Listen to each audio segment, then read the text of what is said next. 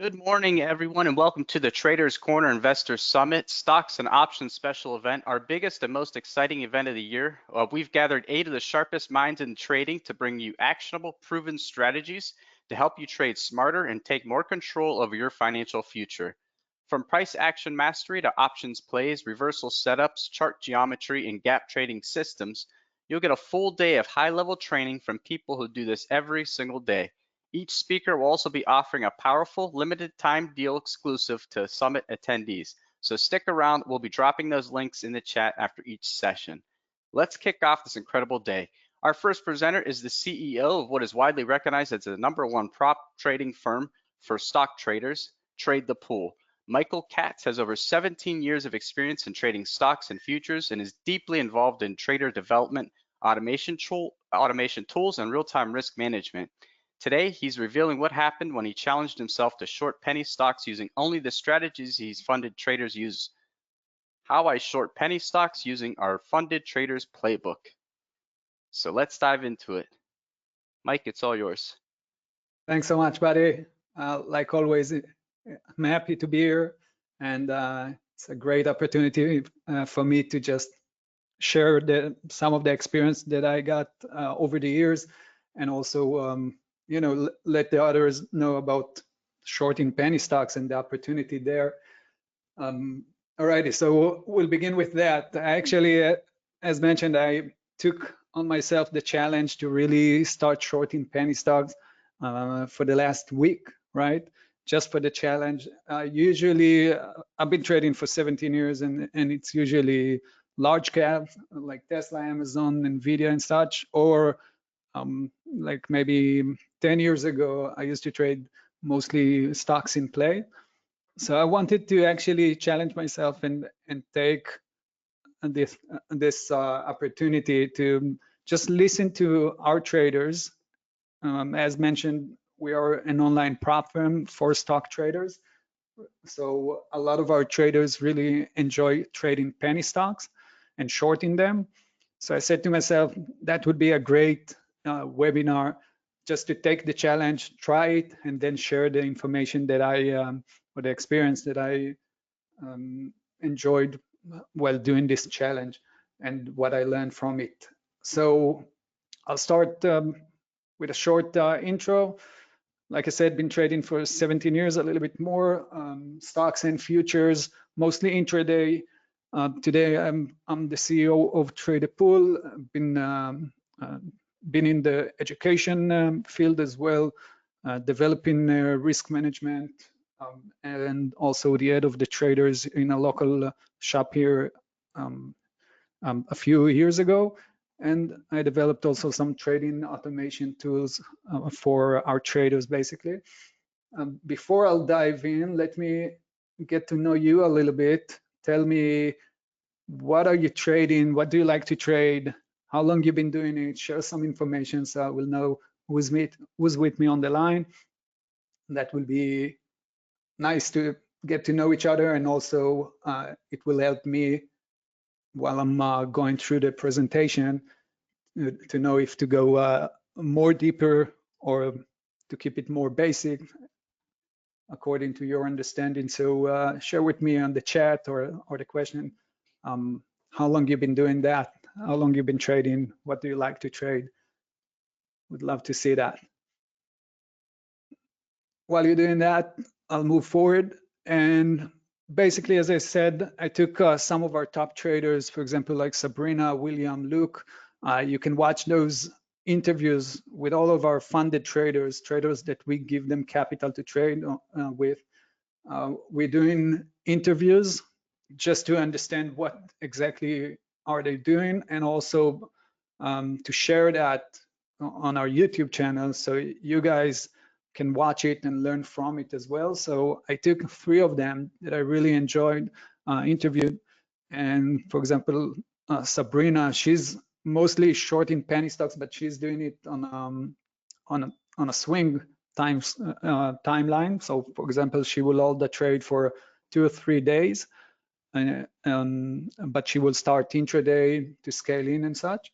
William, a young kid, doing an amazing job. And also Luke, that really enjoy finding the right assets on those penny stocks according to the catalyst, the news, and from there I found this rhythm. So I took those traders, analyzed everything they do on a regular basis together with us, and from there I started to apply basically or implement their strategies, their way on risk management and everything around this. So that was the main challenge here. Shorting penny stocks using only our funded trader strategies, of course, with real money, and documented everything in order to understand what I did right and wrong. And I'm going to share this one with you right now. Of course, if you have any questions, feel free to drop them in the chat, and I'll stop along the way and answer some of them. So basically, shorting penny stocks playbook, and this is how they operate, is looking for those setups, either delusion plays, shorting them after financial announcement when the stock is actually more likely to drop, pump and dump. This is a classic one. I'm sure everyone is aware of that. Again, everything comes from the news, and we will talk about that. But a pump and dump will be more aggressive to the upside and also to the downside after promotional activity from the company. Technical breakouts, so that could be a place where the stock is popping up, reaching a major key level, and from there changing the direction. So focusing more on the action, the price action. And of course, some of them will wait, mostly swing traders that short in penny stocks will wait for the first red day. So they will look for multi-day runners and then look for the weakness, and from there short it and hold it for a few good days. So these are all setups and ways to look at that when you short in a penny stock, a small cap penny stock, and this is how they operate. So I started by just analyzing it and understanding what they do. So the first thing that they do is scan, of course, for the setup and looking for the right asset to trade. A lot of them are trading pre-market, not just regular trading hours. So they will look for through the scanners, either through our platforms or other platforms. They will scan and look for those that gapping up, pre-market moving strongly to the upside, going up by 100, 200, 300% and more. So obviously that's the first thing that they will do. And after that, once they see that the stock is popping up, they will go to the news and try to understand the catalyst behind it, why the price is pushing higher. Now, when it comes to penny stocks, and the pop a lot of the times will be faster than the news. So you will see a very strong move to the upside. The news will wait a little bit until you will see some headlines in order to understand what happened there. But you can definitely, or you should definitely watch those, because this will tell you, eventually you will learn it, and this will tell you that a news could be responsible for a pump and dump, while a B news will be something to actually hold a little bit or wait before you shorting it. You probably saw it a lot, for those of you trading stocks, you probably saw it a lot when a stock is popping up, and then you think it's gonna drop, it's dropping just a little bit and then popping up again, and then do the drop. So a lot of the times, if you understand the news correctly, you can basically execute better, because you realize that some news will push the price super strong, and there will be like 3 trends or 3 waves until you will see the drop. And some of them, we will look at the trades that I made in a second.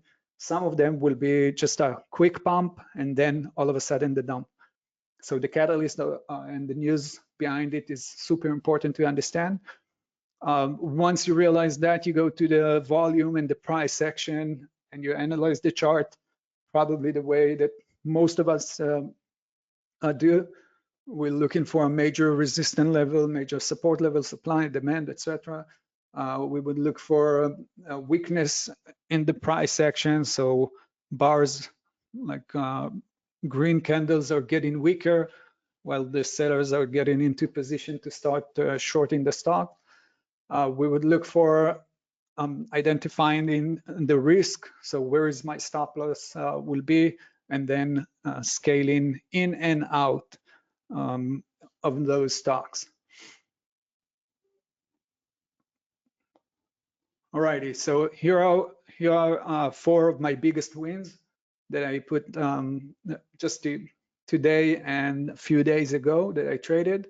DARE, XXII, VLCN, and SBET. Let me know if you traded those as well. If someone here on the line that traded those in the last few days, let me know. It will be interesting. And each one of them, I wrote the play or the catalyst behind it, right? So for example, DARE, that was a classic pump and dump. And the stock, we will look at it in a second, the stock dropped from 10 all the way to 2 today. And the 70% profit or move was just in one day. XXII collaboration play, and the second pump in a week. VLCN technical breakout, 2 hours, 230% of gain. And SBET, although it went from a very small cap or almost a penny stock, it went all the way up, and today it dropped very nicely. So I took a short there as well, and we will look at it now. So for example, VLCN. Okay, so VLCN, the company basically announced it's raising 500 million from private investors. And looking at the chart, you can see the entries and the exit. Basically, what I did is shorted it here. As you can see, hopefully you can see it. I can mark it, I think. Let's see. Okay. So this is the entry, and then those are the exits. So covering my short. Now the idea, as you can see, it's a pre-market move. The hours are in my local time, but it's basically, this is 4 a.m. Eastern. So we're talking about 2 hours into the pre-market session. And what it did, it bounced from around $10, tried to play it a little bit, and then started to move rapidly. I did a few things. First of all, I took a short at first here. And we will talk about it in a second, some of the mistakes that I made as well.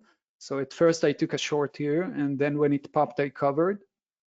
But when I saw that the prices cannot break through a new high, and then I started to short it again. So it popped, dropped, entered, it popped again, and then couldn't make it. So in that case, it makes sense to me when it comes to looking at the price action that the price should decline. And in order to understand it better, you can look at the movement of the candles that's starting to pop, right? You can see all the big candles that move the stocks higher, one after another. In most cases, and this is something that I learned from them, in most cases, you won't see more than 6 up to 7 push to the upside. In most cases, it will decline on those, but it's not enough. You're not just looking at the pops. You also want to see a major liquidity level. And if we will look at the chart in a second, I'll bring out the chart. You will see that the area of $30, this area, is actually a major liquidity level from the past. So you understand that the pop should decline here because of the major level. the major level, the price action. We will look at the MACD, the MACD indicator that showed divergence, and all of those are showing us that the price might decline here.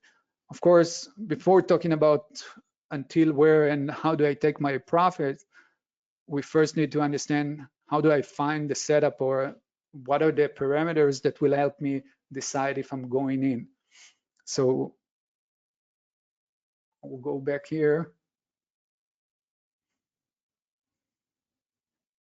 Okay, so what I looked for is, like I said, the catalyst first, how strong it is, what is the momentum that comes from the catalyst, from the news.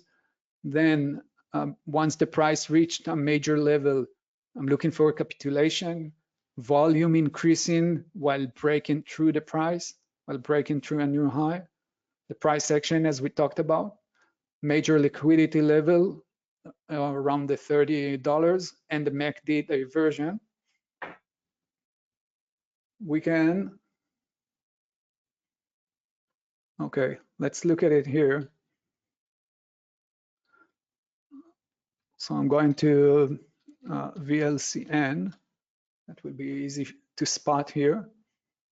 Before the major pop, that was a few minutes before the opening bell, or an hour before the opening bell, there was this area of $30, right? I'll mark it and push it to the left, extend it to the left. I'm on an hourly chart right now, just showing you first what we want to look for, which is the major resistance level in that case. So going back all the way in order to find that place, right? The area where a lot of the buyers were before. So you can see the pop here, then here, a little bit, they tried to push it here, resistant, and this is basically the main area. Of course, when it comes to, especially when it comes to stocks that are pushing super strong up or down, we won't look for just a specific point, but it will be an area, and it's around the $30.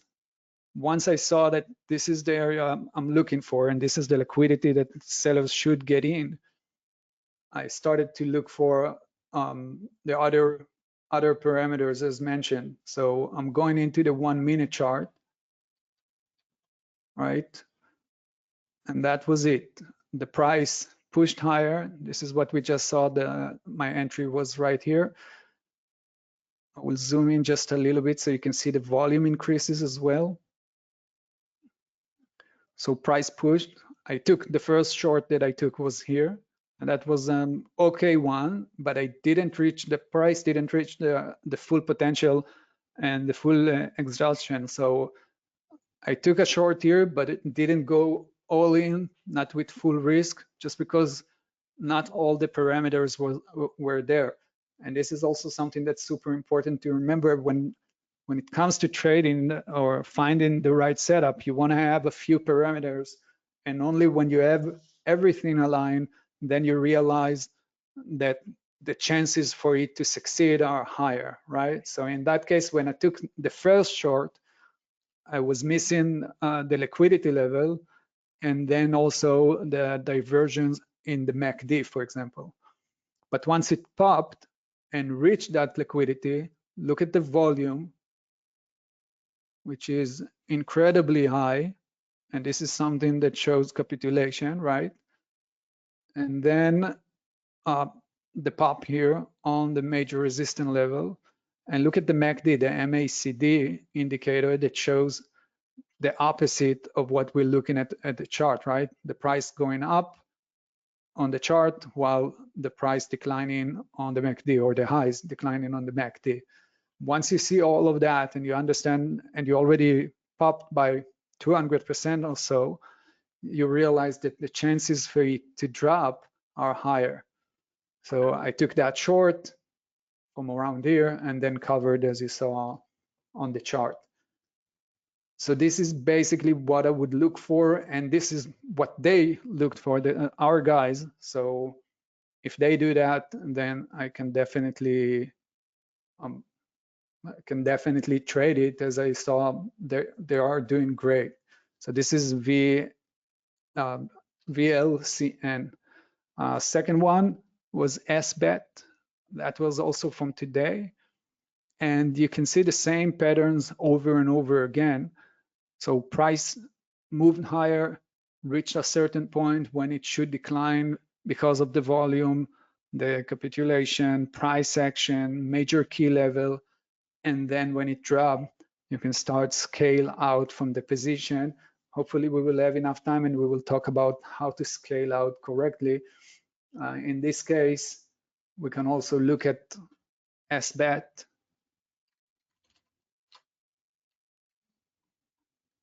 So I'm on a 1 minute chart, right? And that was when I shorted it. It's also was on pre-market, so roughly, yeah, like 2 hours, 3 hours after the market, after the pre-market opened, and sorry, an hour and a half after the market opened. And again, it popped up very nicely from around 37 all the way to 43. And then when it reached a major key level, we will look at it in a second, and volume started to increase at the top, then that was the key for me to dive in. Again, in this situation, as you can see, there is no diversion in the MACD. So one of the parameters are out, meaning the setup is, the quality of the setup is a little bit less than the usual, but still you can see the volume increasing at the top, meaning a lot of the buyers are coming in thinking that the price will continue to the upside. Sellers can come in and can sell them or short on them, right? Price declined after that, and that was a major move to the downside. If I'm going to the hourly chart on SBAT, you can see that it started to move roughly 2 weeks ago, started to move from $9 all the way to 45. Going back, you can easily see the resistance, the major level that should have blocked the price from continuing higher, right? Let's mark the area just so it will be easier to spot. And that's basically it. So you got the area here, the support that became resistant. We tried to push higher here as well. That was another key level. So if the price will pop more, the next resistant level should be the one that we just saw. Sorry, I'm not a great painter. So in that case, you can easily understand that once the price reaches that, after you did all of that, and you're dropping down to the 1 minute chart, and you see the volume increasing, you can understand that it should decline. Of course, not all the time you will know that it's supposed to decline right at the price that you're looking at, right? For example, in this case, although I didn't mark it like on the dot, you can see that it did pop before, played with it, and only after it played a little bit more, then it started to drop, right? So that was SBET.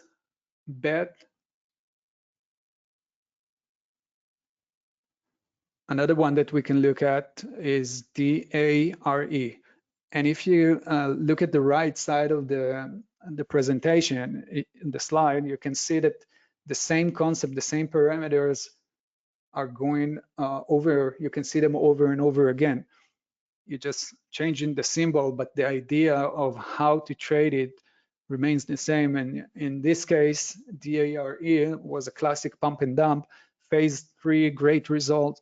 In most cases, phase 3 will be, you know, after everyone already understand that the stocks should go up. So in that case, you will see the drop, right? Again, we have a nice move to the upside coming from $2 or $3, popping up a few times, trying to break to a new high right here, trying to break to a new high. Then the volume increases. High volume coming in once you at the top, doesn't make sense that you will see so much volume coming in when you're at the top of the break. In most cases, it will be just a manipulation. And once it's showing more weaknesses, then you go in, added a little bit more, and then covered along the drop. We'll see in a second. I did a major mistake here, and I'll show you in a second. But that was my key to get in, or the parameters that I needed: capitulation, volume, price action, major key level, MACD diversion. Let's look at that here on the charts. So first of all, going on an hourly chart, going back a little bit or a little bit more. Let's see if I can, yeah, let's increase that. So going back, already marked the level from before. Let's take the daily. And you can see the major level at around $10, right? It's super easy to spot. It's starting from here, support, another one, and then the drop. So it makes sense that if we will pop to this area, and again, in most cases, I will mark an area like a triangle, rectangle. So in this case, it's between 9.88, 10, a little bit higher than $10, but you can easily spot that this is the area it should drop from, right? And this is also something very important that I saw that our traders do. They are looking for that simple moves, the simple way to find those liquidity levels. Once you understand that, and once you see that, it's much easier to trade them, because it's not complicated. You're not looking for a unique level that no one is watching. You actually want to trade something that a lot of the guys are watching, because then you will get the reaction. So 1 minute chart that I'm looking at, again, pre-market move, like 30 minutes, 15 minutes before the opening bell, pop to the top, resistance, another one here. Now you can say maybe you can short it from here, or maybe from the second pop. What I missed in this case, and this is why I waited a little bit more. First of all, the phase 3 news actually pushed the price very strongly to the upside, and also there are no volume and no diversions in the MACD. So I actually wanted to wait just a little bit more. It popped again, volume coming in. Look at the volume once the break is occurring, right? A lot of the guys are actually looking to go long on this situation. And this is why big players are coming in and selling or shorting the top, right? Because many of us will know that you need to have a pattern or high volume when you're breaking. So a lot of the guys, new guys, are looking to buy the stock. But at the end of the day, when a lot of them are trying to buy, that's exactly the moment when smart money can get rid of the stocks or the shares, or actually just going short. So high volume coming in at the top, resistant, and you got the MACD diversion, prices declining on the MACD while it broke to a new high. Same situation as you can see it, and it's occurring every day. That's incredible to see that every single day you will find those stocks. So it's also super easy once you understand the setup and what you're actually looking for. It's pretty simple to spot. And going for the last one, XXII. So that's also a nice trade from today. The stock is popping up, many percentage up, as you can see, coming from around $5 all the way to 12, right? And then you can see easily, as you just saw on the others, you have the first pop that start the move, another one, and then on the third and fourth, it's becoming weaker. So of course, like always, we want to see a major key level, volume. I will zoom in a second and show you a volume coming in at this area when we're at the top. not when we started the move, but actually when we reached the top, the major resistance level. And then if you got the MACD, is always great to see as well. Another great indicator that will show you that the price should decline. So let's have a look at that. XXII. The report was on collaboration with tobacco companies. Alrighty, and I guess tobacco companies are not that great for the stock. So it popped from, like I said, 4.5. It was also, in this case, the major resistance level was actually a few days before. Look at the pump here, and then another drop. Same thing happened here. Pump reached the top, new high on the $13 round number, and then the drop.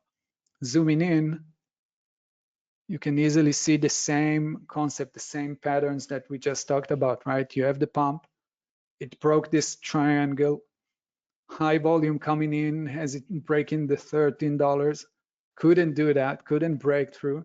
A lot of the guys that are looking at it, especially new guys that coming in and trying to trade penny stocks, because obviously it's super exciting and they can make 100% in a day. So they buy in when it's breaking the 13, and this is the classic move for smart money to drop their shares or to go short in this case.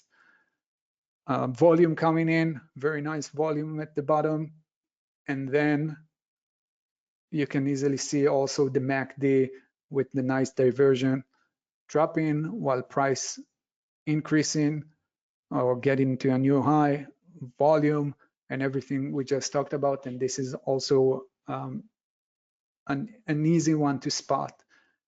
It's always repeats itself, and this is the beauty of it. You can actually find even from tomorrow, you can actually find those stocks and do your trades, or at least try to play with them.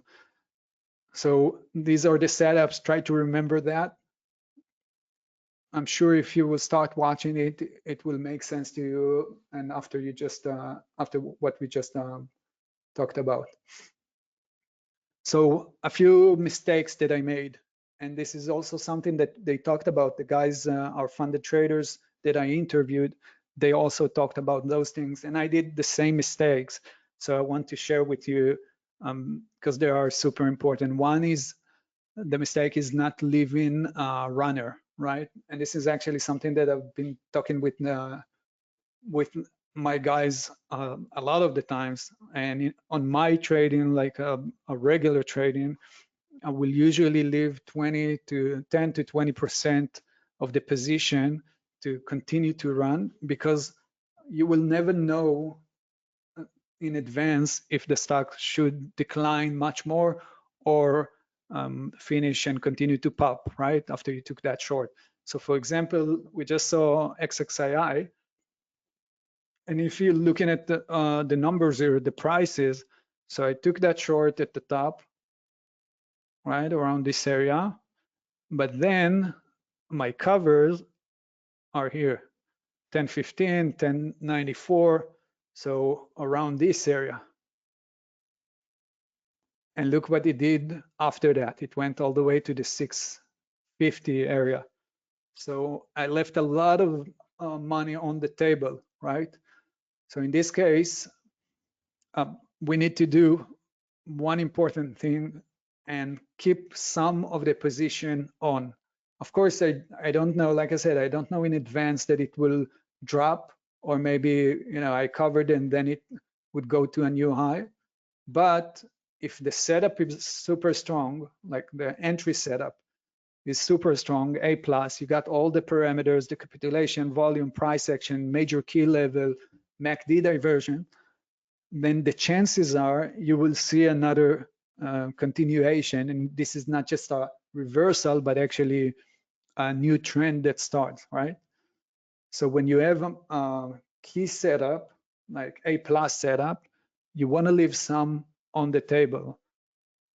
A lot of the times when I'm looking at our traders portfolio, our traders just performance, I see that a lot of the times they could have made much more than exactly as I'm showing you right now. They could have made much more by just leaving like 10, 15%.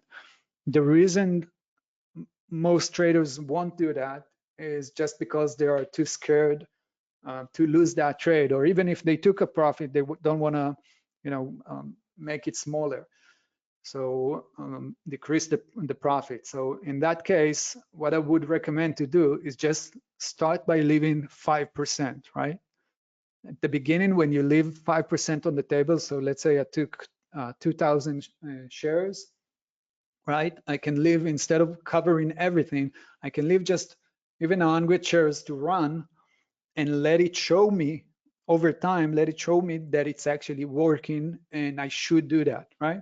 Once you are aware of that, and once you prove yourself that most of the time it will drop, or like 70%, 60%, and it makes sense on the risk side, then you realize that, and your mind is set to actually increasing that. So instead of 5%, after 3 months that you're trading and leaving 5% to run, you're increasing that. You see that it makes sense, you're increasing that to 10, makes sense, increasing that to 15, 20, and such. So that's just a psychological aspect of teaching your brain to get used to the fact that the stocks should, in most cases, will decline more than what you took. It's not an easy task at first, but because you are only leaving 5% at the beginning, it will be much easier for you to commit to those 5% instead of leaving half of the profit. The worst case scenario, you lost on that 5%, or maybe just break even. Alrighty, that was one mistake that I did today. Don't do that. Second mistake, going in too soon. Okay, so I showed you the first trade that I took on VLCN. So the second one was here, and then I took the drop, but the first one was right here. And I did enter pretty soon. And like I said, the major key level was here, and the diversion, the main diversion was also here, and also the volume, the diversion in the MACD and the volume. But I actually took that first trade right here, and obviously I lost it. It bounced strongly up. So going in, you want to go, you want to wait for that setup. And this is obviously something, again, hard to do because we are traders. We're looking for that next click on the mouse key. We want to trade. But if we are waiting for the right setup, the chances are obviously that the price, the setup to work and eventually increase the success rate. What you can do is also, that's also an hack, a trick that you can do. If you are fast on the keyboard and actually cannot wait till that trade to get you the A+ setup, and this is, let's say, a B+, what you can do is just take, again, a smaller size instead of going all in, right?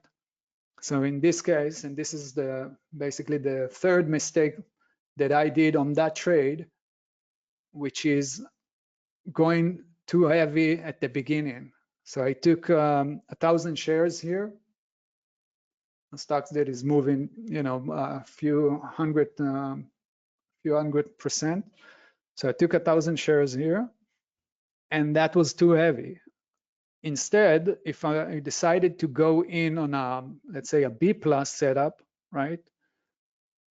What I should have done is take it a little bit slower, and that way, if it pops up against me, I can either add more to the position because I'm within the risk dollar that I'm willing to lose. Let's say I'm risking, just throwing numbers, I'm risking 50, I'm willing to lose 150 on a trade, right? And instead of risking 150 here, I can do 75. I can risk 75, let's say. And then when it's popping up, I will risk another 75, and then I'm good with my 150 loss. So either that, or just cover the at the stop, at the top of the range, the high, and then you're done with that trade, waiting for the right setup here, and then starting to execute again. So once you're doing that, once you again start small and build the position, you give yourself a lot more room to be wrong on your entry, but still continue to hold that trade because you didn't risk the full amount that you were willing to lose at the beginning. Hopefully it makes sense. I see you guys are writing. Keep them coming, and I'll go over that hopefully if we'll have a chance. Okay, so these are the main mistakes that I did. A lot of them are doing the same, and I'm sure a lot of everyone here doing the same too. So try to take those tricks and play with it instead of convincing yourself that you gotta stop doing the wrong thing. You actually need to prove your brain and train your brain so it will stop doing that, right? It's not 0 to 100. You gotta build it.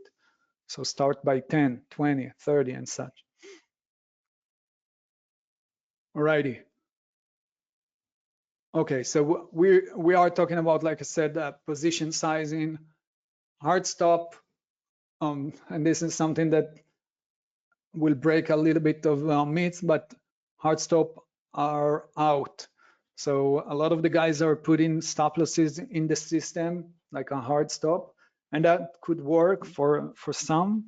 For me, I actually prefer not to do so because I rather manage the trade and the risk so it will fit my style. So as I mentioned before, you know, when you're looking at the chart, or as we talked about before here, if I'm entering that trade and I'm actually entering with a smaller size, I'm giving myself the opportunity that even if the price will pop up again against me, I'm still okay because I'm not risking the full amount, right?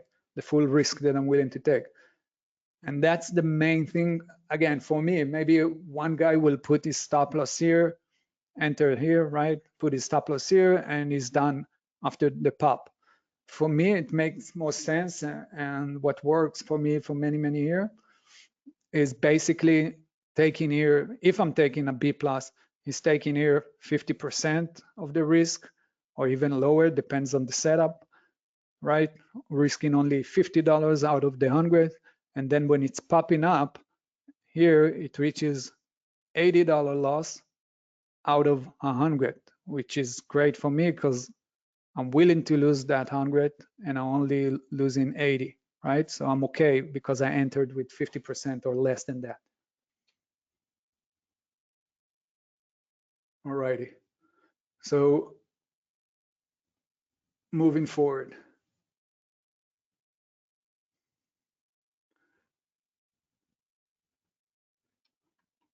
Okay, so hard stop, liquidity awareness, of course.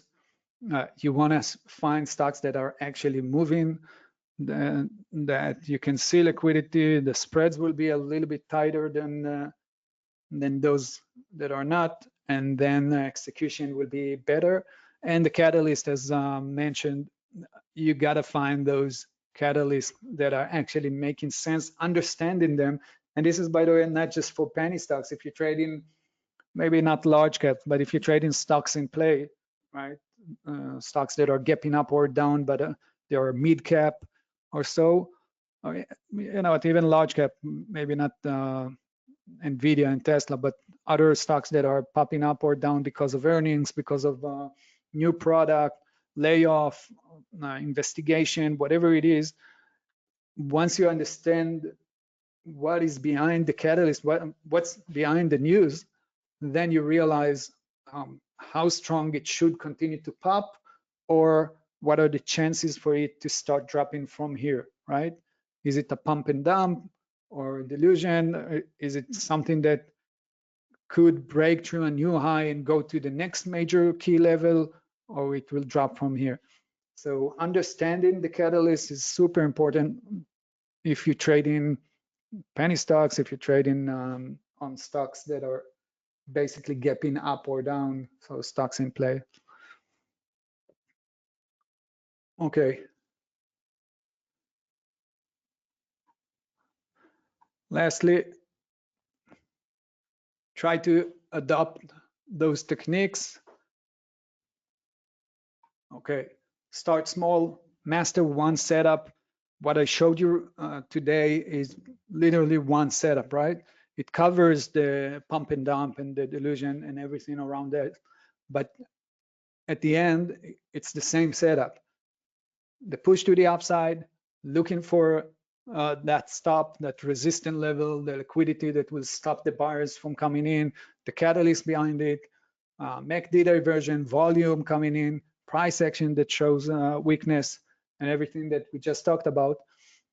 And once you focus on one setup, it's much easier for you to become a master in it, right? You learn, you develop it, you understand the nuances, and from there it's easier to execute.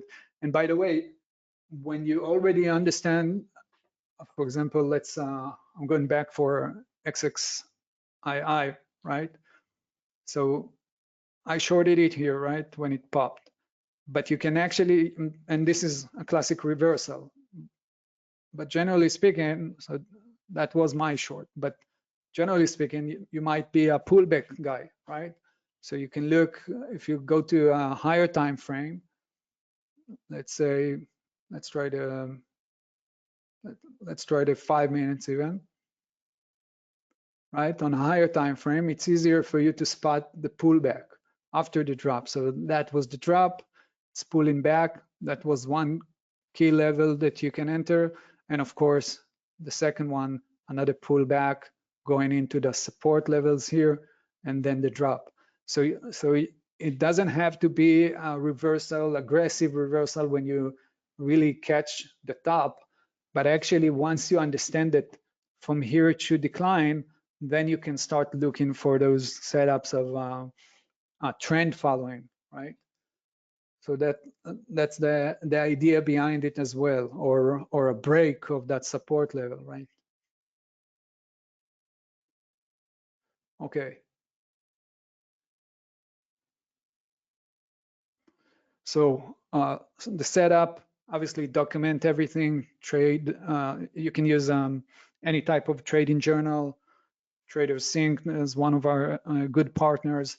You can use also Trader View, VUE, also a great partners of ours, and just do the maximum, get the maximum out of it when you're actually tracking it and building your own unique way with tags and all the information you can add on top. And of course, always better to trade with a community. And in this case, our funded traders community. You guys can see us on Discord and live YouTube channel. We are very much out there and looking to support our traders. And that will be the key for us. Trade a pool, if you want to join us and try it. Trade a pool is basically a limited risk trading, meaning you can put $50, $100 into the test. Once you trade and pass an evaluation, as we call it, a challenge, a test, you become a funded trader. Of course, there are rules, there are parameters that you need to follow in order to do so. But once you understand the benefits, I mean, it makes sense. If you're paying $100, you're getting 25K to trade with. It just makes sense instead of doing it with a broker. I'll go over some of the questions, and if you guys have anything else, feel free to put them in the chat. Okay, Mike. Now I'm looking at VLCN. Once backside confirm. Okay. 500 shares, nice.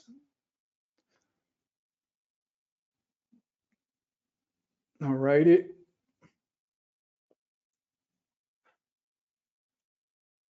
Amazing, Mike. So you do that, traded NUME. Let's look at that for a second.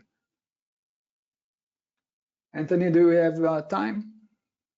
We're actually at time.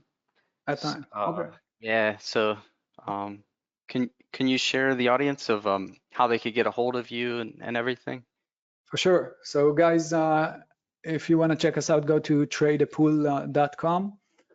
And again, you can go to our website. We have, you can send us an email, help@tradeapool.com, and check out our YouTube channel, live trading room that we're hosting every day. And if you go to here, when you're going into tradeapool.com, go to trading VOD. We got tons of hours of live trading, funded traders interviews. You can learn a whole lot from them, the guys that actually made it, got paid, and everything around it, the way they trade. So definitely check us out, and you can test us for 14 days. You got a free trial, so feel free. Thank you, Mike. Outstanding presentation. The audience has said how great you are, so we appreciate you being here. Outstanding way to kick off the summit. Huge thanks to Michael for the detailed breakdown. And go to his link. The link is in the chat box, so check him out. He's very reputable, and we hope to have him back. Please come back, Michael. We appreciate it. Thanks so much. Thank you. We appreciate it. Our next speaker is a legend in the world of technical trading. Price Headley was inducted into the Traders Hall of Fame in 2007 and is the founder of BigTrends.com, where he helps investors profit from major market moves through real-time options and stock strategies. He's a CFA and CMT, a frequent guest on CNBC, Bloomberg, and Fox News. Today, he's unveiling one of the highest performing strategies. Let's welcome his presentation, how our QQQ option strategy has been doubling in a day, the 2025 Playbook. Price, Hey, it's all yours. Hey, thanks so much, Anthony. you're Hey, welcome. appreciate you having me. It's always a pleasure to be with you all at Traders Corner. And good afternoon, everybody. You know, we're going to jump right into it because I want to make sure we keep Anthony on time for future presenters. But it's all about speed, right? We're going to move you through in a speedy but effective way. And we're talking about quick strikes here. We're talking about using the Qs, the NASDAQ 100. You should know what the Qs are by now, but if you don't, you know, the NASDAQ 100, of course, driven by names like NVIDIA, which of course just passed $4 trillion in market capitalization. Of course, you got Microsoft, Apple, Google, Amazon, you know, you name it, all the big techs, Meta, Tesla. You basically to trade all of those as one single security, right? So you're tracking the NASDAQ, you're tracking the leaders. And of course, it's the AI revolution, artificial intelligence. We all know it's driving the train here. And so we want to be taking part in that. You should be taking part of that as well, but not getting stuck in a buy and hold mentality. So we're going to be quick striking in and out within 24 hours, but never have a day trade. So I'm going to walk you through this and remind you that everything I share with you today is based on our proprietary research and intended for illustrative purposes only. Everything we talk about here should not be considered specific and advisory recommendations. As you know, stock and options trading have large potential rewards, but let's face it, they also have large potential risk. We're going to talk about both sides of the coin today, how we manage when they work and when they don't.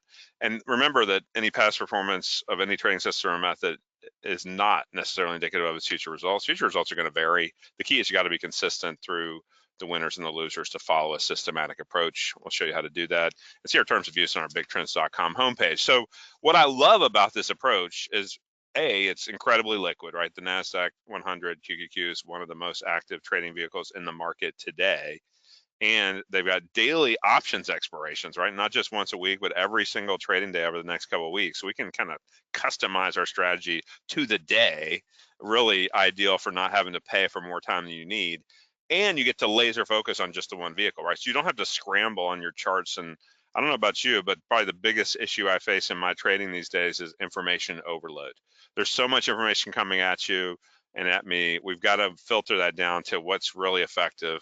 And as the prior speaker said, you got to pick, even of all the great speakers and traders here today, you got to pick one thing, focus on it first, and then kind of come back to other things as you kind of master one thing at a time and focus for a while. So we're going to show you a bunch of success stories when it works, when it doesn't, how that can stack for you in your favor over time. We call it QQQ Options Playbook because we give you the playbook. It's not a black box system. We give you the educational support, the system rules, everything you need to know when you become a QQQ Options Playbook subscriber. If you don't know me, I've been trading stocks and options for over 3.5 decades. Got the trading bug actually when I was a student at Duke University, and quickly got into the investment space, realizing just the power of ease of getting in and out. What's always one of the attractions to me. Sure, we all want to make money, but we also want to know if we're not on the right train, that we can hop off quickly and relatively easily and move on to the next opportunity, right? Don't get stuck holding dogs and get stuck in that problem mindset all the time. You need to be able to clean those up, move them on to the next opportunity mindset, right? Everything we do is a systematic approach, looking for edges. So let's look at a recent winning trade example from our QQQ options playbook service. We send these trade alerts out in the last roughly half hour of the trading day, at least of the options trade day. The QQQ options will actually trade until 4:15 Wall Street time, Eastern time, 15 minutes after the cash market closes, after you see on the news them hitting the gavel and hear the closing bell at 4, QQQ options are still trading for another 15 minutes. So we'll get these alerts out usually around 3:40, give you about a half hour or so to get in, real-time email, and also you can get it as a text alert on your smartphone. What are we looking at here? We got daily candles in the top part of our chart here. Obviously, the white open body show we're closing a lot higher than we opened, or sometimes a little higher. In this case, a lot higher when we got into this one back on July the 2nd, right before the July 4th holiday. You say, wow, you're going to trade it that close in front of a holiday weekend? Yes, because we're going to buy more time than we need. We buy the 3 days out expiration. This was a July 8th expiration, so you're going out to the following Tuesday. We will never hold it into expiration day, by the way. We will only hold it for a maximum of 2 trading days, and a lot of times it can happen quickly in 1 trading day. What's the bottom indicator? This is Larry Williams' indicator called %R, right? You probably heard of %R, percent range. I kind of jokingly call it %T, percent trend, when it gets into these super strong modes like the market's been in recently, right? You've seen obviously the Jekyll and Hyde nature of the 2025 market with the punishment that you saw back in March and April with the Liberation Day tariff proposal, not well received, and of course then delayed and helping spark the recovery rally that we've seen in the last several months, right? But the idea is that you've got to know which way to trade the trend either direction. This was a bullish setup here because we've got a super strong top 20% of our readings, what I call %T jokingly, but not really. It's the top 20% of your readings often give you the best 80% of your results in this super strong trend mode that we can trade both up and down. We've got some other unique setups too, which we'll talk through. But this one's one of those where here we are, look at %R, saying, look, we're real close to that recent top of that range. If you're defining the top of the range, it might be tracking off that last high. You can see by the close where we get in here, that last 30 minutes of that trading day, we're not quite to that high, right? That high might be 552, and we're trading about 550 and a half. We're sitting in about the 95th percentile right here on that %R reading, right? We're close to those highs. You say, why would you buy something that's near the quote top of the range? Because %R is kind of a misnomer in my experience of when you get a trend going, %R will stay overbought and stay in those top percentiles longer than you or I would expect because it's losing the older data. Now, I can't give away the settings and parameters of how far back we're looking at. That's something you get when you become a subscriber. We give all that to all of our paid subscribers. But the idea, the principle is, I want to open you up to the idea that overbought's not such a bad thing. In fact, it can be powerfully good, especially when we get a really positive reversal like this. We like the finish of the day. We will not act early in the session because you don't know what's going to happen by the end of the day. Here we sit right now, and it's noontime, just afternoon. We're almost to the midpoint of the trading day, and yet lots can happen in the next 3.5 hours or so, right? We will not fire early. We will wait until we see how that market is finishing, because a lot of times the institutional players are making a lot of their moves in the final hour of the trading day, really seeing how that market is tonally improving as we go into the close or worsening as we go into the close, and making adjustments tied to what they're expecting into the following day or days or weeks, right? So the idea here is that we're thinking, and our system says that we have an edge when we buy that strength and finish real strong. And so here we are. What do we buy here? We're 550 and a half. We're buying out 3 days till expiration. We're buying the 550 strike calls on the Qs. Now, remember, if you're new to options, if you bought 100 shares of the Qs, it would cost you over 55 grand just to control 100 shares. You can control on one option contract the same 100 shares. In this example, we got in for an average entry price of just $407 a contract. It's quoted at 407, got to multiply times 100 for each option controlling 100. Option contract controlling 100 shares, right? So the idea here is that we show our examples based on, say, you put in up to $1,000 a trade. We've got subscribers doing a lot more than that, but it's a nice starter point to say, okay, no one trade's going to make or break you. If that's going to make or break you, you probably need to save up some more capital before you start trading, right? You don't want to ever get in a position where you get whatever your size is, you get too scared and get scared out of a trade. You need to follow the system, let the winners and the losers stack up over time, and let that system prove it to you over a large sample of trades, not any one trade. What are we going for here? We're going for a double, right? When we get a double in a day or two later, we will take the double and run. We don't sell part and try to let the rest run after that. We just say a double in a day or two, one trading day or second trading day works just fine for us in our system here. On the other end of the coin, we are going to say if it hits a 50% loss, we're going to say get rid of it. If it tags your 50% stop loss, you give up half of what you put in, say goodbye to the trade, right? We're dealing with an option, obviously, that's only got maybe a $0.50 intrinsic and about basically 3.5 of those $4 as time value, right? So you say, okay, this is one of the reasons we don't hold them into the final day of expiration. I know a lot of traders are all hyped about zero DTE, the 0 days expiration. Using Warren Buffett's analogy of the runway, I don't think that gives you enough runway to really let your trade pop, and it takes on too much risk, in our opinion, of time risk on that final day as the most accelerated as that option heads into the final hours of its life. We think we can hop in and hop out pretty quickly and manage that time risk. As you see here, look the next day when it gapped up, you see we open up here around 553. So we're about 2.5 points higher, maybe about almost a 0.5% higher. And then we close, of course, all the way up here, we trade up to 557.2. Now you say, well, how are we able to sell it on a 550 call above 7.2? Well, because there's still time value in the trade, right? This trade was closed on that following day, July 3rd, before the Independence Day holiday when the market was closed July 4th. We're selling it by midday on the 3rd and saying, okay, we're done with the trade after holding it really for no more than about 4 hours maximum in this case, from the end of the prior day into the new day, and yet never having a day trade, right? Because when we get in, we're going to hold it overnight. We're going to look for that follow through move and take advantage of the fact that we're targeting more than what we're risking on a typical profit target versus a stop expectation, right?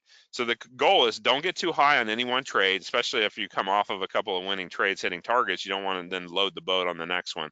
I want to see you steady in your capital allocation. So like I said, we're using $1,000 allocated here. In this example, that would have gotten you 2 contracts in for $814 total, 407 times 2. And then you close it out at the double at 814, you'd be closing the whole position down at like $1,628. And 2 contracts in, 2 contracts out. Oh, this is before commissions, but commission shouldn't be costing you more than a buck a contract in, a buck a contract out with no ticket charge. So maybe $4 maximum commission on the 2 contracts in and out. Net $810, 814 gross, and that's all in just a matter of like the next trading morning, practically by before noon-ish, we're hopping out of that. So point being that we're looking for that speed. We will not hold it any further after that double because time is still something that we want to manage, and we want to also take the bird in the hand. And we see a number of examples, and you'll see through these charts where those trades can reverse, and we don't want to be caught in that reversal either, right? So our core strategy guidelines: hold it 2 trading days or less. Get in late in the day, right? So you will never have a day trade, even if you're a smaller account. You don't have to sweat day trades with this strategy. There's actually several different %R signals I'm going to show you. 2 of them are bullish, and then I'll show you the bearish one as well. So we'll get into that, and then we're just buying a call or buying a put, right? You're bullish, you buy a call. You're bearish, you buy a put. 3 days expiration is our rule, and never hold it past the late day, the day before the options are going to expire, right? We will always be out and before that final day. So we're using a daily chart because I don't want the noise of an intraday chart.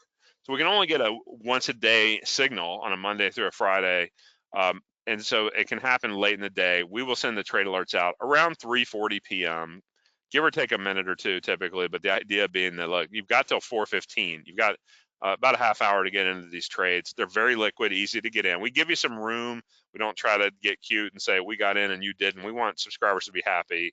So we track actual real subscriber experience of average entry prices in those minutes after we send the trade alert to everybody, and the same thing on the way out as well. So point being that, look, okay, what we're doing is minimizing noise, getting the power of the short-term options. 3D DTE is a little bit unique, but it gives us enough runway in a day or two to be in and be out.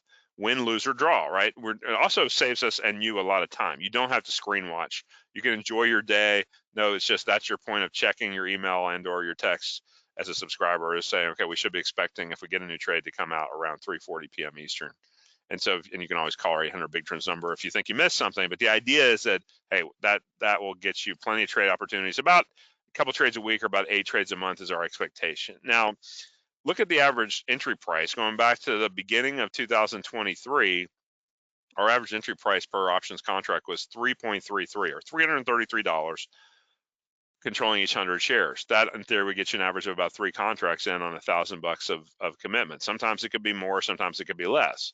But the goal is to be consistent in your capital. I don't want you to trade the same number of contracts every time, because sometimes we might buy an option and it's $5, another time buy an option and it's $2, right? And that wouldn't give you the same dollar exposure if you're just buying 3 contracts every time. So it's more important to get the same dollars overall into each trade to smooth yourself out, not get too high or too low off of any one trade. No more than 2 full days held.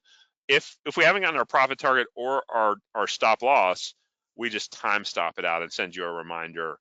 We're getting rid of this trade. Get out at this certain price or better, and that will avoid holding it into the final day of volatility and decay risk, right? Now you look back at past performance. Remember, past performance cannot guarantee future results.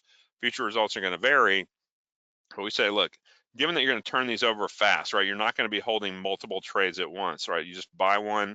When it's time to get out, you get out, and we roll it over into the next new trade, right? But the idea is that, so just focusing on one trade open at a time, you could take a $25,000 model portfolio. Say you're putting in $5,000 a trade. We'll show you a smaller example next. But a $25,000 model portfolio just in the last, year, just over a year and a half now, 2.5 years, excuse me, just over, coming up on 31 months, right? We generated $92,000 plus in gross profit. That $25,000 portfolio grew up there, as you can see, to like 117,000 plus, right? This is gross though, before commissions, which have come down so dramatically, and before subscription investment, which we've got a great starter special for you to try it out here in a little bit. But the idea is, we want to be consistent in our capital allocation. So we're assuming you're allocating $5,000 a trade, and then when you close it out, you get that money back at a higher level or a lower level, whether you hit a profit or a stop, you get that back, and then you go take the next trade up to $5,000 in options investment, right? If you don't exceed that, right? If you would buy another contract and push you over 5,000, you can't do that. Now you say, okay, what about a smaller account? I was talking about $1,000 a trade. Here's a smaller version of that. You can see a $5,000 model portfolio you could start with, put $1,000 in per trade, knowing that you're going to only hold one at a time, and then just close that one out and roll over to the next one. We have a new trade. So you're going to be in mostly cash most of the time, right? We get our leverage via the option. But you can see the $5,000 model portfolio grew to $21,710 or $16,710 gross profit before commissions, before subscription investment, staying with that fixed $1,000 a trade, right? So we're not trying to scale up the amount we invest per trade. One of the problems with scaling up the amount you invest per trade as you grow your portfolio is that you get a good run, you're putting more and more money into a trade, and then you get whacked on the drawdown, and then you're putting too much money into those trades, into the drawdown. We like the consistency of the set capital, fixed amount per trade, remembering that past performance can't guarantee future results, right? But you see that's the pretty impressive growth of more than a 4-bagger gross before commissions and subscription investment in the last now on our 31st month here, looking back, right? So that's encouraging, right? Now the thing though is that we've got to be consistent about our capital allocation. We've got to follow our system. When it says to stop it out, we don't hold and hope. We say take the loss. If it's not working, the first loss is the best loss. But we don't recommend being too tight on your stop losses. That can whipsaw you in these volatile markets. So that's why we use a 50% stop and the 100% target. There theoretically could be like 8 categories when you start breaking down the candle patterns, how strong or weak we are day to day with the percent R setups. If percent R is relatively strong in the top part of its range, if it's relatively weak, trading towards the bottom part of its range, or somewhere stuck in the middle. What we do is we look at all these patterns and then we go back and grade them based on the history of what if you took this trade when this pattern developed. And we've found that 3 of those 8 patterns are really good, a meaningful profit factor history, looking back over multiple years to say, okay, this is worth trading, it's worth risking capital for the reward being outsized relative to the risk. right? The other one's, it's not good enough. It's by the time you wash it all out, it's not going to make you that much. We'll skip those patterns, right? We're looking for meaningful trends and meaningful patterns. Even though we know we can't guarantee the future, we tend to think that patterns are a lot like stocks are a lot like people, and patterns are a lot like people. You know, there are some that are more consistent and some that are more volatile and unpredictable, right? We want that greater consistency of history. So here's another example from late June where you can see in this case, you say, wow, that looks like kind of a bottom of a short-term range. And it's true, it's a bottom of short-term range. We're looking at more data than that look back period, but you can see that here we go. We've had a nice little consolidation there in the middle of June after the recent run up in the Qs and the markets.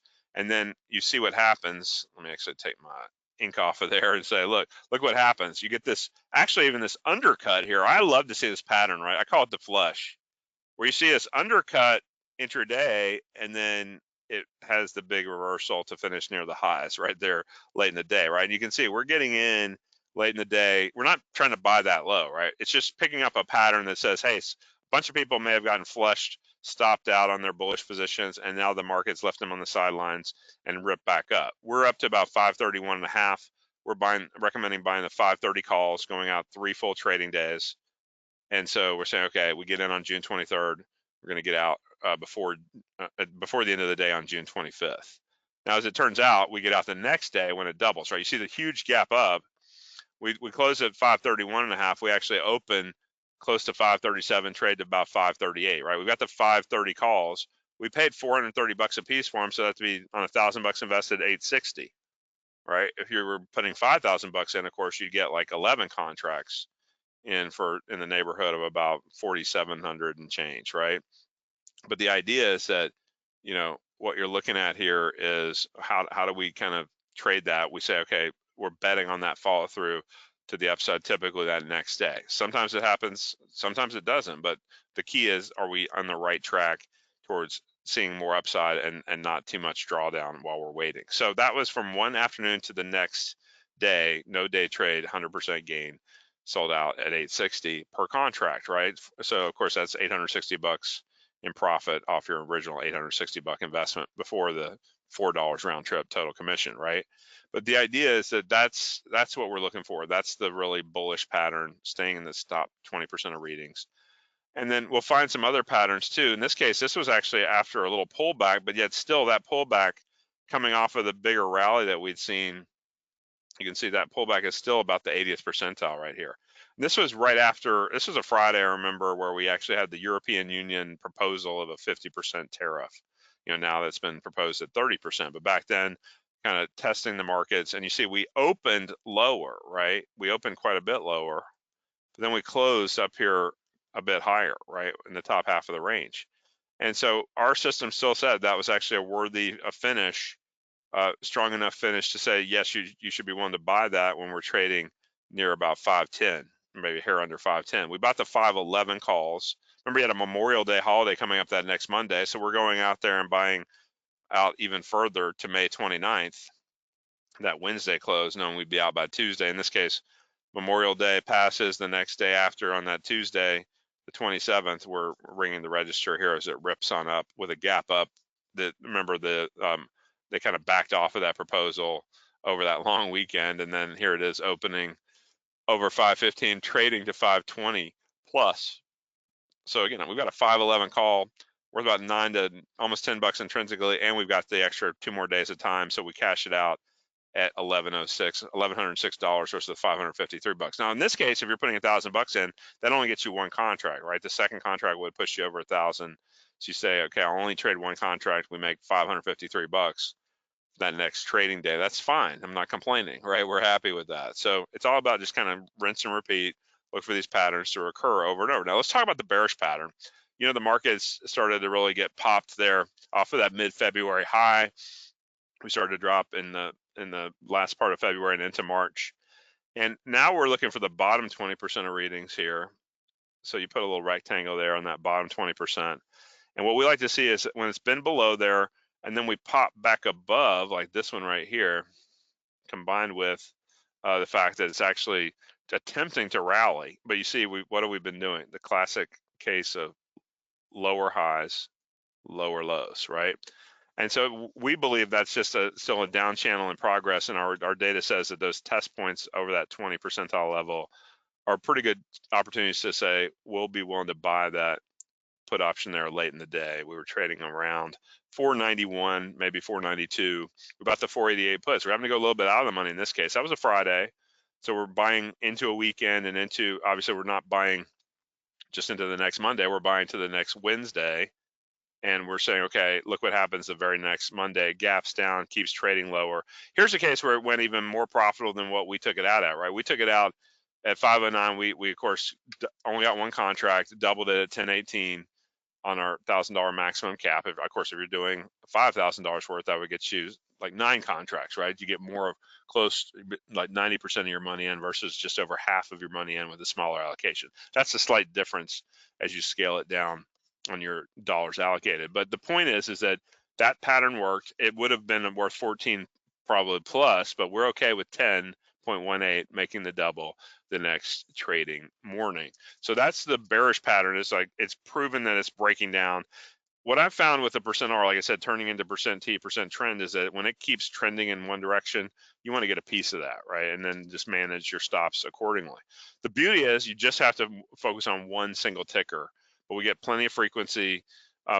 Like we said, 3 of the patterns out of the potential 8 patterns are good. That would imply about 37% of those days would be tradable, and that's about, we see about maybe 4 out of 10 days, maybe 8 out of 20 trading days in a month we expect. This is an interesting one in that it's before the election and after the election, early November, right? The presidential election. And you can see, here's our other bullish pattern. This is an oversold pattern where if you come out of that, you see we only got to about the 30th percentile on that pullback, right? We still had some other data from before that said we were even lower before. But the key is that we start to bounce back up above our first threshold level, which is this 40% range. Then we have a little pullback and we have a little down day, a little consolidation day, you can see really in retrospect.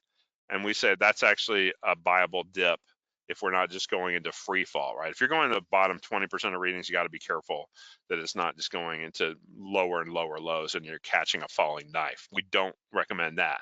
But here we've had some stabilization over a few days. And we tell subscribers to get in there when we're about maybe you can see 487 or so, 486. We're buying the out of the monies. Of course, they were priced up for the volatility post-election, right? You're buying several days out, but we're not going to hold that into election. We got the rally the next day. We would have been out with the event risk anyway into the election. We wouldn't want to take that risk. But you see the 401 turned into 805, just over 100%, just the next trading day. Now, we did not trade the big E, which is election, right? Election results happen that Tuesday night into Wednesday morning. The markets are gapping up. We don't get in until Wednesday afternoon. Now, look what happened. This is rare. We go from the bottom part of the percent R to the top 5% or so of percent R, right? Because we're breaking out to new highs and finishing here just over 505. We're buying the 505 calls on that day, the second trade there at 409. The volatilities have come in quite a bit post the event of the election. And then look what happens. We go from 505, 506 up to 514, another 1.5% rally in the Qs the next day. And that's good for our 505 calls being worth at least 820 or a bit more. We're happy to take that double there as well. So a couple different, both of the bullish patterns showing up on that chart within a matter of that election week before and after the news, right? So that's how we traded it, and that was a really good week. And they're not always that good, right? We're going to have times where we get off to a good start, but it just doesn't go quite enough, right? So here's one where we actually, with the volatility that the markets had through April, the March and April pullback, our volatility measures that tell us which option to trade said, you know what, volatilities are still relatively high. We're better off to buy an in-the-money option here. We're getting that strong breakout. We've got that super strong percent R reading here. And you see that we're finishing about 520, over 526. We might have bought it before that late day rally where we bought it for 578 on the 520 call. It was probably closer to 525 and just happened to finish even stronger. But the point is that look what happens. We buy it and then we rally up to the next day, or 2 days later, I should say, on the 4th, we're locking it down for the 929. We don't get to our upside target, we get close, but no cigar. Maybe actually through this little window right here. Now that I look at those dates. But the point is that in here and out 2 days later, we're making 60%. That's only 351% because we bought a more expensive option. It's only one contract we got on the $1,000 cap, right? But the idea is that was time stopped. No great big trade, but still a healthy enough winner for a couple of days of continuation rally there. Like I said, we've been finding an average of about 8 new trades a month. Some months could be less, some months could be more. Our goal is to never just fire a trade out for activity. We only want to trade the system, right? If the system says we shouldn't trade, we don't trade. We protect capital when it's not giving us enough of an edge. So you look at this and you say, okay, so here we are with, this is back in February, this is right before the market topped. You see another one of those patterns where we actually gap lower and then J-hook a lot higher, actually finish on up above the prior day's close after that big lower open, right? So that finish near the end of the day, we're about 528.5. We're buying the slightly out of money 530 calls, paying $299 a contract. That's $299 a piece. That gets you 3 contracts in for $897, and they double the next day when we pop from 528 and change up here to about 534.5, right? Those options are only worth about $4.50 intrinsically at the highs, but we're getting out closer to 6 because of the extra time value that's left with how fast that trade moved, right? You do want speed of movement. That generated $897 for holding it just the next trading day. Here's another bearish example, and you say, man, isn't that a big bullish engulfing candle when we open so much lower, then we reverse up? But this is the bear window, right? Here you go. There's your 20 percentile, right? You've been going down there. That was last fall. You've been going down there, and then we popped up just over 20% on that 1 day big rally. And our data says that 1 day doesn't make a trend, right? So the idea is, here we go. We get in there about 268. Notice we're slightly wrong the next morning. We actually gap open around 271. This is the power of having enough of a stop loss to not get whipsawed by that intraday slight move against us right off the open, and then it rips all the way back down to 260, right? So we've got the 50% loss. We might have been down 20 or 25% right off that next morning's open. That can happen. It will happen. You should expect you're going to have to endure some of that volatility as any trading strategy would, but you've got the consistency of the diversified vehicle of the Qs compared to the even wilder action of the individual components, right? So the beauty is we paid $353. That gets you 2, not quite 3 contracts there. So 2 contracts in, doubles the next day when it pops down to around 262, and we lock down that double and take the money and run, make about $700 on that trade. Let's talk about a loser though.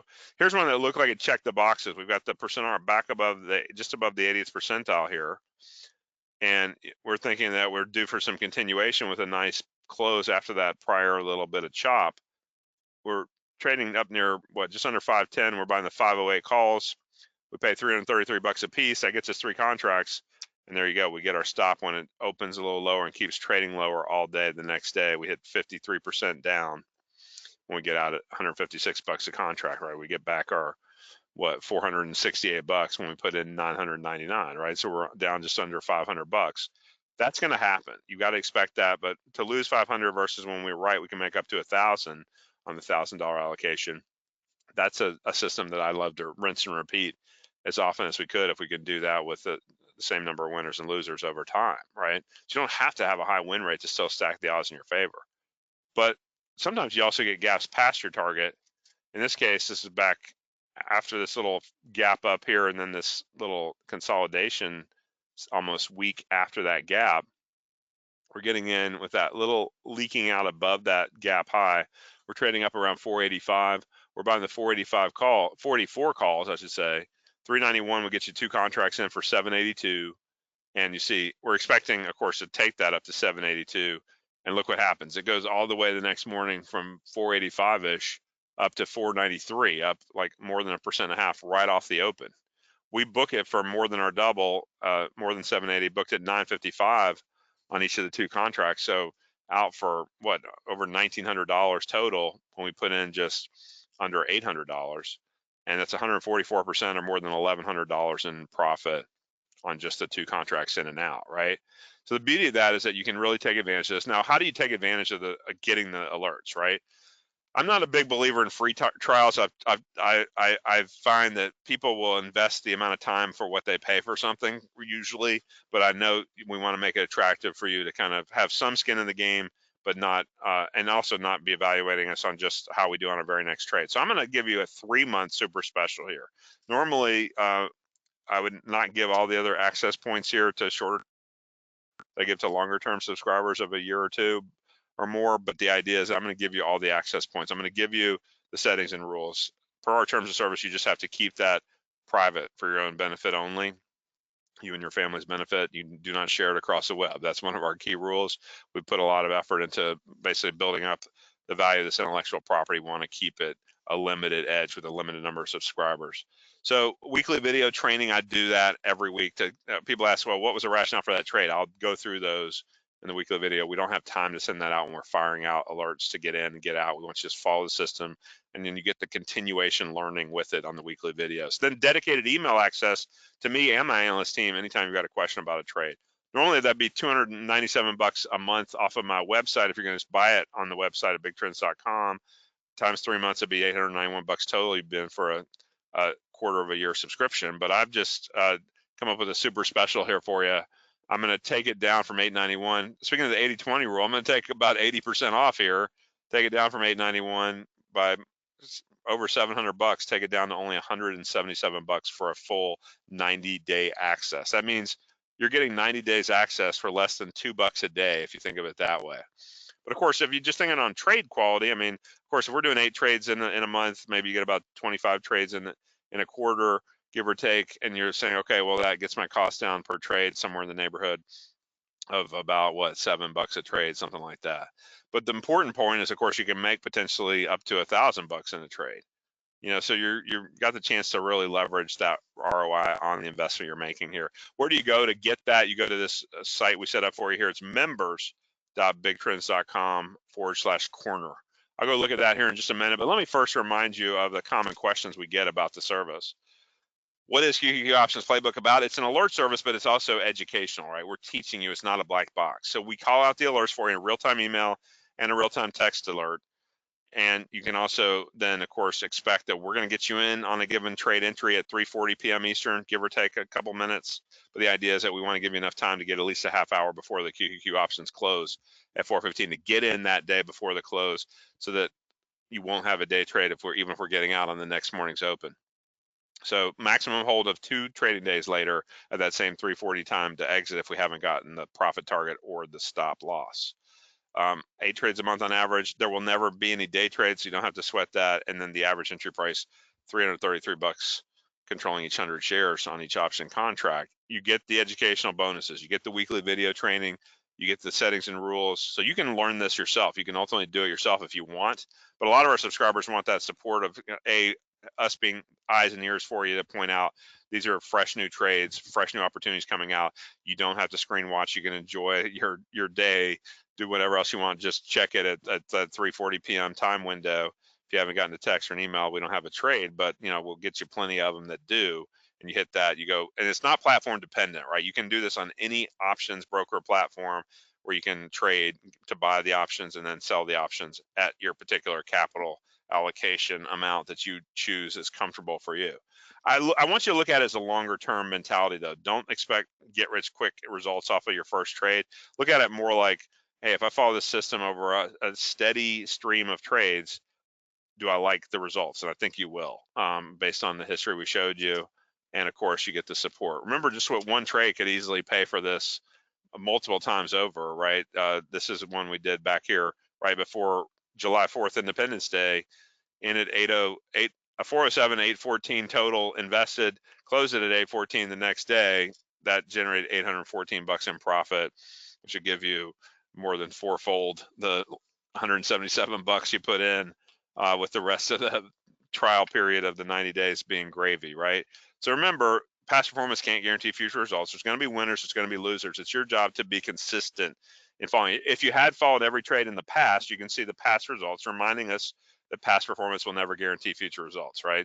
See, that's on the $5,000 amount per trade, 92,000 plus gross profit in the last just over 2.5 years, or the smaller investment. Remember, $5,000 starter portfolio grew to 21,000 plus in that same window of time, reminding us that past performance doesn't guarantee future results. So that's what the $1,000 maximum allocation per trade. So the action point is yours now to say, okay, how do you take advantage of it? Go to that link we set up for you. I know Anthony's posted it here for you.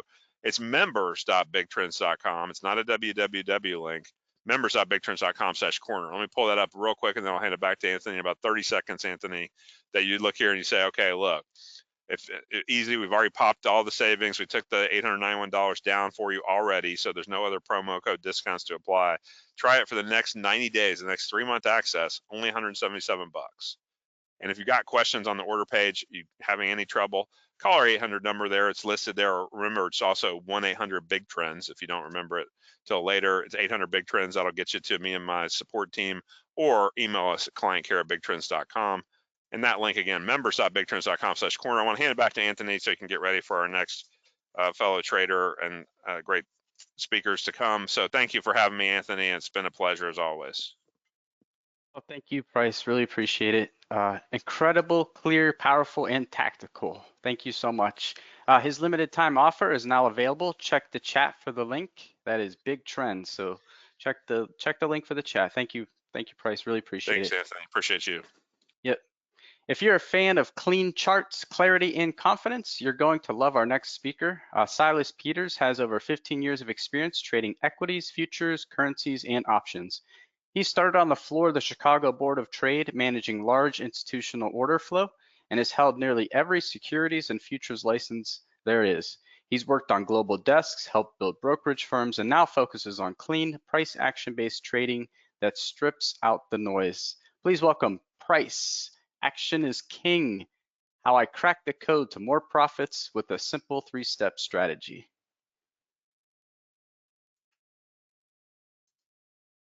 All right, good afternoon. Can you guys hear me okay? I can hear you, Price, or Peter. I'm sorry, Silas. I can hear you, but can the audience hear you? We heard some Thanks, feedback from the Anthony. audience. You're welcome. All right, test, 1, 2, 3. Can you guys hear me okay?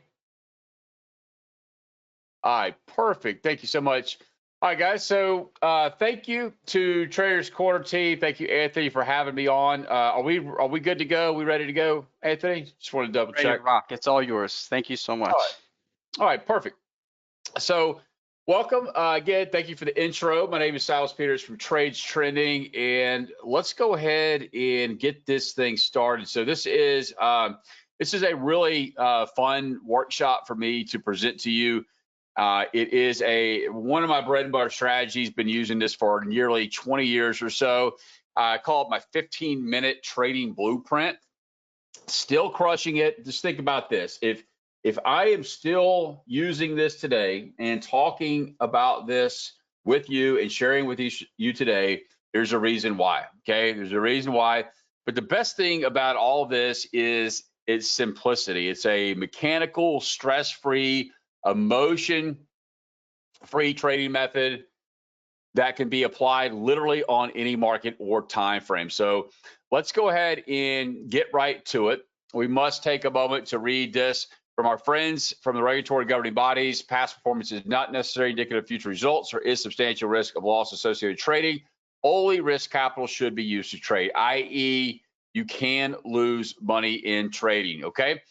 So with that being said, I'm going to ask you, what do you guys trade? Do you guys trade stocks, options, futures, Forex? Let me know in the chat. I like to get an idea kind of the crowd, the audience. You never really know who may show up, what everybody is trading. So you guys trading any or all of these? So I'm trading stocks, options, futures primarily, a little bit of Forex, not too much. Primarily futures and options are what I'm trading. But the reason I ask is that what I'm going to share with you today works in all markets, highly accurate, all time frames. It's 99% mechanical, perfect for small accounts, but most importantly, the simplicity. So I use this strategy with $2,000 accounts, $20,000 accounts, even $100,000 plus accounts in every market situation. The 08 financial crisis, roaring bull markets, traded through debt crises, government shutdowns, presidential elections, flash crashes, you name it. from scalping and intraday trading to swing trading for a few days and position trading for weeks and or months. And you can do this with small or large accounts if you wish. Now, before we dive into all this, let me introduce myself, who I am, and maybe why you should listen to me. Other than I'm a simple dude, I'm a family man. I thoroughly enjoy being a two-girl dad. I've got a strong passion for the markets, golf, cooking, the outdoors, and Alabama football. But this is where it all started, the great city of Chicago. It's here where I cut my teeth in the commodity markets, right out of college, working at the Chicago Board of Trade, trading across the CBOT, MERC, NIBOT, NYMEX, various London and Asian exchanges, trading for a hedge fund, banks, CTAs, trading and handling enormous size. You know, talking 300-lot bond orders, 400-lot S&P orders, 100-lot gold option orders, 250-lot Japanese government bond orders. Such an eye-opening experience to see how the biggest traders, market makers, and funds were trading and making decisions.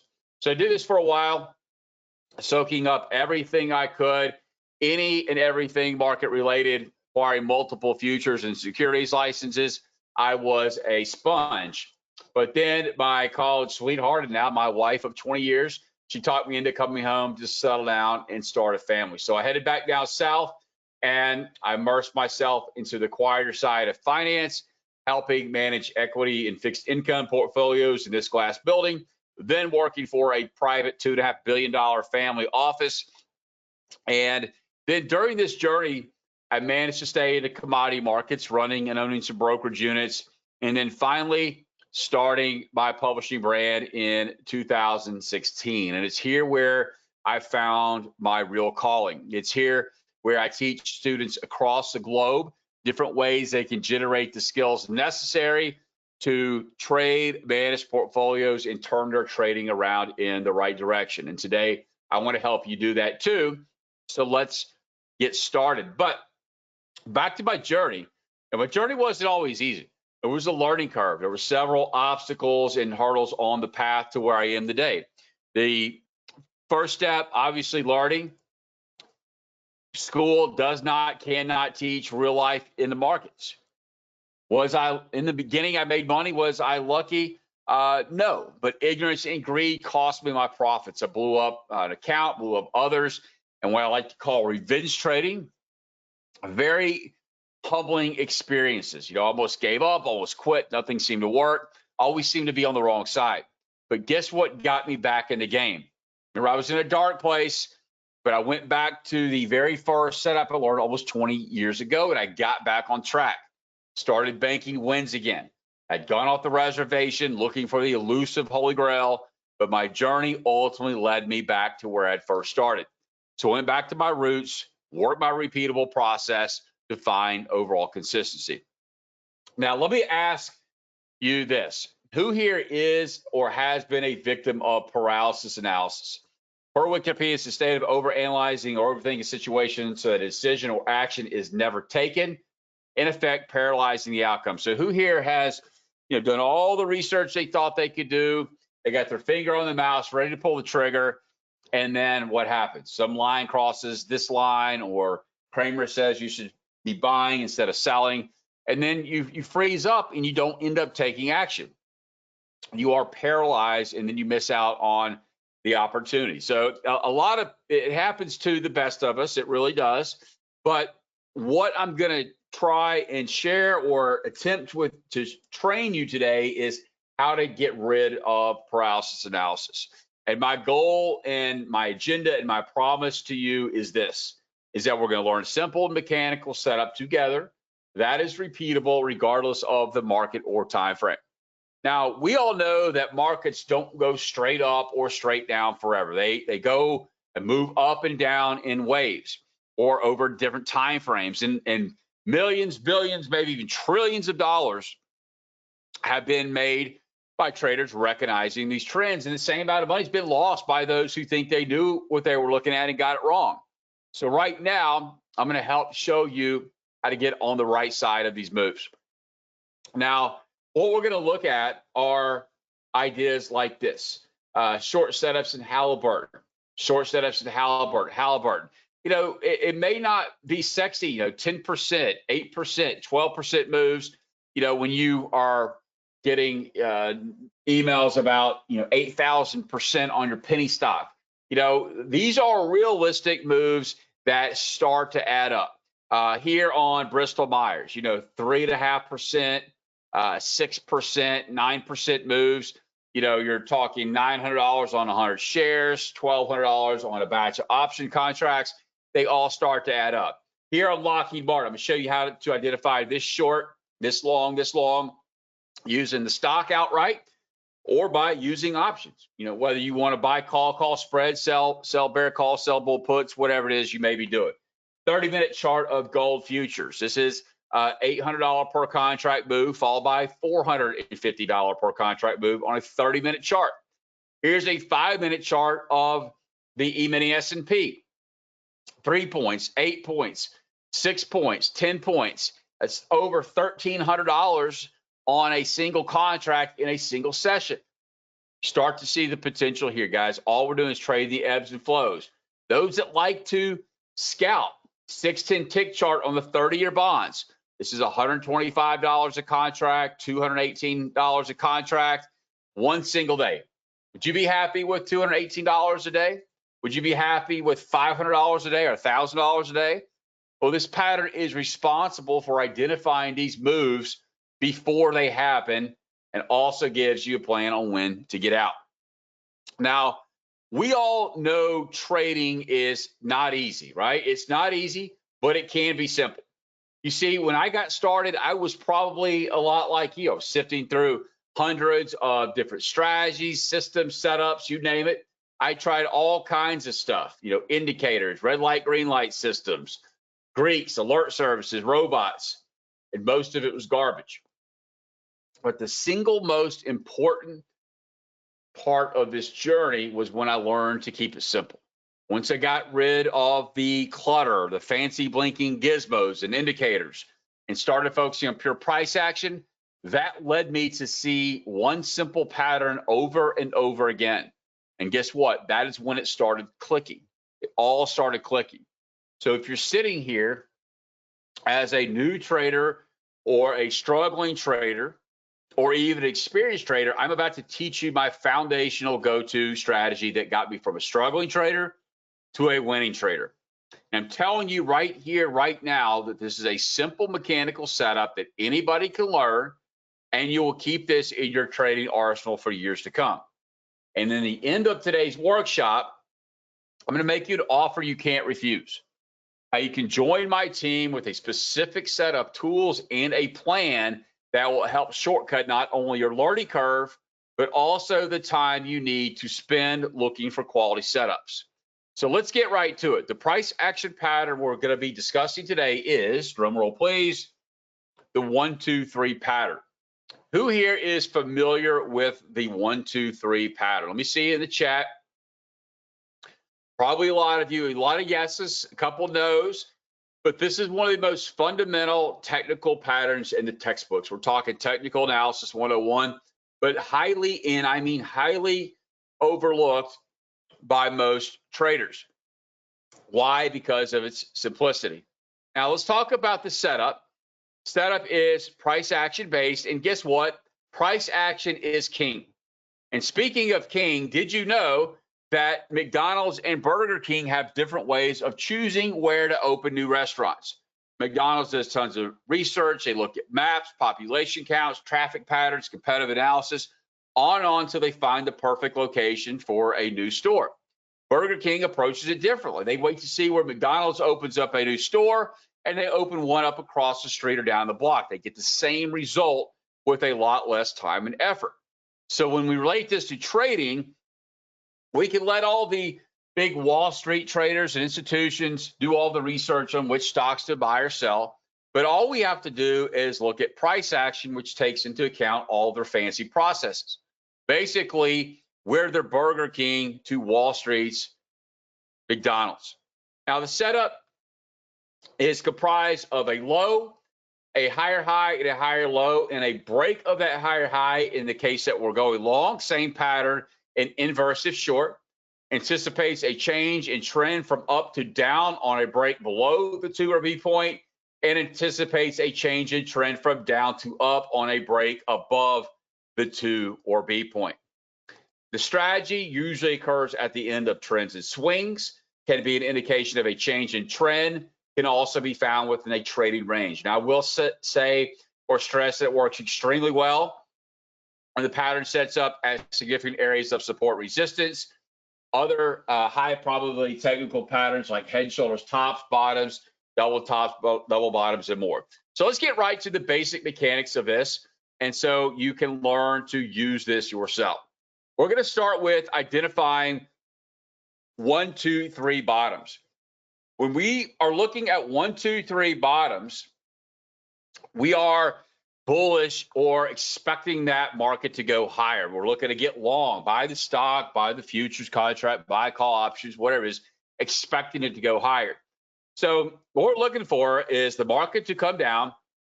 Once we establish that lowest low or find support, that gives us our number 1. As the market retraces higher and pulls back, that gives us our number 2. And as we stop printing these higher lows, that is our number 3. So we have 1, 2, 3. And 1, 2, 3 bottom traders are looking to get long on breaks or closes above the number 2.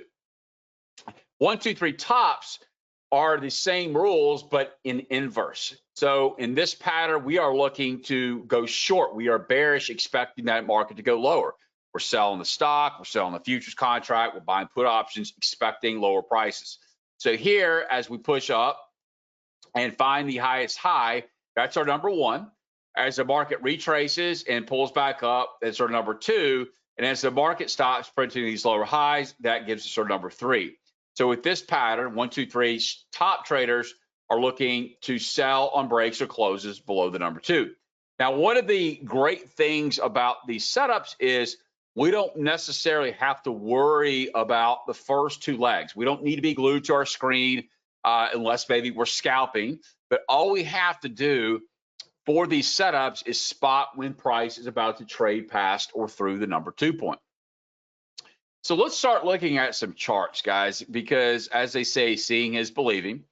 And this is a daily chart of the Australian dollar futures. Now, if you don't trade futures, you can look at FXA, the ETF, or Forex traders could look at Aussie USD in the currency markets because it's we're going to see the same patterns, right? And so what we're looking for, we're trying to identify a 52-week high. Now, we don't require a 52-week high or 52-week low. We'll talk about ways later where we can kind of dial that back a little bit to find more opportunities. But for these example purposes, we're looking for 52-week high or lows. So we have a number 1 point. It's a 52-week high. Market retraces, pulls back up. We have a 1, 2, and we stop printing these lower highs and pull down. That gives us our number 3. So you pretty much know the rules of the system right now. With the 1, 2, 3 top, we know that we're looking to get short on breaks or closes below the number 2. Excuse me. And so now you're probably asking, well, what about the other important ingredients of the recipe? Like, Silas, where's my risk? Where's my target? All great questions. Well, our initial risk is going to be above the high of the 1. Our initial target is the distance between the high of the 1 measured to the low of the 2 measured down. So you're going to see that right off the bat, it's a 1-to-1 risk versus reward. That's okay, but we can typically do better. But it's very important to let the market materialize in its anticipated direction. So as we start breaking down, taking out support, we can now consider moving our stops where? Above the number 3 high. So now we've quickly cut our risk down to about, by about 60, 75% of the trade. And then we go on and we meet our target objective. This is a daily chart of Walmart. Daily chart of Walmart, we have a new number 1 point, which is a 52-week high. Market retraces lower, pulls back up. We have a 1, 2, 3. We know where everything we need to know where 90% of other traders are struggling or asking themselves, well, where am I going to get in? Where am I going to get out? Where's my target? Where's my stop? Oh, we know that we're looking to get short on breaks or closes below the number 2. Initial risk is above the high of the 1.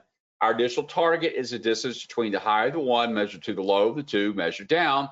which is about $5 in this example. Now let's look at 1, 2, 3 bottom examples, okay? Same setup, same action, but only in inverse. So this is a 15-minute chart of the E-mini S&P. So you say, well, hang on now. Does it make sense to look for a 52-week high or 52-week low on a intraday chart? No, it doesn't. So wherever on an intraday chart, if you're looking at a 1 minute, 2 minute tick chart, 5 minute, 15, whatever, you're going to look for what's called new session highs or new session lows, okay? And so that means that if you start your trading day and say the 3 a.m. European session, 9:30 New York Eastern cash open, maybe lunchtime, last hour of the day, you're looking for new session highs or new session lows. And so here we have a new session low, and we pull up, we pull back, we have a 1, 2, 3 bottom pattern. Now let's talk about a couple of entry concepts. Aggressive traders can work a buy stop, a tick or two above the number 2 high, and you get triggered into the trade. Now, an alternative method, one that I at least like, is to wait for the market to come back in either retest and or come and hook back up, or what we call a second pass. So sometimes the market will bust up and out and hit target, leave you at the train station. That's okay. There's no reason to get your feelings hurt because there are plenty of other opportunities. Sometimes the market will come up, it will roll back down and get stopped out. So I like this market to give me a second confirmation, or what we call a second pass, that we do want to indeed go higher, okay? Now let's look at a weekly chart of Apple. A great way to catch some longer term position type moves. Here we have a multi-week low. We also have a double bottom. Here's our pattern. Notice that we break above the number 2 on this big bullish candle here. We go sideways for a few weeks. We come back down and hook back up and retest. That's our confirmation to get long Apple. How? Well, we can buy Apple stock. We can buy a call debit spread, sell bull puts, whatever your flavor or style may be. Now, let's look at failed trades. We all know there's no holy grail in trading or in life. It's part of the business of working in this wonderful thing that we call trading. So this is a setup here. I probably took this in my live account. New session high, market retraces lower, pulls back up, 1, 2, 3. Aggressive traders are getting short on the initial break, or if you waited for the second pass, you're getting short here. You're up a couple points. Now, if you sat on your hands and didn't do anything, market turns around, stops you out above the high of the number 1. Or if you exercise any type of money management, you'll see that as we started breaking below these lows, your stop is now above the high of the number 3, and you're stopped out here. But guess what? This high is greater than this high, so we actually have a new 1, 2, 3 pattern, and you're able to get short here, and you're getting into a profitable situation. This is what I call a no trigger or voided trade. Now, I'll tell you in a minute why I love these situations, why I love this pattern is because here we are, we're looking to get long, but the market decides to roll over, take out the lows and say, hey, I'm going to go lower. Okay, fine. Here we have a 1, 2, 3. We're looking to get long here. Market says, nope, I'm going lower. We take out those 1s, so we start to count over. All we do is keep trailing down. 1, 2, 3. We're able to get long in this third opportunity. Now, what is likely happening here? So if we got price doing this, lower lows, lower lows, lower lows, but if we added an oscillator such as RSI, MACD, stochastics, whatever it is, and it's doing this, what is that called? What is that called? Higher lows. So we've got price making lower lows, lower lows, lower lows. Our oscillator is making higher lows. Yes, that is called bullish divergence. So that is an extra piece of icing on the cupcake that can help increase the odds on this particular idea, okay? So let's talk about 1, 2, 3 pattern trade management again. Confirmation of entry is on a break above the 2 or B point for a long, or a break below the 2 or B point for a short. Exit strategies, I would say go for the distance between the 1 and 2 point. Go for the distance between the 1 and 2 point. So it's uncanny how more often than not, we have a 1, 2, 3 pattern that looks like this. and we're working a target here, right? It's uncanny how more often than not that price will come tag that often to a tick and then reverse. So this is where I say take your profits here. Now, if you're able to trade multiple contracts, then I say, hey, scale out of third, half, 2/3, whatever at this area. Jack your stop up to break even, put yourself in a free position, and then we'll let the trade ride out. As far as trailing the balance, I mean, that's really up to you. They come a dime a dozen, par SAR, moving averages, 2-bar backs. I like to use good old-fashioned supply demand levels, price action, pivot high, pivot lows as next targets, but you figure out what works best for you. Now, I've showed you that this setup works in any market.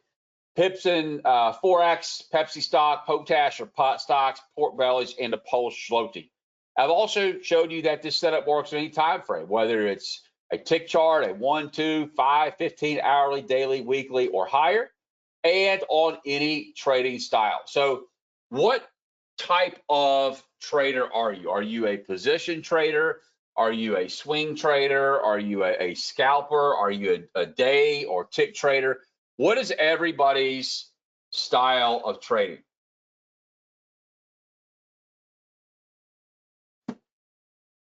So we've got day and swing, scalp, options, scalp, some swing. Yeah, and the reason I always like to ask that is because you've got to figure out what your bread and butter is. I'm not here to tell you, hey, this is only works on a 5-minute chart of corn or a weekly chart of Apple, because it's not true. We're trading price action. Okay, we're trading price action. That's it. Now, I like the 1 and 2 minute chart for day trading. 5 and 10 also good. The hourly, 4-hour daily are really my sweet spot. It gives me plenty of ideas, and then the weekly as well. So you've got to figure out what works best for you, because we're all in different situations. Okay. So you've seen the proof. Let's look at some real trade examples. Not to say that what we looked at were fake examples. They were real by all means. But let's talk about some examples we've utilized in some of our trade services. Okay. So I'm going to let you guys and gals, you guys can read all this to the right. I'm going to look at the chart and work left to right. So here we've identified a new 1, 2, 3 top pattern. Okay. This is a 52-week high, 1, 2, 3. We already know in advance. Where we're looking to get in. Where's our stop? Where's our risk? Right? We're looking to get short below, breaks below the number 2, risk above the number 1 high, target distance between the high, the 1, measures the low of the 2. We trade down, reach our $3 or $3,000 per contract price objective. Then we go sideways. So some people always say, Silas, is this working in sideways or consolidated market? Well, the answer is yes. You can see you have 1, 2, 3 here. Ends up being a nice trade to the upside. I'm personally looking for new highs or new lows, and we get just that. This high is greater than this high, so we get a new count, 1, 2, 3. We break down below the close of the number 2. We've got 3, 4, 5 days there to get in as we're retesting. And we have a trend line break, and we know at this time of the year, this is why I got super excited about this setup, is because I know at this time of year that crude oil and energy markets in general typically tend to trade to the downside. So we got short here. We quickly reach our $4 or $4 per contract move. And then all we do is we trail the market until we either get stopped out or we get a reversal. Okay. This market ends up moving down another $20,000 per contract. Okay. We get a possible setup here, a possible setup here, but we never break above the number 2. Trade ends up moving another $10,000 per contract before we finally get our reversal low. 1, 2, 3, break above. Now we hit our $5 per contract price objective. And you could use USO, minis, micros. There's all kinds of options there. Let's look. Here are again some recent examples that all we're doing is trade price action, guys. Here's a recent $5,900 move, $9,700 move, $4,500 move. This is a chart of gold. This is actually GLD that tracks gold futures, okay? And now we have 3 opportunities here. We have 1, 2, 3. Break below, we sell gold. Sell gold, we reach our $4 per contract price objective. And now we just, we don't do anything. We're just waiting for the next signal. So new lows, 1, 2, 3. We break above the number 2, we reach our $2 per contract price objective. People say, well, what about the stuff in the middle? Did you catch this? Did you catch that? I'm only looking for new highs or new lows, but there are opportunities here. Here's a 1, 2, 3 pattern to the upside. Here's a 1, 2, 3 pattern to the downside. Beautiful moves. Now we start to get new lows. These lows right here are lower than these lows. So these are all new 1 counts. Here's a 1, 2, 3, looking to get long here, but we come down and take out that low. So we get a new 1, 2, 3. We gap higher 2 days in a row. We come back, retest, hook back above. That's our confirmation to get long. How? We can buy gold futures, minis, micros. We can buy call options. We can buy call debit spreads. We can sell bull puts, whatever your flavor or style may be, okay? Now, let's look at some recent examples here. Here's a short. That's a $19,000 per move, guys. There's an $8,000 per move, a $24,000 per contract move. Delta Airlines. I know this is becoming redundant by now. I'm just trying to hit home and show you that these happen time and time again, regardless of what it is you're trading. So here's a break above. We come back and retest. Trade to the upside. New highs, 1, 2, 3. There's a gap below the number 2. I don't trade the gaps, but we've got students that will aggressively be buying put options there. We get another opportunity. This high is greater than that high. 1, 2, 3. Breaks down below. We get a small retest here. Now we have new lows. 1, 2, 3. We break above. We trade higher. Come back, retest, hook back above. We scoop up call options and we trade back to the upside. And here we are.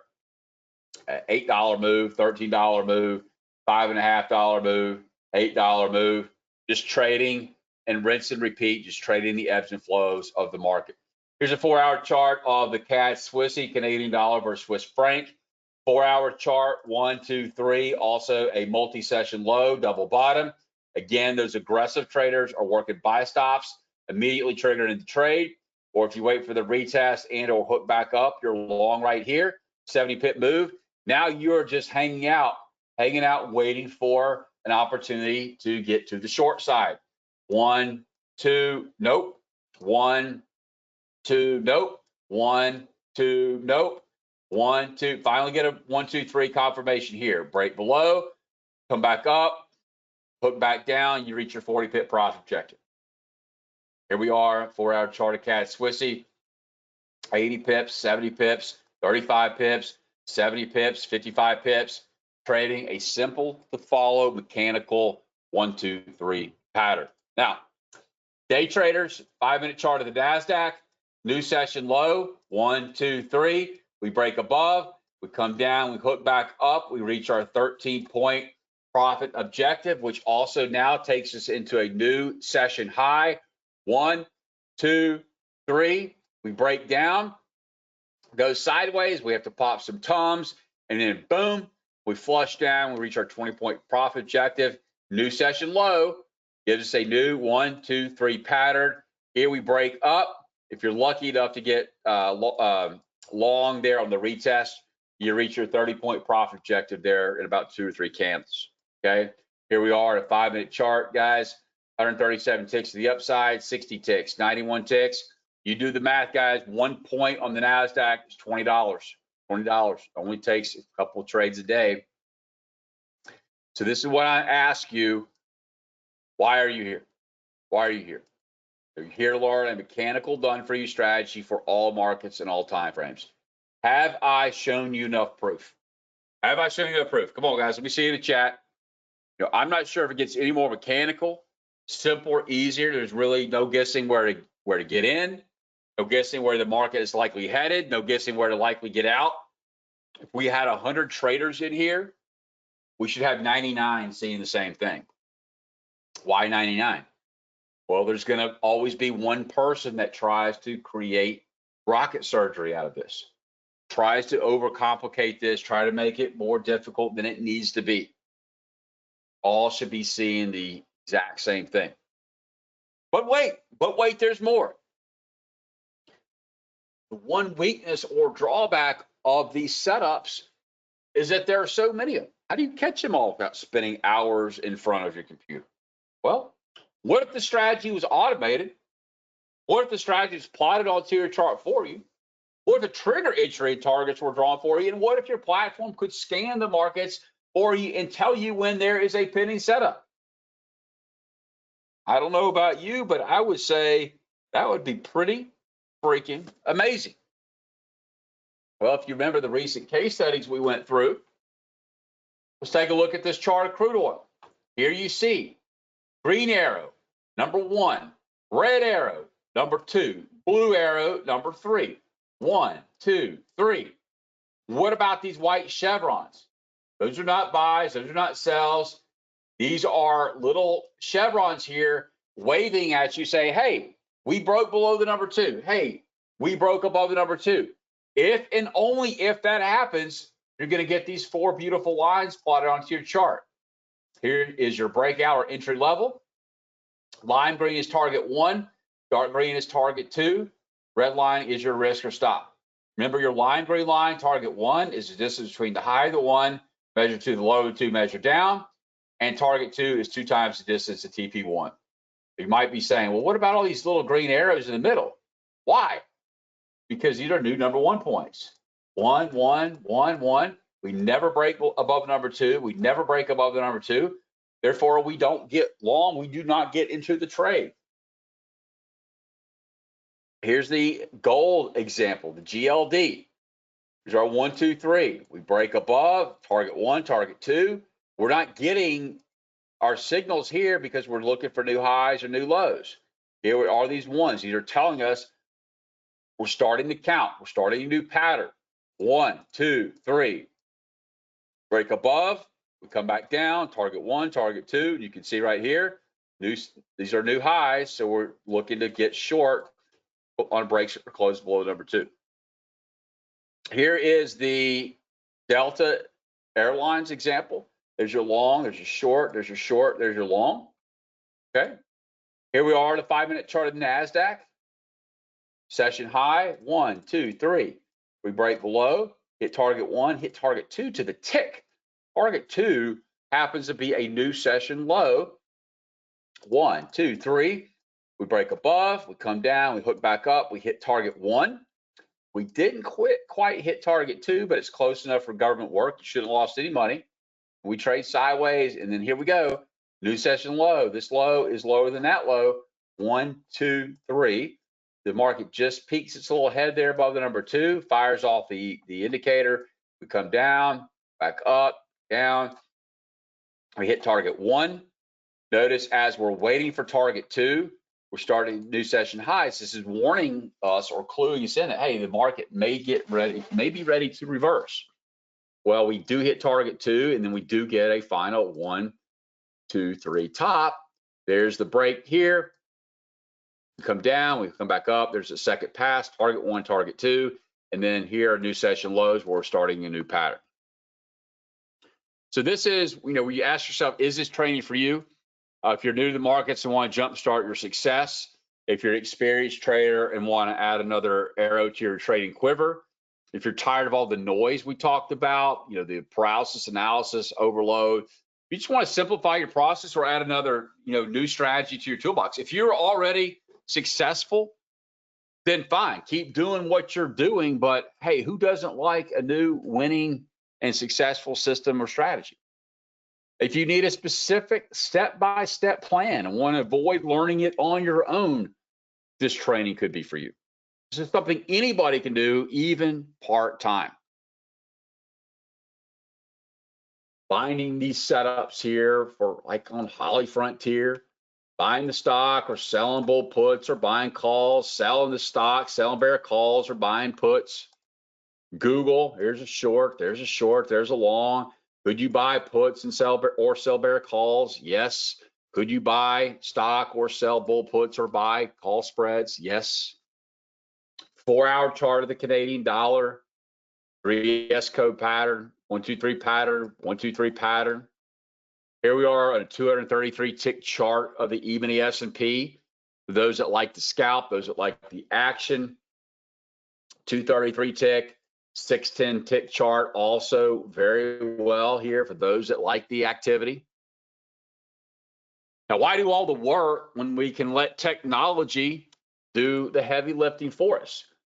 Here I'm scanning for 1, 2, 3 tops across the Russell 1000, only stocks that are optionable, $20 a share or greater. I hit the green scan button, and what might take me days or weeks to uncover is done in seconds. I get my watch list. You can scan for across any asset classes, any markets you wish, any time frames you wish, top, bottom, or both if you wish. Now, we've been looking at Thinkorswim. This is your indicator component on TradeStation and your scanner component. This is your indicator component and your scanner component on Ninja 8. This is your indicator component, 4-hour chart of Apple on TradingView. This is your indicator component on MetaTrader 4, 4-hour chart of Euro Kiwi, long, short, short, long. We've had this built for wealth charts. Here's your indicator component, and even MetaStock. Look how clean and pretty this is. And you even get a nice little smiley face once you hit target. Now, we know there's no real crystal ball in the markets, but I like to view this as one that provides me with my process, scanning the markets, locating the setups, moving to my platform for entry, and then managing that trade to exit. Rinse and repeat process every single day. Now, you too can start profiting from these predictable patterns today with what we call the 3S code. Now, here is the offer you simply cannot refuse. All this programming, coding, software development costs well into the 5 figures, 7 platforms, 7 different coding requirements, hundreds of hours of testing. I realize that a price point of $3,000 is way out of reach for most folks. Even $2,000, even $999, $1,000. We're not charging anywhere near that. I truly mean this when I say I want you to be able to start on the right foot right now with a proven, mechanical, no BS, no guessing, straightforward setup that you can literally take and use for the rest of your trading career. For those that want to take action and get in right now with today's special offer, we've opened up 25 slots where you're going to get access to the 3S code indicator for 7 platforms, the scanner for 6 platforms, the 3S code optimizer, access to our weekly strategy and scan sessions, access to our private Telegram room, and all of our quick start guides and bonuses. And for the first 25 folks today, you can get started by going to tradestraining.net/code. tradestraining.net/code. And I just put that into the chat. This is a one-time, lifetime access. There's no renewals. There's no subscriptions. There's no hidden tomfoolery. It's a one-time, lifetime fee. You get access to it all. Now, these are the indicators or the platforms that you're going to get the indicator for: Thinkorswim, TradeStation, Ninja, TradingView, MT4, Wealth Charts, and MetaStock. Keep in mind that TradingView does not have a scanner. That's not because of us, as limitations of TradingView's platform. But if and when they have that capability, I rest assured we will get it built, and we will get built quickly. We also done a deal with PayPal for those that like to finance through PayPal or hide it from your wife or your husband. You can click on the blue button, tradestraining.net/code, and you can get started immediately. Now, you're going to also get access to our weekly strategy and scan sessions. These are my every week we meet up, we talk about our top setups, we do a high-level analysis, We look at day and swing setups using options, minis, micros, more. This is your chance to ask me in a live market environment how things work. We look at scans together. We look at markets together. We look at trade opportunities together. It's your best chance because we're doing it in a live market environment. Now with the indicator and scanner, again, you're going to get a visual plot of the 1, 2, 3 top and bottom. You're going to include your entry, exit, stop, and target levels, all color coded for easy reference. Everything is pretty much customizable. You know, if you don't like red, you want hot magenta. You don't like yellow, you want orange. You can scan for setups only, or trigger only, or both. You can scan for tops, bottoms, or both. You can scan for intraday setups, swing, or position trade, all at the same time. You can scan across stocks, ETFs, futures, forex, all at the same time. What are setups only and what are trigger only? Well, this is a setup, right? Price is not, it is in setup mode. This would be a trigger scan. So your scan is set up for trigger. Hey, we've already triggered. This is in setup. I like setup mode because that way I can put it on my watch list and get ready for a potential entry. You're also going to get access to our 3S code optimizer. This is where you can take the mechanical 1, 2, 3 strategy and create and run multiple back tests across different inputs and settings to find the best optimization parameters that fit your trading style. We know back testing can lead to more profits. The optimizer is another tool that can help you progress in your trading. Here I'm running the optimizer in Thinkorswim. In crude oil here, you can see my results. Here we're running it in British pound on TradingView. Here you can see the results. Here we're running it in TradeStation. Here's all of your settings and all of your results. Here we are running this in NinjaTrader. You can see different settings and then all of your results. You can edit different variables such as EMA cross, EMA trend.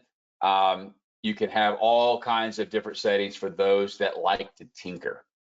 Now with this package, I'm also throwing in additional bonuses.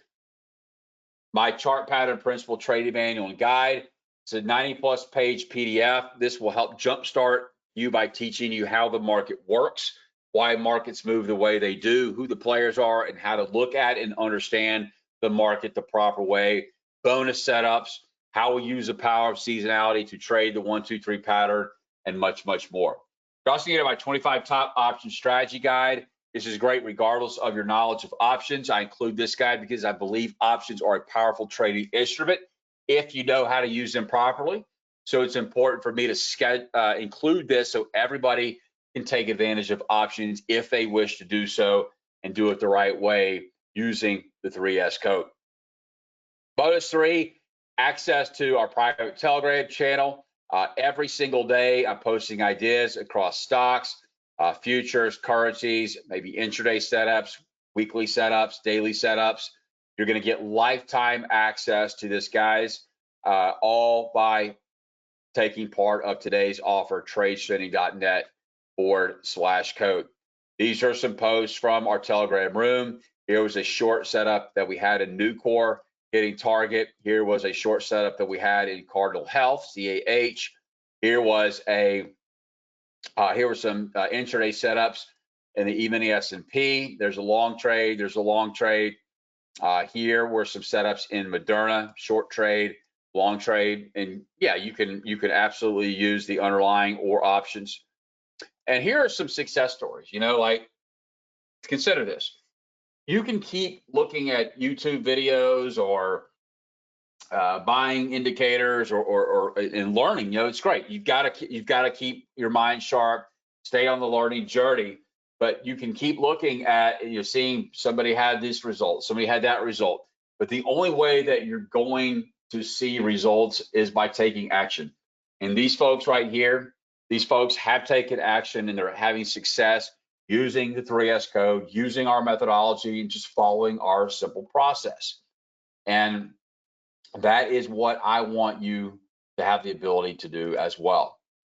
So here are some recent examples again. And I'm going to ask, you know, who's ready? Who's ready And the reason we limit this to 25 is because we like to control the onboarding experience. We want you to have success. We want to make sure you get locked, loaded, your indicators up and running. We have guides, installation manuals, written and video. And if you still have having problems installing something, all you've got to do is reach out to our team. We have a real live human support team that can get on the phone with you. They can actually log into your computer if need be and do a remote session and get you set up here within less than 5 minutes. So what I'm going to do here is I got a couple of questions. So I've got a couple of questions here, or a few questions, and I'll take those questions. And then what we can do is we can also look at a live market environment while we have some time here. And let me just pull this over. So Samuel, the offer link is in the chat. It's also there on the slide. It's tradestrading.net/code. These do not repaint. These do not repaint. So here's a 3S code sell in the Japanese yen. That was preceded by a buy there in the Japanese yen. If we look at the S&P, This is all analysis from our session this morning. Just completed a larger 3S code buy here at 55.90. There was our target at 52.70. No, they do not repaint. They do not repaint. So this is my primary, one of my primary entry confirmation tools that I use on an intraday basis. Here you can see the hourly 3S code buys. There's our last buys here.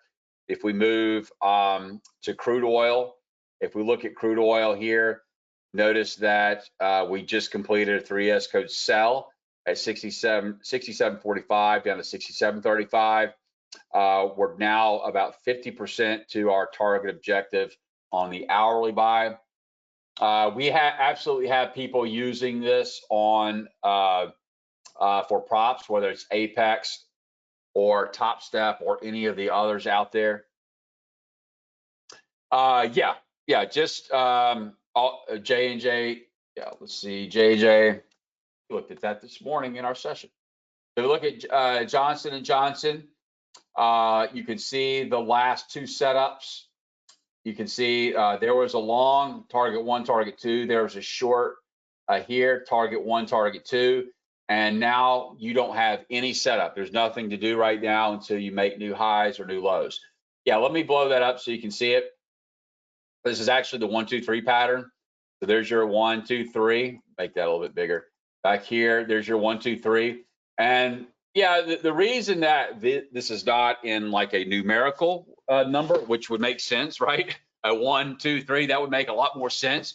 The reason you do not is because of limitations. Again, you can't put numerical values for some reason in the code. I'm not a coder. I'm not a programmer. So I'm just told what it is. Yeah, we're going to see the exact same thing, guys. We'll see the exact same thing. You do have the ability to change settings as far as, distance between the 1 and 3, the depth of the retracement of the number 2. That's where those that like the engineers out there can tinker around and find which settings work best for them. But this is out of the box settings right here. I just like it simple, like it clean. But yeah, guys, there you go. It's very, very, I mean, you can cover that literally in less than one trade, even using micros. It's sane value, access to all 7 platforms, scanner for 6 platforms, lifetime actions, access to our weekly sessions, access to our private Telegram room, and all of the other bonuses. So I appreciate you guys. Looks like we've got 13 of these gone. 13 of these gone, 12 more left. I'm going to turn it back over to the Traders Corner team so they can stay on point. Thank you so much, guys. I appreciate your attention. Appreciate the opportunity to speak at Traders Corner. So thanks for having me on. Good luck out there, guys, and we'll see you on the flip side. Talk soon. Thank you, Silas. That was sharp, structured, and spot on. Thank you, Silas. His offer is now live in the chat, and it looks like there's only 12 more available. So you know, gather those up, 12 more. Our next speaker is all about the mindset, structure, and progression toward real, reliable income. He has an immense amount of trading experience who has been trading the market since the 1980s. I'm here to present #1 reason for funded account blowouts and how to avoid it is the disciplined trader from theirmoneyyourprofit.com, Norman Hallett. And now I need to make him the presenter because I haven't done that yet. So and there he is. Here he comes. I'm working on it. Yeah. Anthony, are we? Is our next speaker scheduled normally at 2:15? Yes, that's correct. Okay, I think I can make this happen and get back on self. So thank you, Norman. If you're out there, appreciate it. Not a problem. Nobody's ever accused me of being a man of few words, but but I do think that this is a presentation that really is pretty concise, but it's important. This is I'm going to just start talking. Is that okay? Okay. All right. The reason, I know that we're focusing a bit on the stocks and options and so on, but there's a number of people who trade both commodities and securities. And what I'm going to say, whether you're trading stocks or securities, or I'm talking about what happens in a chart, and it can serve you too. So don't go away. This is a short, concise presentation, I think, but it is pointed toward those people who are prop trading, which I think is the probably the single best thing that's ever happened to the retail trader since maybe micro contracts or maybe even exchange traded options.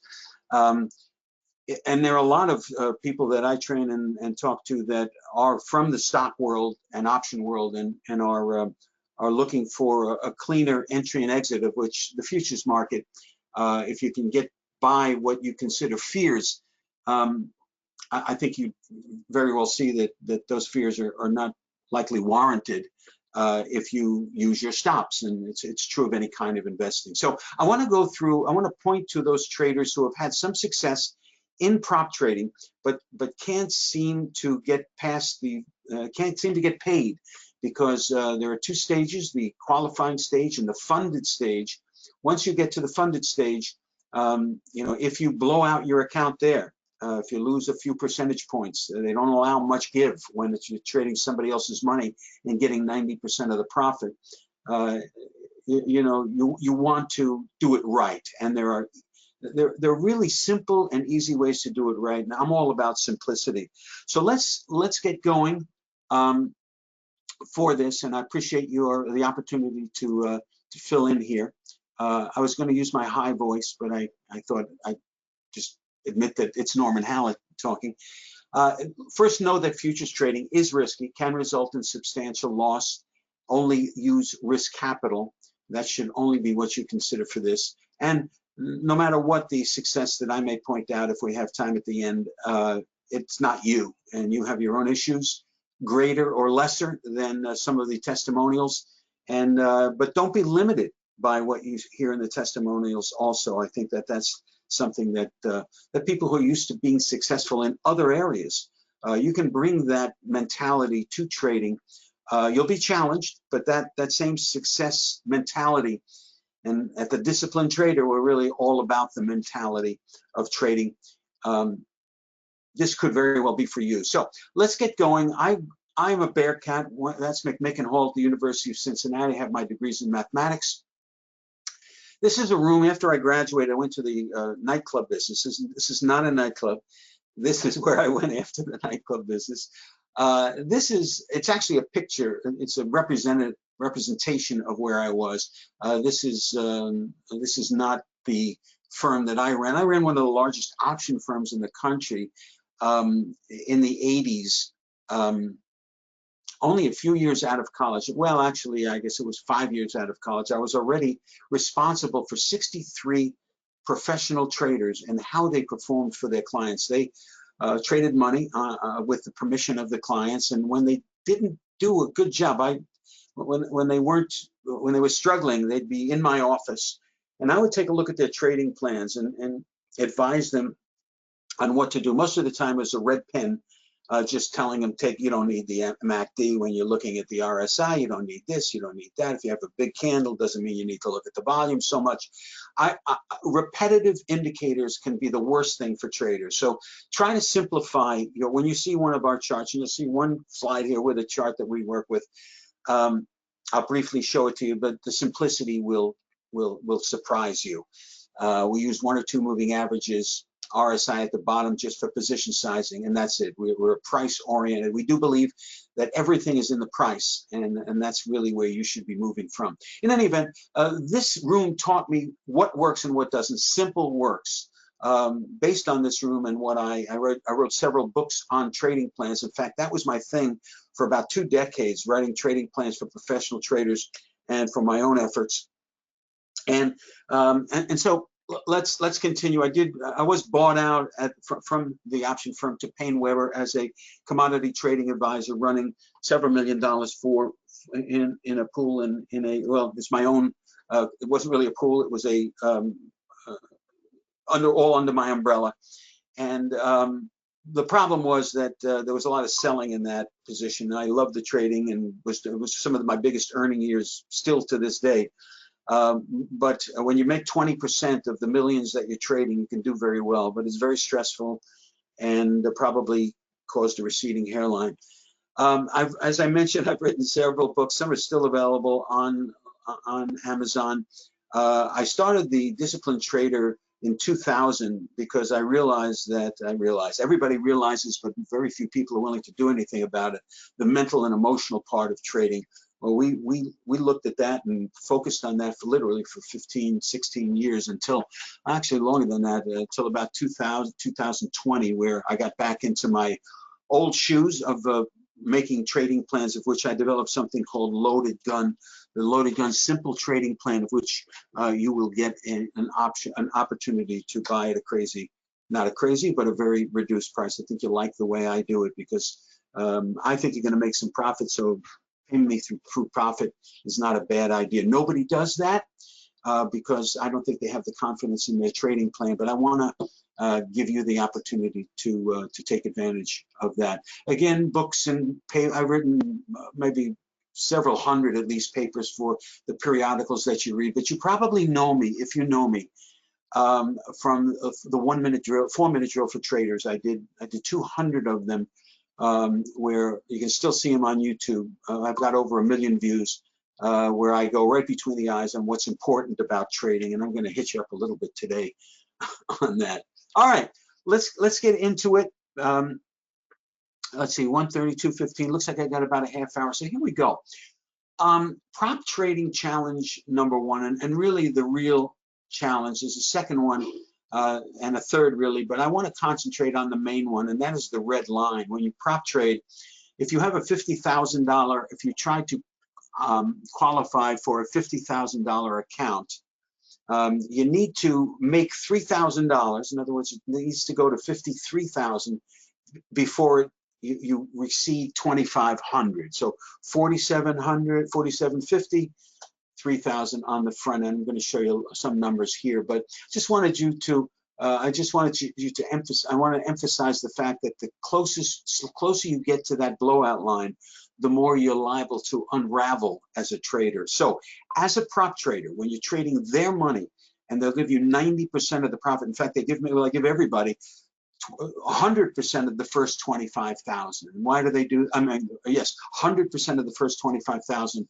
of each of the accounts you open up, and you can have many of them. I won't go into what that means, but I wanted to just say that there's money in it for the winners. They want to pay you as much as. Why would they do that?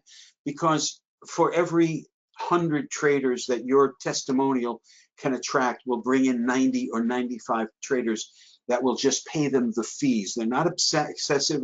I work through Top Step and Apex. There are plenty of them out there. Some are better than others, but they all have this drawdown level that you can't exceed. First, there's a qualifying phase, then there's a funded phase. We're going to talk about having gotten through the qualifying phase, because most traders can do that. It's in the funded phase where the real pressures are on when can I get paid, what's going to happen. Okay, here's the issue. That tight drawdown limit, which is 5% off open trade equity, I'm going to describe what that is in a second. In a $50,000 account, you cannot breach 47.5. And now, so I won't look at, again, you need to make that, you can expand that 50,000. I mentioned 53,000, that's in the qualifying phase. Once you're qualified, you can just keep building that up, okay? And I won't burden you with numbers because that's not the important point of this conversation. You probably know them if you're prop trading, and it's not that important if you're not, only to say that once you get past $52,600, I don't know why they picked that, once you make a few $1,000s, you can now ask for money to be wired into your account. I remember the first time I asked for $500, I called my bank to see if it was real because I could not believe they were allowing me to trade hundreds of thousands of dollars and getting the 90% of the profit. It was real, and it could be real for you, but you got to do it right. You can't do it in a nervous state. You got to be a relaxed professional trader. And these rules, the rule that I'm about to describe to you that kills everybody, is this rule of counting open trade equity against you. And here's my example. If I start with a $50,000 funded account and I put on a contract in the futures market, let's say the S&P, the ES contract, or the NASDAQ contract, and you make $1,000, your open trade equity is $1,000. In other words, you start with 50, you start a trade, and this trade is now open and is at $1,000. You want more, you get a little greedy, but the market starts to come back. You put a break-even stop, and you're stopped out. Well, if it was your own money, you may say to yourself, I should have taken the 1,000. Big deal. I still have my money. That's what's important. That's not what's important to these guys, and it shouldn't be what's important to you. If you give away that $1,000, they are going to count that against you, and they should. I would in my room on a mental basis. If I said, if you made $1,000 for one, if you made 5%, or if you made what's equivalent to 2%, $50,000 account, you make $1,000 open trade equity. If you don't take some or all of that, you're not going to work for me for very long. Okay, so they count that against you, and the way they do that is at the end of my example, where you're sitting there, if it's your real money, thinking, hey, that's okay, I'm still even. Now, all of a sudden, that 47.5 is 48.5. They count that $1,000 against you with the red line. So the open trade equity that you don't take will be counted against you to bring you closer to the red line, okay?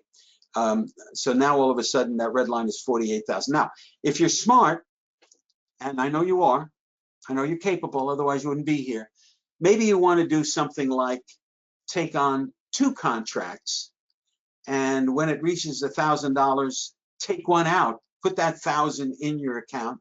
So now you have 51,000 in your account, and go ahead and be a jerk then and let that second one go to break even.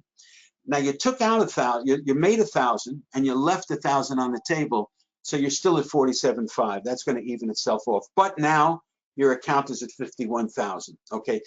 I don't want to get too deep in the numbers, and there I go. Hopefully the example was important enough. What to take out of this is the way to win in prop trading in the funded phase and the evaluation phase is to respect that open trade equity and not be willing to give it away. Why? Because in real life you should not give it away. Okay, you shouldn't do it. A professional trader, they're asking you to be a professional trader, so you gotta act like one. Now, as you're working toward your goal of 2,600, remember, you need to get to 52.6 in order to start taking money. As you're working toward your goal of 2,600 profit on a $50,000 account, the closer you get to the red line, the more stressful your trading balance becomes, often pulling you off your plan. I think we've hit that horse a little bit. So every trade should include scalping in part or whole. Okay, that's the solution. If you take nothing from this talk that we're having today,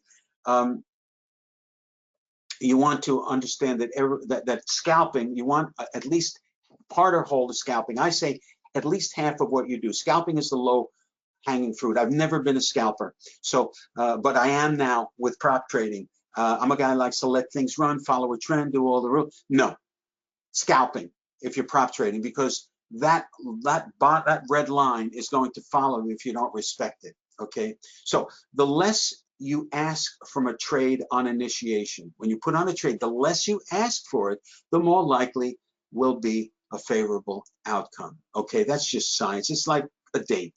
You know, if you're taking a new potential partner out to dinner, a kiss would be good for the first time. You can't ask for the bedroom. In other words, the less and if you're a good kisser, incidentally, as I am, I've been told, you know, you can get to that next step a little bit quicker. But so work on the kissing. Work on. Never used that example. Hey, I won biggest flirt in high school. So my twin brother won most likely to succeed and most talented. I won biggest flirt. We were both in the top 10% of the class. So you can do either. You can express your talents the way you want. But what I'm saying is that if you ask for a kiss, if you ask for the scalp, you're going to get a lot further along the way in the end. Okay. Each successful scalp pads the distance between your balance and the red line. So using the scalp runner combination, okay, take the scalp and then let the other one run. So always take two contracts in the beginning, let the other one run and follow that in a responsible way to maintain that open trade equity as it runs, okay? So you put some in your pocket and you're allowing a little bit of breath on the other one. Sounds reasonable?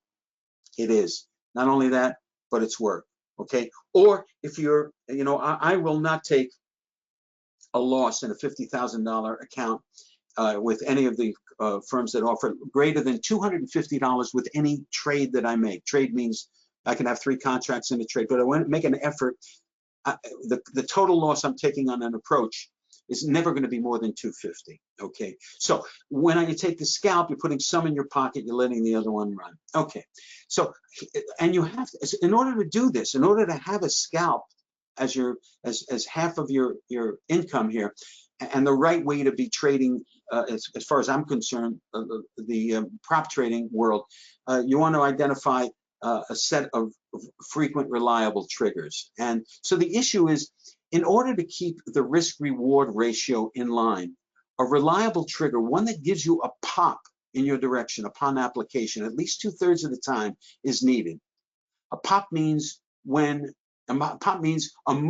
move, a nice pop, a move that occurs in your direction within the first few candles. When I put on a trade, I'm expecting to see continuation in the first couple of candles. If I test a trigger and it doesn't do that, it's not the trigger that I'm talking about. It's not what I call a reliable trigger when it comes to prop trading. I need that scalp. I need to stay away from that red line. Okay, so we have two or three, we almost have 3 now, frequent, reliable triggers. Reliable means not only it's reliable to give you the pop enough to take a scalp that's meaningful. I don't mean a couple of ticks. I mean something that puts a little bit nice shot in your pocket. Okay, so pop, it's got to have the pop. So and also the trigger has to be frequent, meaning that the trigger appears often enough not to challenge your patience as you wait for it to occur. Now, why is that important? Because when in the first 20 years of the disciplined trader, where we did nothing but help trader heads between the ears, patience was one of the top, if not the top, in several years issue.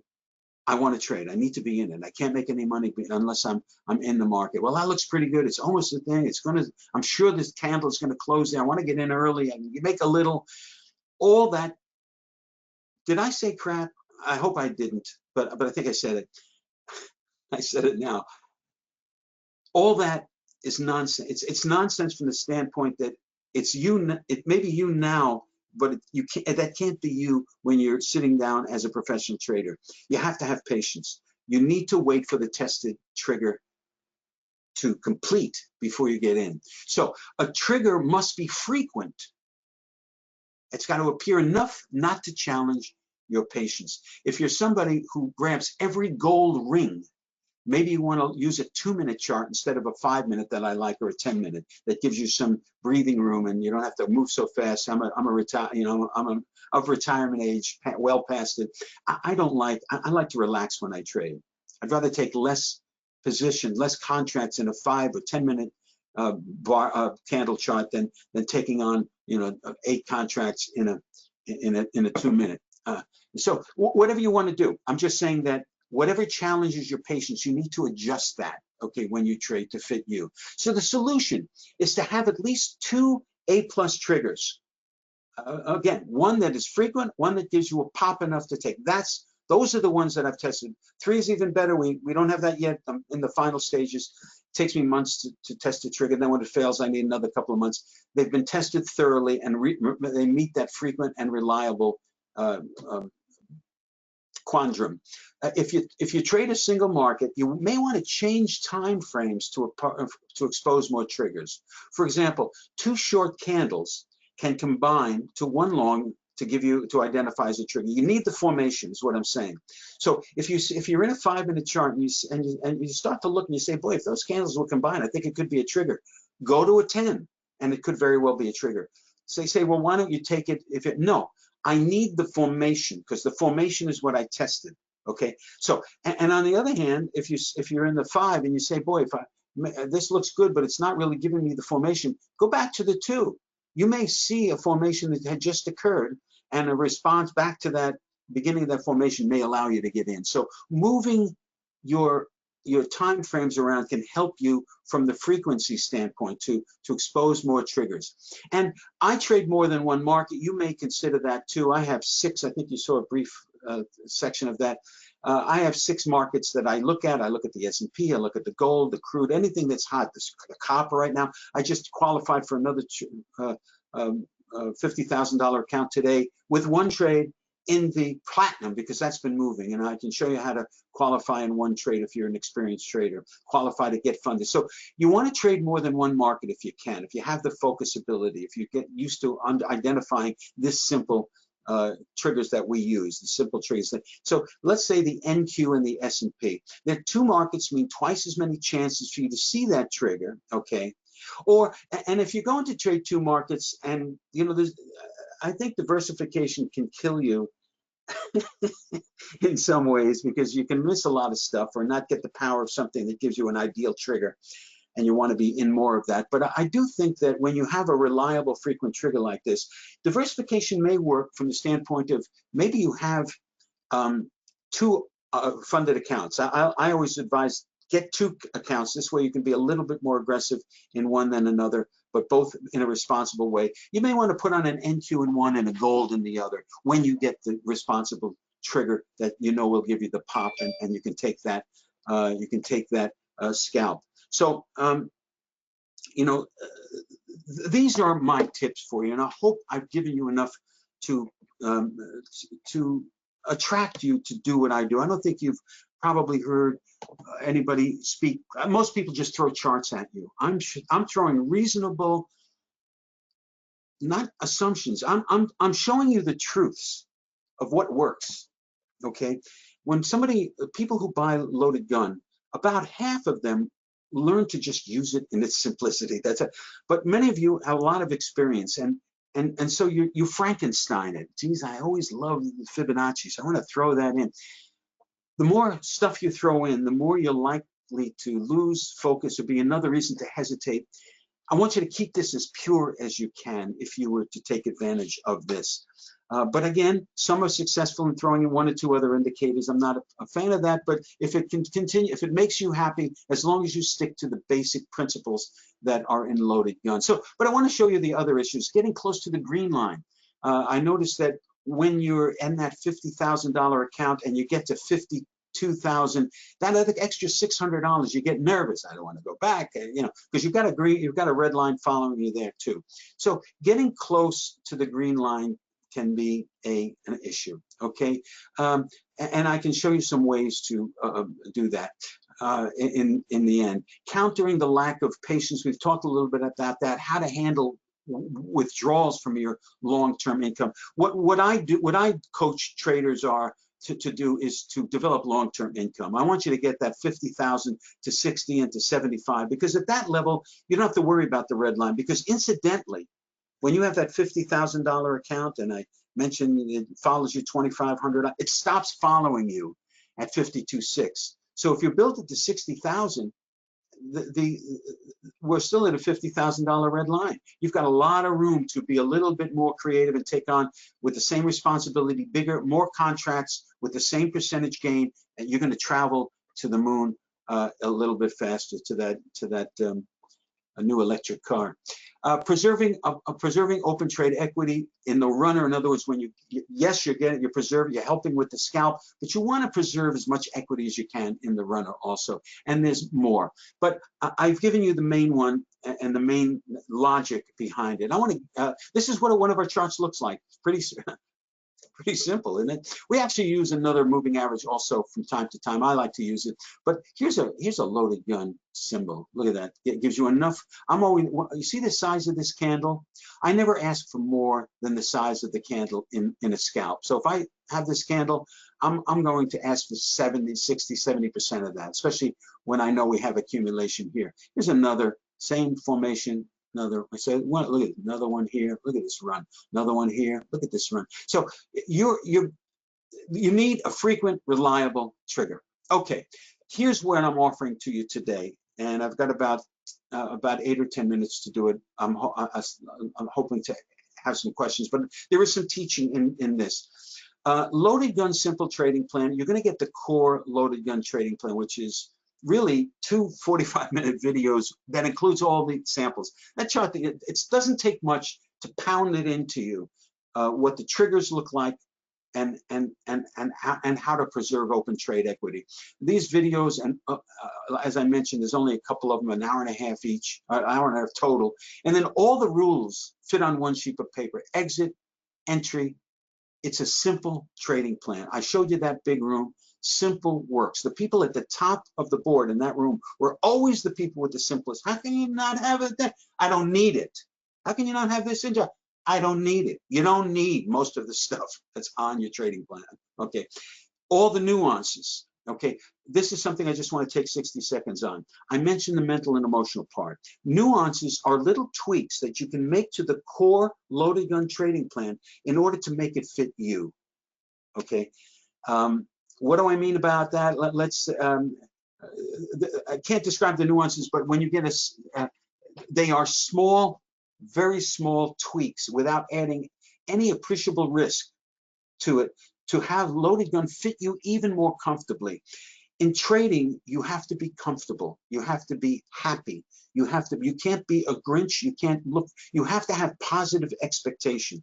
We have a trading room. I'm not going to show it to you here, but I'm going to offer it to you in this. It won't be officially offered, but they asked me to come in here and I want to do something special. I'm going to offer you 30 days in the trading room before you get charged $99 a month if you want to stay in it, but that's for you. But all these little things that you can do that match you as an individual to shift the trading plan to use that it fits you. This is what's going to make it ease of use for you. You get all the nuances. There's 7 of them right now, and 2 are in the testing phase right now. I got to say I've dropped the ball on that for the last couple of months, but the 7 that you have are enough to fit who you are. Okay, without changing the basic rules in its core. Okay, we also meet every last Wednesday of the month. If you buy now, you'll be in for that. I give you any updates on things that I'm working about. We share our experiences. You hear about people still, I don't know what's going. The new people, and those that are now getting paid, and they say, hey, look, and we discuss. We share, it's like that Saturday Night Live thing. Discuss. Forgot her name. And if you miss you get the recordings. And if you know you won't be there, email me and I'll cover your questions in the session and you'll see the answer in the recordings, if you understand what I'm saying. So I just we're a community. We're a bunch here. Even if you're not in the trading room, we've had these get-togethers where we all meet with our little boxes and we discuss how to run loaded gun. I want to give you this bonus. I always give this bonus because it's important. I need to know that you know how to run it, even though it's a simple trading plan, the right way. I promise not to wear a suit. A one-on-one Zoom meeting between you and I, as many as you want in 90 days. The truth is you'll have one or two probably, but there are some people that are a little newer to it that want to meet every couple of weeks. That's fine. I have no problem with that. I want to get, you're committing to me to get you going. I'm going to make sure that I do everything I can to get you going. But I also want to know, I just want you to know that your 90 days starts with our first meeting. So if you're on vacation, just got an email from somebody who purchased on this same deal that I'm going to talk to you about, says, hey, I'm on vacation, won't be there till August 5th. Fine. Look at the videos, and when you get a chance, look at some of the old get-togethers so that just learn the system as much as you can. Ask some questions to yourself, see how it works on charts, and then with your first meeting, when you get back on the 15th or the 18th, whenever you book it with me, that's when the 90-day starts. So I really don't even count the 90. I do. I don't want you to take advantage of me, but if you're on the 95th day and you're gonna meet, sure, I'll meet with you. Look. I got it down. I want you to get it down. Okay. But the 90 days starts with our first meeting. And I'm going to be with you every step of the way. So I just want you to know that I'll be with you every step of the way. Okay. So here's what some traders are saying. Again, past performance is not indicative, but here's some examples. I passed an Apex $100,000 eval, 4 days trading, the loaded gun, mostly scalping, but a few runners brought it home. I have a few trading days left to finish. But he made $6,000 in 4 days this week. Okay, Mike was a pretty good trader going in, but he needed that push. He needed to know the structure of what it takes to win in prop trading. Sandra she's also an experienced trader. One of my favorites. I'm making some progress now. Really credit your guidance, your voice in my head. And my voice is going to be in your head. I'm going to hold you accountable to make sure you do it right. I know I now have 3 funded accounts with Apex requesting her first small payouts from 2 of those accounts. She was at that 31, 32. I said, just 500. Don't take out enough to bring you to the red line. Just take out enough so that you can buy yourself dinner and say, I earned this because I'm now a professional trader. And here's Ken. You don't want to be as aggressive as Ken, but it works for him. Please share with your wife. He's done some mental work with my wife also, that since funding my first 5 Apex $50,000 accounts last Thursday, he's got 5 more in 2 days later this Tuesday. He had 10 accounts, and in those 10 accounts, he made $21,000 of real money, all in the NASDAQ. Again, this guy's aggressive. He's had his downfalls too, but he recovers fast, and his downfalls now are not as great as they were before. If you're a trader like this, you gotta be ready to go with the flow. Okay, you don't have to be like this, but there, for you guys that and gals that grab all the red the rings. Anyway, here, take a look at the page when you get there. Make sure you look at some of the testimonials. Loaded gun simple trading plan. Here it is. Loaded gun simple trading plan. All the nuances, the monthly get-togethers, plus the unlimited one-on-one coaching for 90 days. And I want to give you my personal guarantee. I am so confident that you're following the loaded gun trading plan is going to result in you getting not only funded but paid. And still receive 90% of the profit that you generate. Just share your trading experience with me, that you followed the rules. You've got to show me that you followed the rules for at least a week. And if it didn't work out, that's how confident I am that this will work for you if you follow the simple rules. I'm going to refund your money plus 500. Never had to do it. Actually, I had to refund money one time for somebody's wife. Unfortunately got cancer, and it just wasn't the right thing to keep him in this. And so, but he didn't get the 500 because it wasn't that kind of thing. Anyway, I want to get you paid. Okay, I want to get you paid. So here is my offer: loaded gun simple trading plan. It's offered on our site for $24.97, which does include this bonus. It's a total value of $4,997. And I put the arrow up to, I'm giving you half, but I'm doing it in a way that I think that separates me from pretty much any, I've never seen anybody do this. Half now and half with your profits on the honor system. I don't have time to chase you for the other $697. I don't have time to even ask you about it. I don't want to put you against the wall. I don't want you to think about it. I just want you to make profit and say, hey, maybe I should give Norman some of that. And I continue to do it because it's working for you and it's working for me. I want you to get in. $697 is all it takes. Again, the rest is on the honor system, but I want you to know that this is at least worth $13.97 and more than that. Go to theirmoneyyourprofit.com. July 17th is the coupon code that's going to give you this $1,800 discount from here. I know it sounds, listen, we all price out things, and I've actually had, and it's worth it because they understand the value of what I give. There are some that pay maybe 5 or 10% that have paid there, mostly from corporations. But most of the time, this is the number that we get, $13.97. But I wanted to make this very, very special here for you. Coupon code July 17th. It's only, I wanted to do something really, really fast. It's only good for 10 people. Why? Because it's this one-on-one coaching. It takes up a lot of time for me in the account. I don't want you to do this and then have to go 6 weeks to get to see me. Everybody that does this, I'm going to give you an hour with Tisha, the mental part. She's going to work with your mental and let you leave with an EFT session. If you know what that is, fine. A meditation, something that you can take with you to unwind your problem. Okay, that's a $500 value for institutions. $200 I give it to my clients, but I'm give it to you here as part of this offer. I'm not posting it here. You won't see it on the site, but I'll know it's you if you use July 17. So let's get going. Let's do this together. And I'm going to make that happen for you. Also, I'll give you entrance to the trading room for a month.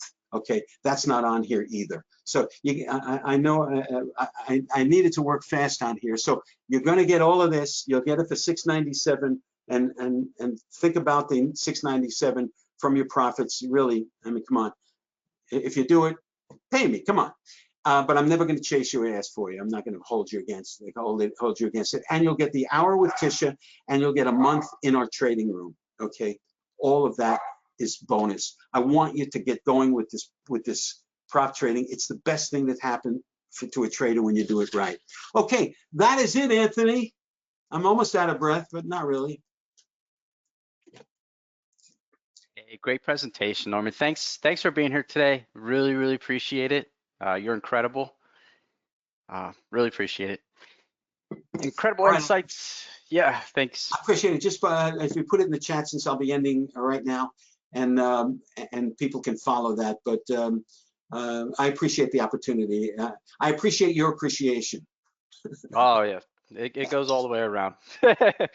Norman's link is in the chat. It's theirmoneyyourprofit.com, and his discount code is July17, no spaces, that's all caps. So July17 for the coupon code. He's the only guy doing the honor system.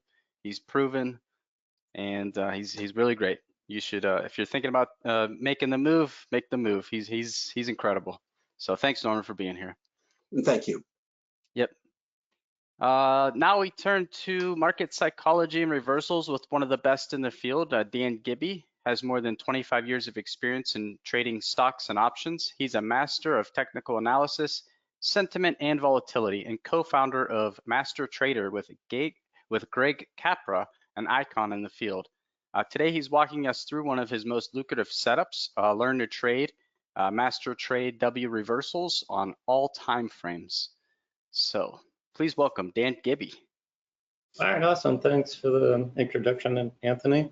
We're going to have an amazing power pack session here. Whatever time is allocated to me, my promise to you is it will be just mind-numbing, valuable on the subject that we're talking about, which is just one of our many bullish, compelling patterns. Obviously, it works on the counter side. And we are price-based patterns. I've been at this 30 years, full time. I don't count walking into the Schwab office when I was 13 years old reading the Wall Street Journal. My partner, Greg Capra, is a pioneer in the industry. We've been at this. We've been working together 30 years. And that should say something right there. There's a lot of people who talk about subjective, get rich quick schemes. That is not us. You will never hear us say the word proprietary. We use the term objectivity, systematic, objective trading plan. And this is our approach to trading anything that moves. This is it. This is a cheat sheet. Now, of course, you need to take Greg's seminar to learn it, to internalize it. He calls them thought building lessons. And what we mean by that is, for you to take a trade, you have a belief, a bias on what the underlying instrument is going to do. So, okay, well, what is that belief based on? And this is our objective approach to what that belief is based on. We are technical traders, along with, I guess, many other people in this show here. We're not oscillator people. They might want to sell you a red light, green light system, which is a derivative of price and volume, and that's just a big rabbit hole of confusion. And I promise you, after you lose X amount of thousands of dollars, you will be emailing Greg or me to learn the true price action. Every single chart we look at that I'm going to show you here today in the allotted time starts with a compelling pattern. They apply to all time frames, all instruments.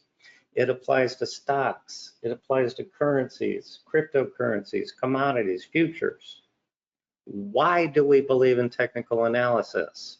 It's because charts don't lie. What does that mean, Dan? Well, it means that a candlestick on the time frame that you are trading is a reflection of the cumulative buyers and sellers worldwide with all different market beliefs of what that stock is going to do.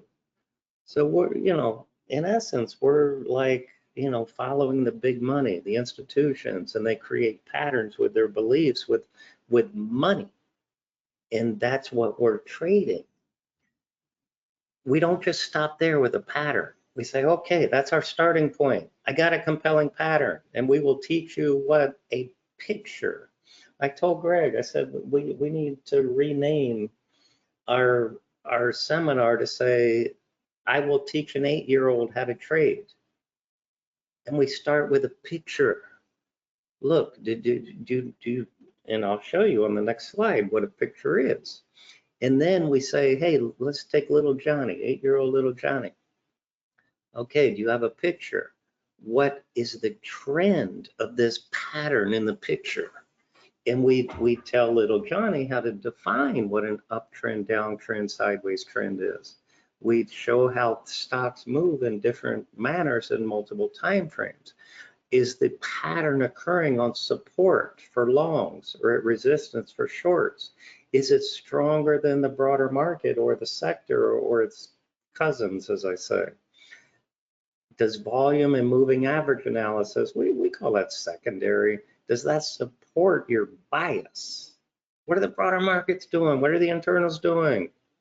Once you are ready to push the button of a longer short, everything's about position and money management, trader psychology.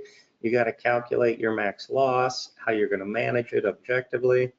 Trader psychology, I kind of summarize that as you need the discipline and patience to follow your trading plan. That's what that means. And you need to know when the odds are poor to sit on your hands, when the odds are beautiful and you can, push the envelope a little bit, or just when to enter a trade. Here's our starting point. These are all, I just put 9 on here because of space limitations. These are all bullish setups. Notice how simple this is. I'm not showing you the trend, support, moving averages, volume, time frame. This could be a 5-minute chart. It could be a monthly chart. It does not matter. Every one of these is a bullish pattern. So that is the starting point to the prior slide. If you are a day trader, you might trade this on a 15-minute chart, and then we teach you how to use multiple time frames and the other concepts, etc. Today, we are going to focus on this pattern. It is one of my absolute favorite high probability pattern. Couple words on this pattern.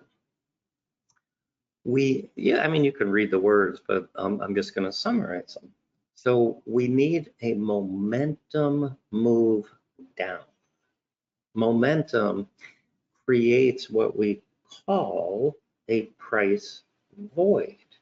What does a price void mean?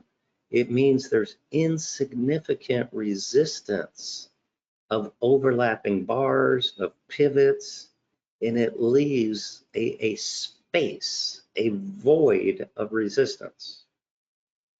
Now, these patterns can occur in any trend, up, down, or sideways.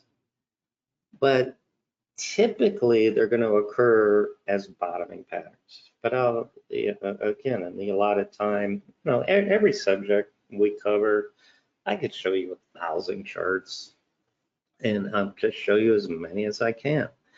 And my partner Craig, he has a saying. He's like, it's the same but different.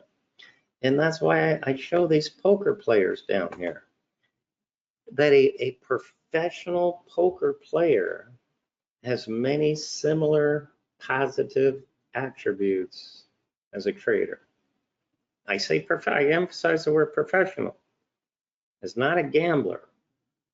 Because I don't have the education. I would be a gambler. I have no freaking idea how to play poker or anything else. So you need the education, you need the risk management, you need to know when to fold, when to go, you have the seasoning. So it's the same here. And then the second reason I'm showing these guys is because something I'm gonna be emphasizing in all of these charts in the next 30 minutes is we need a potent reversal, because remember, these are counter trend trades for the most part.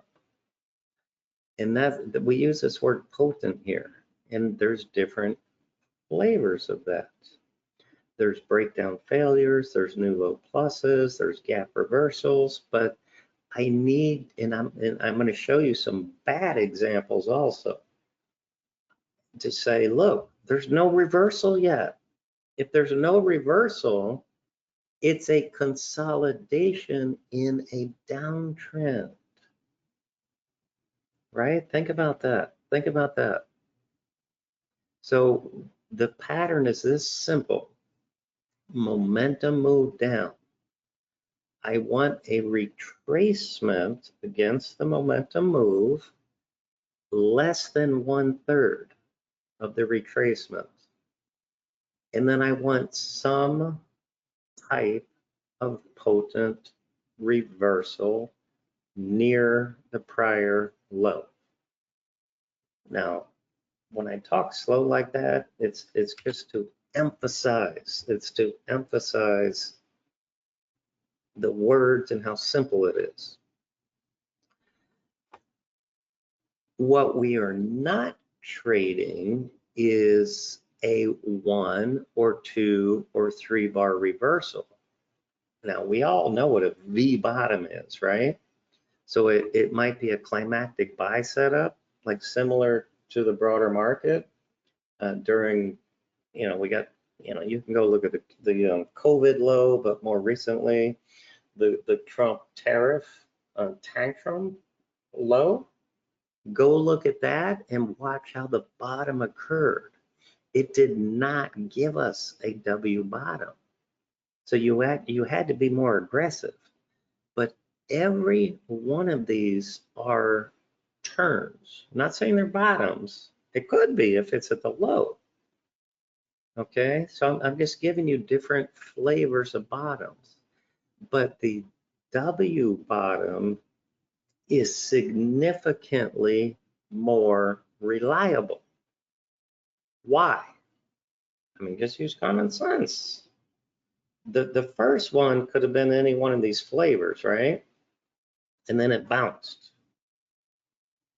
Now I have a retest of that psychological level where the bulls stepped up and got rewarded.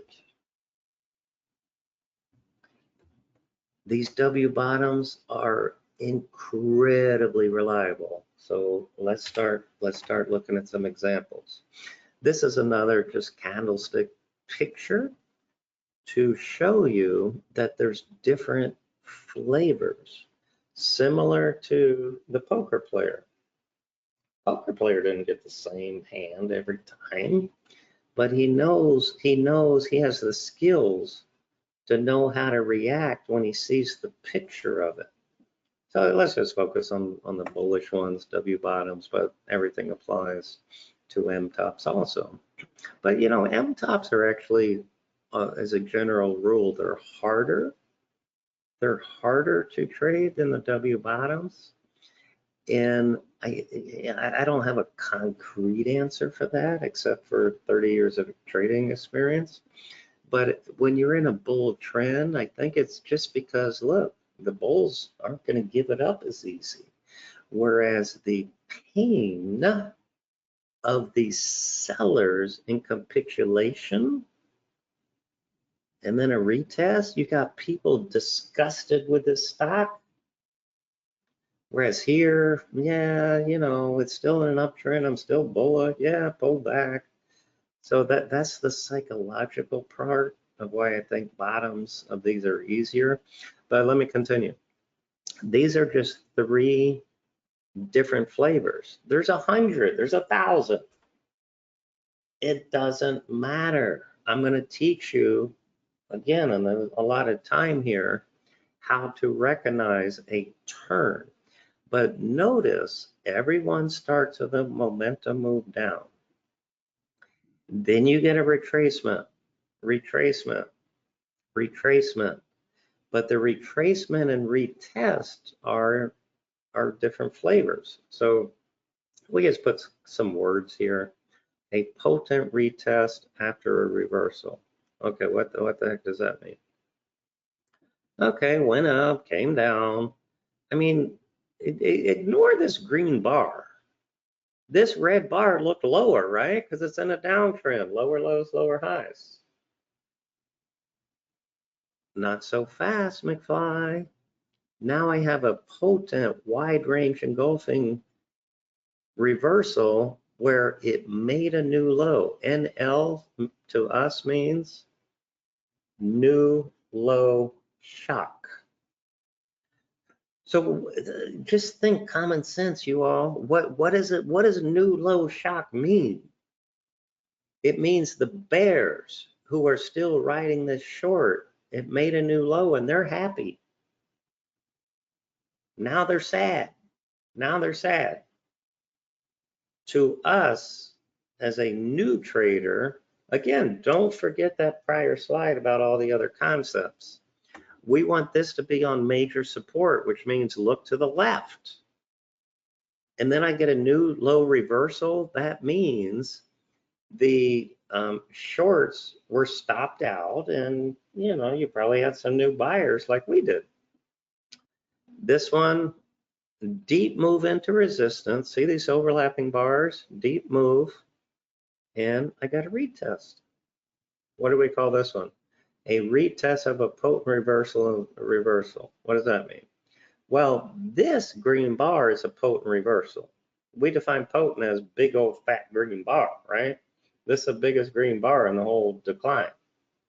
Now I have a retest of that potent reversal. So again, this is just beautiful candlesticks. Now let's apply it to a bunch of charts here in the remaining time.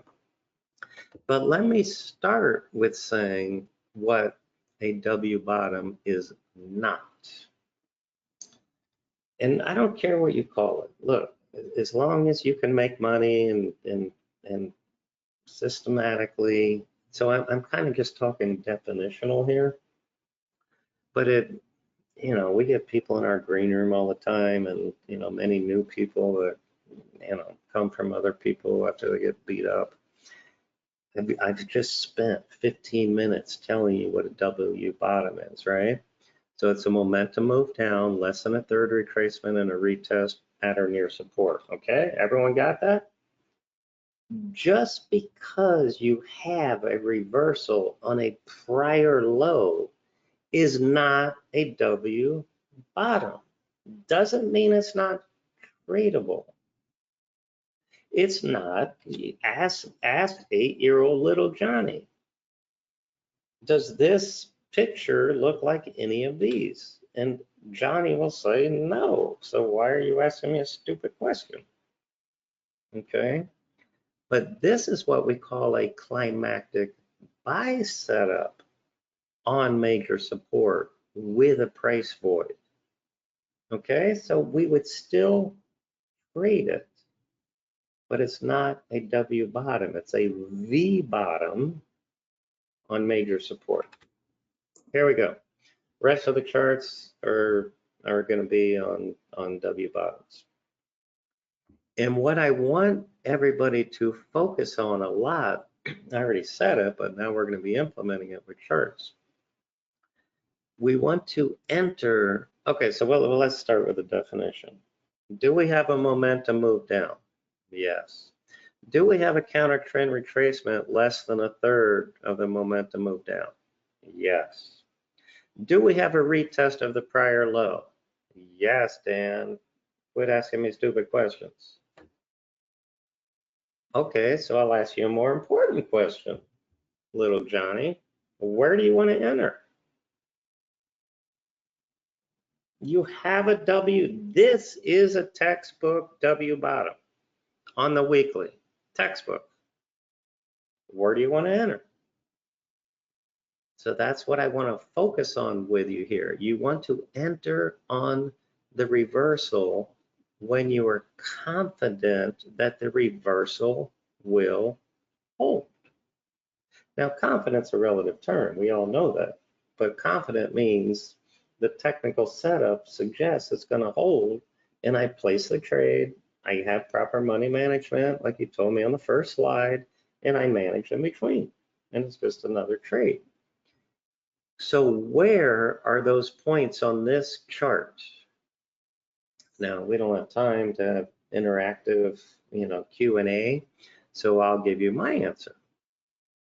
Where am I confident that this would turn?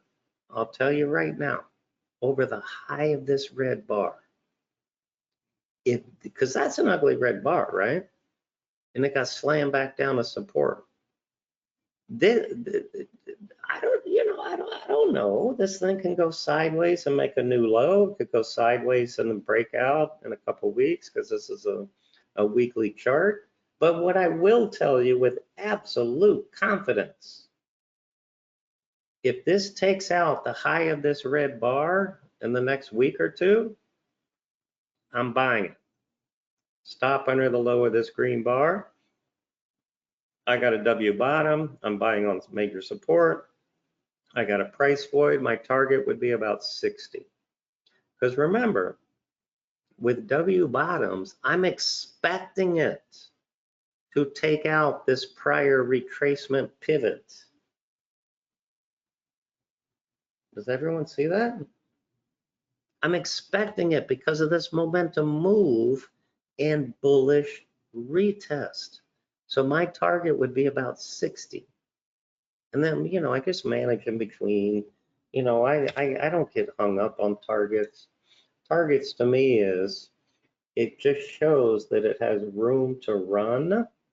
So the probability of me putting on the trade is worth the risk that I'm putting on for my stop loss on the pattern. Is that not simple or what? Let's keep going. Momentum move down. I don't know where this thing's going to stop. It's coming down in an ugly manner. starts to go sideways. Could you buy this breakout? Yeah, you could, but it's not a quality breakout because the way it came down in such a nasty manner.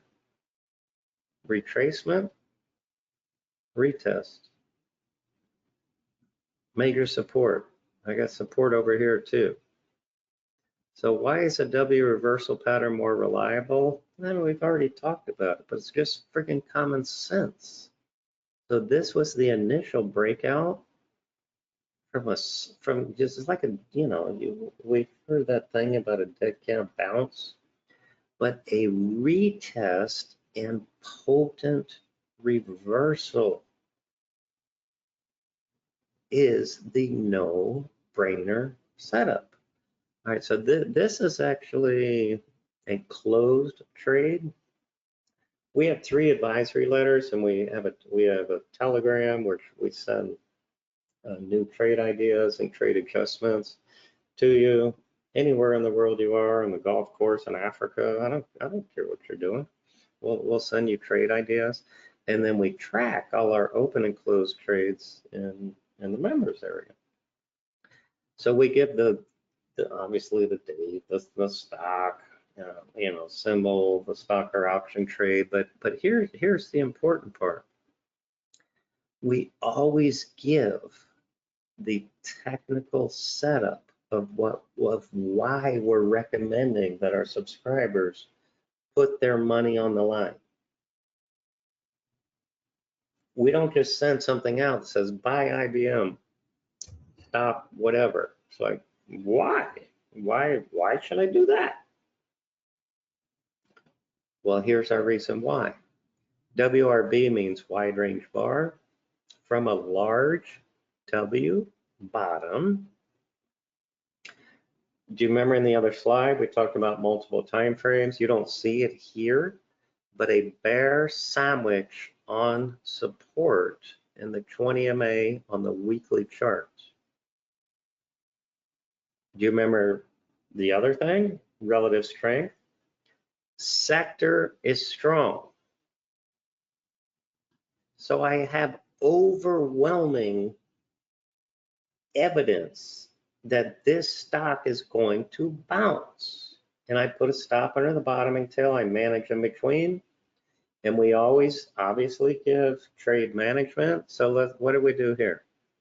Sell a third at 281 for a quick 28% return on investment. Look, 281. Look, 281 is up here. So we bought here 227. We sat through this. We're in management mode, but at the end of the day, we made 38% in 6 days. Let's continue. I got endless examples. I would say this is same but different. Momentum move goes up, retest, boom. I got my 3-bar reversal. It's a no-brainer. Greg and I, we've been together 30 years. We don't even tell each other what the pattern is, because that's just a waste of our breath.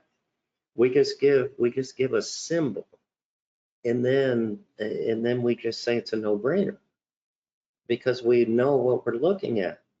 So once this closed with this bottoming tail, 3-bar reversal, W bottom, here we go. This is what this one, I think we did a directional also, but we also said we're technical based traders on trading options also.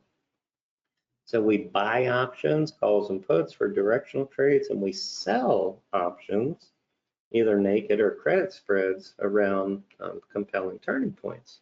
So when I had this turning point, look at this, we sold a $12, $10 put spread, took in 30 cents a share. If you sold a 10 lot, $300 would hit your account. You might go, well, that's not a lot, Dan.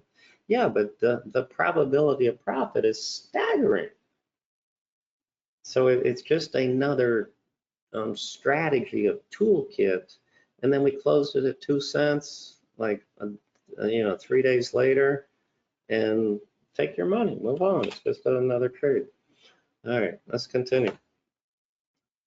New low plus. I don't even know what this is, it doesn't matter. But a weekly chart, momentum move down, less than a third retracement. Look at the bottoming tail. Made a new low and closed with a bottoming tail on major support. Now, if you are trading the weekly chart, you can buy over the high of this tail, stop under the low, and manage in between, totally fine. But what we do is say, beautiful W bottom reversal on the weekly, and I would go to the daily chart for my management. All right, what's all this mess? I'm just showing you how we use multiple time frames. So let's start up here on the monthly. We've spent 29 minutes together so far. Is this monthly a W bottom new low plus? Yes or no? Answer is yes, or you shouldn't be in this room, or you weren't listening. Answer yes. I'm not trading the monthly, but I'm just showing you it has room to run. Weekly charts. Now, again, I don't have time, but Greg does in his seminar. Can you see how this weekly is actually the W pattern tightened up? Of course, Dan, because 4 weeks are in one bar, so a bigger time frame condenses the data. So now I have a 1, 2, 3 on my weekly chart. Okay, well, I'm not trading the weekly either. I'm trading the daily. So I have a wide range igniting. I have a bullish 1, 2, 3, 4 continuation. That's where we entered. We bought this over the high, stop under this red bar. The weekly and monthly just would tell me, hey, this thing has a lot of room to run. Another example, the monthly, and I'm going to show you 2 charts here. Again, I'm illustrating the power of the multiple time frames. Monthly charts, is that a W bottom? Yes, Dan, quit asking me stupid questions. Yes, I get it. That's a W bottom. And what I'm doing right now, because I honestly didn't know, I just pulled up a DraftKings. DraftKings from this pattern, we entered on this weekly breakout. This is what we call a bear sandwich. It's a wide range bar, red bar, followed by a 180 reversal. So we gave this to subscribers at like 19 bucks. We're not in it, so I'm not bragging about that. But I'm looking at dunking DraftKings right now. It is $44.12 from this pattern, from a W bottom on a monthly with a weekly entry. Go look at it yourself. And this is now the daily. So remember, here's the weekly bear sandwich. This is a daily 1, 2, 3 at 19 bucks. Look, here's our trade. Buy the stock at 1870 and half at 1926. That's a core long. What does core long mean to us? It means the weekly and monthly charts are in alignment for a big move. Right here, folks. It's right here. I'm showing you the rationale why. Now I'll show you a chart on our live trading room, which is where we find these and we give them to subscribers and we analyze it in real time. So it's I'm sure you're learning a lot from these slides, but our live trading room, our advisory letters, we're giving you these trades before they happen, just like every one of these are before they happen. But this is a no-brainer product we came up with. We call it the Weekly Advantage. We do every Wednesday, we give a 1-hour education of our Master Trader Live. There's Greg over here, Greg and me. We give a weekly trade review, technical lessons, so it's ongoing education for less than $10 a week. So, I know new people, they want to test the waters, and we do have a lot of free stuff, our chart of the week, that MT Live. We broadcast our pre-market review on YouTube, but that's a great way to get more education.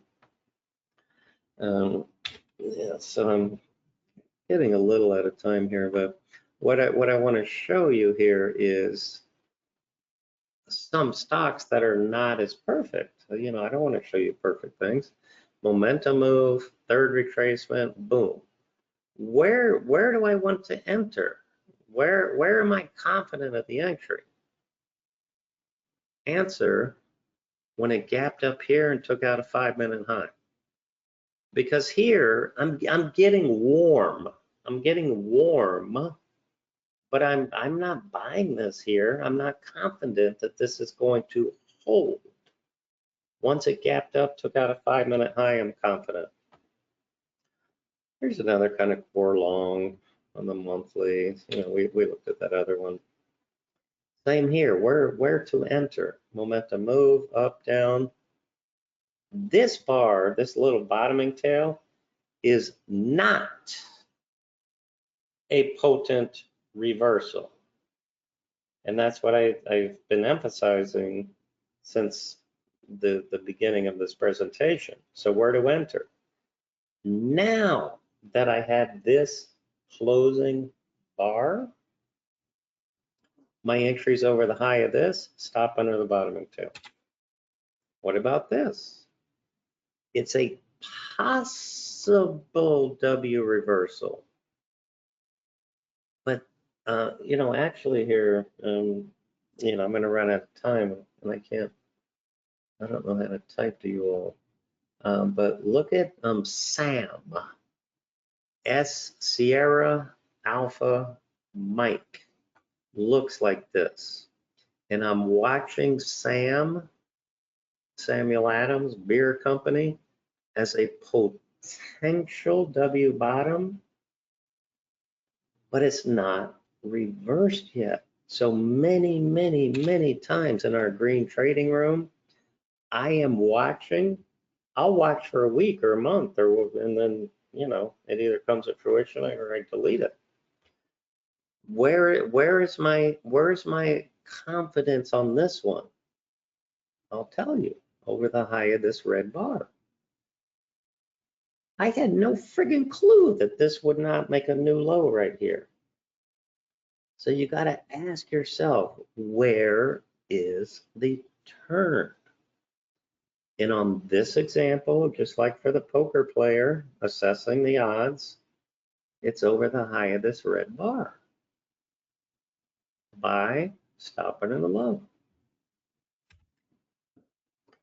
This was, wow, I actually even remember this chart. This was a Facebook. This was a 15-minute chart of Facebook many years ago. You know, I've been trading full-time since 1998. You know, part-time since I was 13 years old. And so this momentum moved down, V bottom. Could you have traded that as a scalper? Sure, you could have. Particularly if you went down to a 5-minute chart, you could have got a better entry. Here is my retest. Where am I confident to enter? I'm going to keep drilling this on you. Would it be this first bottoming tail? Absolutely not. It's not a potent turn. What about the next one? No, it's a topping tail. What about the next one? Yes, it's a wide range engulfing range expansion bar. That is my entry. Stop under the low, manage in between. You know, I wish I could see your eyes and talk to you, but I hope this is making sense to you. All right, this might have been way back in the COVID days, but just to show you that, so we were, look, no potent reversal yet. Here, and I have one on the cruise ships were also similar. So here's actually you know, do I call this a W bottom or just a bullish retest at the 50? Who cares? Who cares what you call it? But it's in an uptrend. The green is my 50 MA. I got a momentum move down. I got a potent reversal, and I got a 180 retest of that potent reversal with a price void. Do you see? Don't get caught up on stupid terms and trying for perfection. So this one, it was Caesar's Palace, whenever this was. So not only did we buy the stock, but we shorted a put spread. We did both. We did both. This is actually Tesla recently. I mean, we do monthly coaching, lifetime coaching. And this is not a textbook W bottom on Tesla on the weekly, but it was a bullish retest on major support.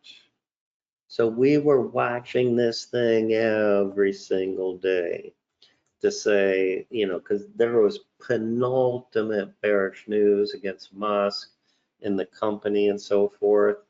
So guess what, ladies and gentlemen? So we you know, we were doing all kinds of trades in here. We're selling put spreads. We're doing this and this, and then we gave it to our as a long over here. And I'm just pulled up the chart. It went over 360 from this pattern. This pattern. Look here on my weekly. 360 is, I guess, where that says 20 MA here. So it did a beautiful big move. You know, I've talked about selling put spreads under support. These are beautiful no-brainer patterns. You know, the W pattern. This was, we did this. Actually, this dotted line is pre-market. So here's my daily chart. So it came down. I had a gap reversal on support. And you might say, well, Dan, I thought we were talking about W patterns today. There's no W here. And I'm like, you're right, there's not. There's not. It's a buy setup with a potent reversal on support. Now, let's look at the 15-minute chart. So this momentum move down was this momentum move, and then this is pre-market. I should have it marked a little better. So pre-market, notice it was gapping down pre-market. So this is, it collapsed pre-market. So now at 9:30 a.m. Eastern time, market opens and it rallies a little bit. What do I have here, ladies and gentlemen?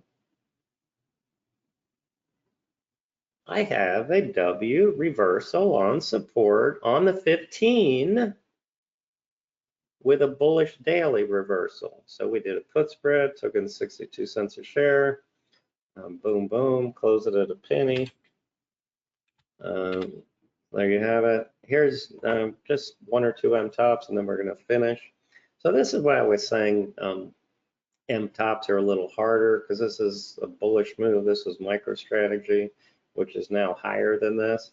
But look, consolidation came in, and so I'm looking for a potent reversal at resistance with a price void.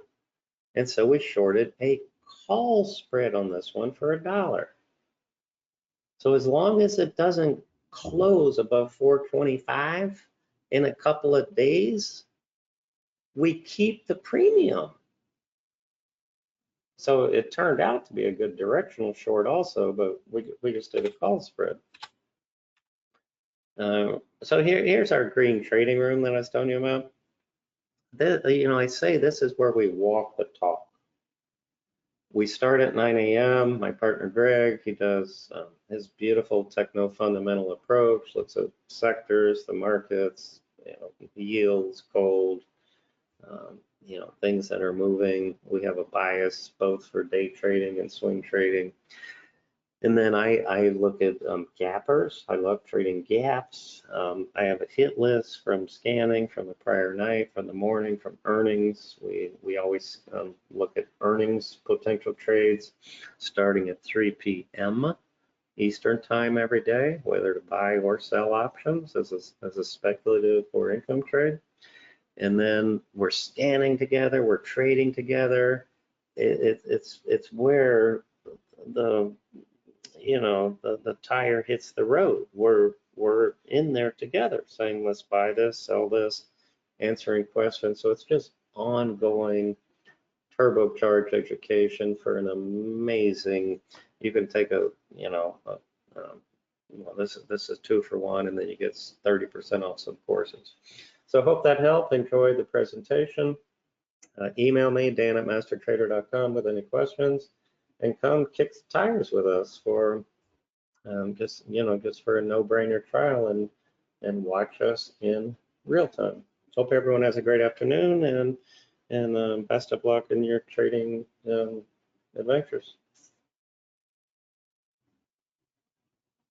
Thank you so much, Dan. Really appreciate it. Excellent breakdown of reversal setups and trader psychology. Your special offer is now in the chat. Make sure you click on the second link there for 30% off. That's https mastertrader.com/gr2. So make sure you get the link for GR2. The one above it is a little bit incorrect.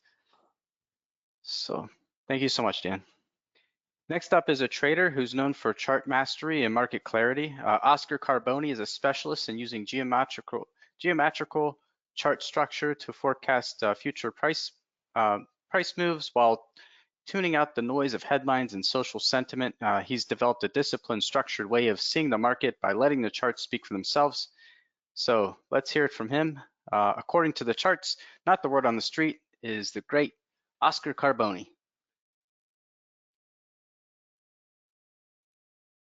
Oh, Oscar, I think you're on mute.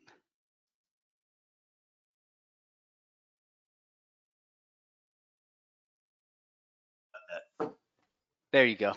Camera on, microphone is on. Yeah, everything's good. All right, well, thank you so much for inviting me. Traders, thank you from around the world for showing up. I love doing these webinars. I think there's a lot to be gleaned from them for everybody. And my job is to help you learn a little something today as well. So thank you for allowing me to present today. And my name's Oscar Carboni, for those of you who may not know me. I've been basically in this business since I'm an 18-year-old kid. Started down on the trading floors as an 18-year-old kid, got involved with analysis, just started to revolutionize what analysis was and put it on computers and the whole 9 yards since the 80s, brings us all the way to today. So I've got some great stuff I want to show you. Not quite a sales pitch here. I've got nothing to sell you, but I want to see if I can convince you to come hang out with me in my free trading room if you like what you see. So again, my name's Oscar Carboni, and just about every night since 2006, and that's not a joke, that's not an exaggeration, I put out a YouTube video just about every evening. The YouTube videos kind of look like this. Well, good morning. A little bit of, I come out. Well, good morning, good afternoon, and of course, good evening, traders. I stick around for a while to tell you what's going to happen.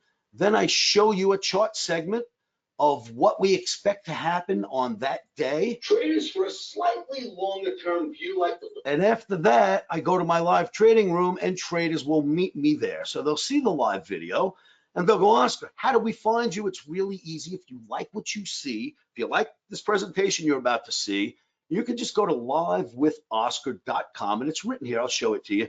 Really simple. You are literally just going to register. You're going to ask a few bits of information. You'll enter them. The only problem I see is lately, the first email you get from my site will go to your spam. Check your spam folder, come back. There's no price on this. There's no credit cards needed. You can hang out with me in my free trading room. I am there all the time. I'm there right now, in fact. Even though I'm doing a webinar from you, I'm still in my live trading room. Traders from around the world will gather here, and that's absolutely free to you. So I hope that you end up joining me. So The Omni Trading Academy is www.livewithoscar.com, where you can find me. If you like what you see in this presentation, come to the free chat room, join me. Nothing bad can happen to you there. If you really like what you're about to see, you go to omnibootcamp.com and fill out an OmniCamp application, and maybe I'll consider teaching you personally in my home office here in Las Vegas. So there's a few things that you can do here. You can fill out that app if you want, but why don't you see what's going to happen first, if you even care whether or not you'd want to come see me. So after reviewing emails, comments, going over social networking, the most asked question of me for this webinar, I had a lot of people ask me, Oscar, could you do this for the webinar? Could you do that? What will your webinar be about? I will admit the most asked question was this. Oscar, you made a call for 7512 in the E-mini S&P for this year. Does your call remain valid for the year end? 7512. The strange thing about that call is it's also the badge I've been wearing on my chest since I'm 20 years old, 21 years old. That's the year-end call. And at the same time, I think in March this year, the Omni made 7512, $7,512 in returns for the month of March. That number is an omen. So will we get to 7512? I say let's go on a hunt and see that for ourselves. Here's what we're going to do. First, we're going to start with the review of something I call the AI Revolution Portfolio. If any of you are at this webinar that's seen me at the last webinar for Traders Corner, you'll recognize every one of the charts in this webinar. I built the webinar in 2004. I built a portfolio during that webinar. And in that portfolio, I said, if you want to catch the AI revolution, don't listen to anyone. Listen to the charts. I'll show you great stocks. Put them in your portfolio and take them into the future with AI. You'll do well with them. So I offered a bunch of stocks. What I'd like to do is every webinar I do, I go over that portfolio first, let my Omniacs and fans around the world know whether they should take any of those stocks or ETFs out of the portfolio, or should we just leave them in? So we're going to look at that portfolio first. Next, we're going to check on the technical health of the stock market and see where it can likely go from here. Here's my hope at the end of this and for the rest of the week and next week. I hope many of you make sound money-making, take sound money-making positions based on the information you are going to see in this presentation. So let's go. First thing I'm going to do is go to the AI stock or the portfolio that I offered to my Omniacs and fans around the world when we were all the way down here. This is when Omni got interested in something called AI Play AIQ.O on Metastock. Look at this. The Omni started liking it here, and look at what it's done so far. I mean, talk about the AI revolution. Only the Trump tariffs were able to very short-lived disturb it, and it just keeps going higher. So something else that's on this chart, I've mentioned this to many of my traders in the world, that markets work in geometric figures, geometric ranges, they work in geometric angles, and the algorithms are written as such. And it's simpler than you may think. So pay attention to what you're going to see. I'm going to teach you some great stuff. I'm going to show you the simplicity behind things that seem so complicated on Wall Street. Example number one right here. This is a great channel. The green top and bottom of this channel has just worked perfectly, as you can see, just beautifully for AIQ. What else is happening on here? Well, they're also using this average. They're just keying off this average because you'll note every time. Let me grab a little, let's grab a little tool here to show you something with. All right, so you might notice every time they get to this average, the street comes in and buys it in conjunction with this bottom trend line. The street just comes in and buys that average every single time it gets there. If it gets through, hits the trend line, goes right back above the average, and they buy it again. So this is a fantastic average to use on AIQ, and we've done some smart stuff, but watch the geometry here. I'm going to show you something very interesting. Do you see how if I took this little circle here and showed you the spot that hits the green line here, the spot that hits the green line here, the spot it starts going through the green line here. Watch what happens when I show you where that geometry comes from. You see that green line is gone now, right? All I have is a trend line from this spot here to this spot. That's my only trend line. The rest of the chart did not happen yet. None of this has taken place, but I drew my trend line. Watch the geometry that Wall Street will use off of this simple trend line. They will buy it every time it gets there. Oscar, maybe that's a fluke. All right, maybe it is. Let's check example number 2. Watch this one. So we've got a trend line that goes from this high to this high. That's the end of the trend line. What makes Wall Street come in and sell it every time you hit that green line? Am I wrong? You hit the green line, they come in and sell. You hit the green line, they come in and sell. Sell, sell. Easy stuff, right? These are simple techniques anyone can use. But I can tell you this, Wall Street loves support and resistance, simple stuff like that. And they write algorithms to go out there and look for those angles, geometric angles of support and resistance. So AI portfolio, chart number 1. Let's go through this quickly because I don't want to waste too much time on them. Next chart, the AI portfolio is the Globex. It's called the AI ETF bots.o. Okay, we got involved here. I did a webinar, by the way. Every time I do a webinar, it started here. The first webinar was by this little triangle. Every time I do a webinar, I put a circle or a W with that little diamond. So webinar was done here, webinar, webinar, webinar, webinar, and now we're doing a webinar today. So I always mark every chart with a W and a diamond so that every time I do a webinar, we can go over the portfolio ourselves and see if we've taken anything out. Are they still performing? So, of course, AI play bots stays in the portfolio, looks fantastic. The only thing that ever bothered it basically was the tariffs. All right, what else do we have in our AI portfolio? There's a lot of great stuff to look at today. Another stock, Buzz.K. This is a very strong ETF if you're trying to capture AI without having to buy very expensive stocks. Another one in our portfolio, we gave it to you at $15 down here. Omni takes interest. It stays inside of this channel as best as it can. It breaks out for the tariffs and then explodes above. Look at where this is going. I mean, it's got a major update today alone. Another good stock that you would want to keep in a portfolio of long-term stocks if you're trying to figure out how to catch the AI revolution and you haven't figured it out yet. Write these stocks down. This has been going on since 24. I've been showing you right here, 23 actually is when I got involved in these stocks. By 24, we were showing everyone in webinar after webinar. So it was the end of 23, the beginning of 24. I've been showing these to you guys. You've seen them in the last webinar I did for Traders Corner. Anytime I do a webinar, you guys get to see these stocks because I have fans around the world that follow them. So check out the Buzz stock. Look at this ETF. I mean, it's just killing it. And it's running with AI. It's the future of our society, AI, the future of our markets. What else is there? We have the Franklin Intelligent Machines ETF. Now, this is an ugly chart to look at, right? I mean, it's just ugly, but a great ETF. Fantastic ETF if you want to be involved in the AI revolution. Another one you can put away is the IQM. And it seems to bounce off the 25 bar moving average like clockwork. If it ever gets back there again, that'll be your buy spot once again. But these are buy and holds. These aren't to trade. You buy all of these and just put them away. 2-3 years from now, you're just going to love Uncle Oscar, I promise you. Let's go to the next one.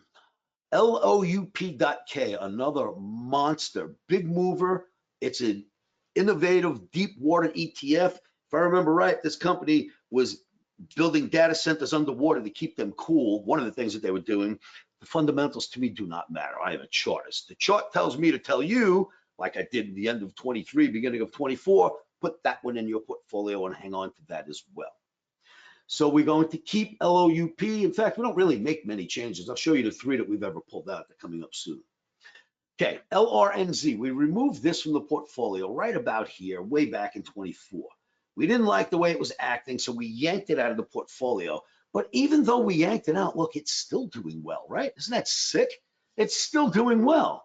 But that's out of our portfolio. Let's go to the next window. This one, yanked out of the portfolio right here. As you can see that circle, we removed it from the portfolio here. It did drop, but look, in the end, it's still a decent stock. Every one of them have just been motoring ahead, with the exception of the tariff time. Everything's been motoring ahead. But the Wisdom Tree AI fund, I just don't like it as much as the others, so that's been pulled out as well. And then there's a third that's been pulled out, and I think that's about it. UBOT, we took that out of our portfolio as well because of underperformance. Now, I always reiterate, do a webinar and tell my Omniacs what to take out, what to leave in. We've only taken out 3 stocks. We took them all out on the same webinar, and we've never changed the portfolio since. So this portfolio is solid. But this one also ended up getting yanked from the portfolio, and it's a laggard for sure. It's not doing well. I'm glad we yanked it. And then we're going to go here, and we're going to look at this one. Now, think THNQ.K on Metastock. Unbelievably good ETF. Once again, if you're looking to get involved in the AI revolution but not spend all your money, these are inexpensive stocks that you can get into and you should be able to ride them forward. These are ETFs. This one's an ETF anyway. So traders, if you're liking what you're seeing, and believe me, it's going to get better than this. I'm just doing the portfolio first. I'm killing time at this moment. We haven't even gotten started yet. But if you like what you see, you can always come to Omni Camp, which is at omnibootcamp.com. You fill out an app there and I'll end up calling you on the phone. Just watch this webinar. You're going to love this. What's up next? Boom. All right. So next on our list, and this is a wonderful one, it's the Defiance Quantum ETF, QTUM.O. Once again, put on our portfolio back here where Omni gains interest in 23. Started really showing it in 24, showed it in every webinar, love this one too, and this is just going to continue higher and higher. By the way, all of them put in V bottoms during the tariffs as well, if you notice the V's on every one of my charts. But we'll get to that. What else is in the AI portfolio? This monster we added into the AI portfolio on 10/24. This is MicroStrategy, MSTR. We added it on 10/24 at 184. With a target of 277, which was hit here. Then we offered more targets, and then we did another webinar, and at the price of 363, I did a webinar a couple of weeks ago, and I said if we get above this line right here, the top of this pennant flag, we will go to 500 in MSTR. It has gotten above the pennant flag, and it's already in the 450s. It's going to 500, kids. Great calls, easy calls to make using simple technical analysis. Simple stuff. I'll show you. Wait until we start getting into it. Right now, I'm just reviewing. And then we're going to start to look at something different. So the AI portfolio looks fantastic. We're going to leave all those stocks that are in there in. We're not going to take any of them out. Now, the big question that was asked of me, and I mentioned it to you, is, Oscar, are we going to hit the 7512 ES at the end of the year? Will the E-mini S&P hit your call for 7512? Now, this webinar I put together last night, I wish I could have been the first presenter today because I would have been able to get you all along for today, but that's all right. I get my chance at 3 p.m. So, Dow Jones Industrial Average daily bar chart. What you're looking at is, once again, good old support lines like I just showed you on all of those ETFs. What seems to happen is Wall Street writes ETFs looking, Wall Street writes algorithms looking for geometry. How do we know? Well, look at this. A perfect buy opportunity happened yesterday into today, and straight back up we went. Now, this is your Dow Jones Industrials. Is this resistance? It's hit here once, came down. Hit here again, you'd call it a double top, came down. I don't think that's what we're seeing, but we're going to get back to that chart. Keep this one in mind. Let's go look at a few more charts, then we'll get back to that one. So let's go here. Now we're really going to start to mess with this a little bit. Let's go to chart number 5. Here's the Russell 2000. Are we at support? Are we going higher? Oscar, can we make your 7512 call? Well, looking at the daily charts, look what just happened here. I had this all mapped out for you last night, traders. I wish I could have given this to you last night. It was perfect. So right there, perfect buy right off what? The support line. They tested the support. Simple technique. That support line goes from the absolute low of tariffs to the next low it hits. Boom, Wall Street comes in and does what? Buys it on the geometry. And this average, simple stuff, testing support. That's your Russell testing support. Will we go higher? Russell says yes. What else is out there? Let's see what else I can do for you. Look at this one. E-mini S&P. Now, what I like to call this rally, see in between these two trend lines, this wonderful rally that's going on right here, I like to call this the Trump got it all wrong rally, because that's all you hear on the street, right? These are people that don't read charts and use emotions to get on TV and spew nonsense. If you read these charts properly, the last thing you would think is we're going down because Trump, forget him. The last thing you would think is we're going down at all. But people think because whatever, they don't like the president, whatever's in their heads, I don't deal with that at all. I just look at analysis. I don't care who the president is. So Trump got it right, if you ask me, but the street says he's got it all wrong. But look at this rally from the lows of the tariffs. Does that look like anyone got anything wrong?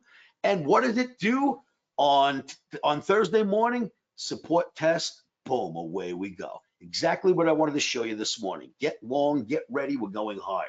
So E-mini S&P also says yes, looking at the daily. Let's go look at something else. I can't see what you guys are typing to me. There's too many things on my screen. Dan, if you could handle that, I'd appreciate it. My live trading room, there are people typing to me in there right now. All right. So NASDAQ, what happened here? Once again, held the support, held the average, the simple support line, simplicity. Currently testing support lines, held well. We're gonna have a gangbusters rally on Friday. You'll see this thing is going straight up. So NASDAQ also as a daily looks fantastic. What else did I wanted to show you? Oh yeah, let's go back to this one now. Now we're gonna go back and we're gonna check this guy out again. The same one that I told you we'd get back to. This is the Dow Jones Industrial Average. Are we gonna go higher? Well, let me show you what this really looks like. This is a technique I like to call the knock technique. Many of you Omniacs out there know this technique if you've been following me, right? Let's go play knock. Check this out. We knock on this door, it doesn't open, the market goes down. We knock on the door again, the market doesn't react, the door doesn't open, the market goes down. We knocked on the door again right here. The market did not go up, it went down, but it hit the absolute spot where we would expect good old-fashioned support lines, started to head back up. Is the Dow going to get above? Let's go look at some other stuff. Talk about support first. You see how the support works so well here and it worked well here? Well, it doesn't just work in indices, it'll work in anything. Watch this. You're also going to get fantastic looking support in silver. Look at the support line. Look at how many times you could have bought that support line in silver, because it's what Wall Street is looking for. I promise, I grew up on Wall Street. They program simplicity into this stuff. They don't get overcomplicated. There's a bull flag here. You can clearly see it, right? Bull flag makes the market go higher, and it clearly goes higher. So we've got a couple of bull flags. Boom, market hits the support in that bull flag before it decides to go higher and break out. What does it do? Builds another flagpole, and then builds another flag. It's a wonderful thing. What happens after that?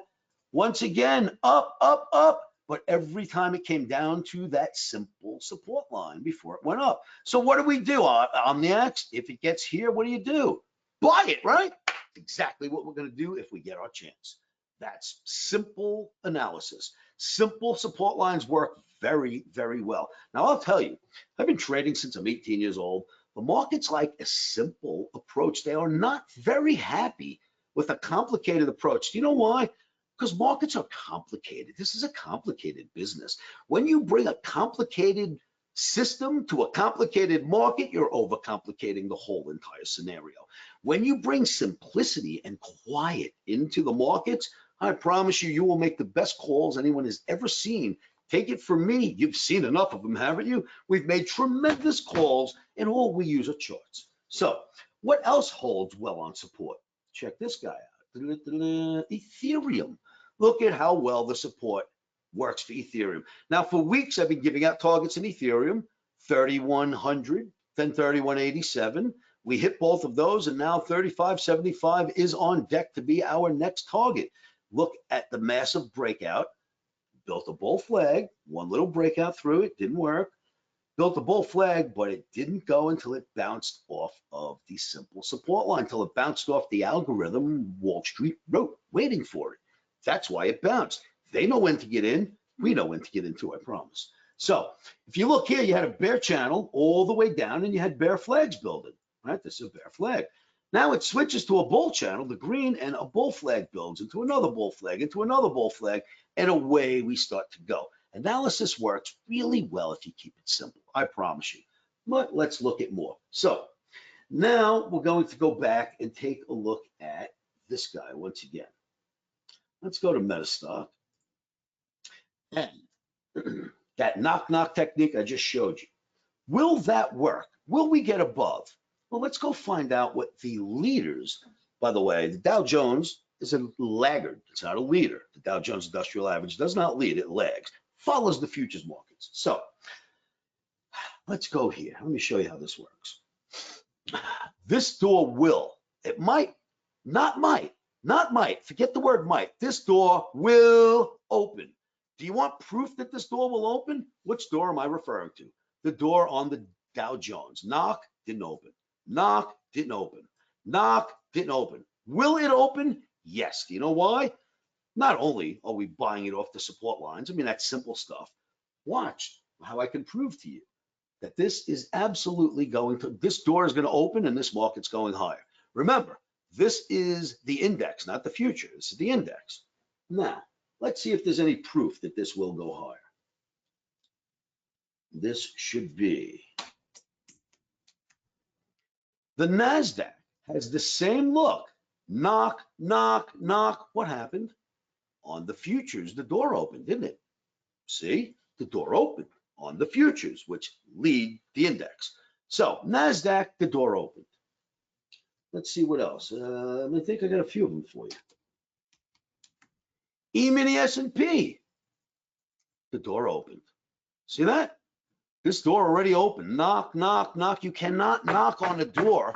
You cannot knock on what I call a door, a support or resistance line, too many times in this industry without the door opening. It's what happens. That's how analysis works. Knock, knock, knock. Finally, the door opens. So the door opened already in the futures. Futures usually lead the Dow. The index usually follows. Futures have already broken out. So if futures have already broken out, wouldn't it make sense then that this is going to break out too? This will break out as well because it follows the futures. So far, the evidence is absolutely pointing towards, yes, we are going to get to that 75.12 target. But let's look at a few more charts and then we'll go from there. Let's see what else I could show you here. The YM basically will break out. Now, how well does technical analysis work? When I show you techniques, it's just amazing how they surprise me from the day I started learning them, just how accurate they are. So let's go to page 21. I think I had a chart there that I had drawn up a while back during the Trump tariff crash. So can we get to 75.12? Is there enough time? Are the markets bullish enough? Can the S&P reach the Omni year-end call? So let's look at this a little bit.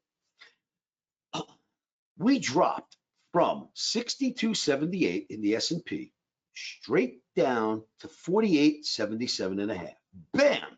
That was a $1,401 point drop. 1,401 point drop in the E-mini S&P. Hits that low, and if you guys have been following me, you knew I had targets down there. I told everyone the week before we got there, that would be the spot to go long. That's for another video, though. All right, so anyway, we did nail the bottom coldly. Anyway, we dropped 1,401 points. Then we rallied from 48.77 to 63.43.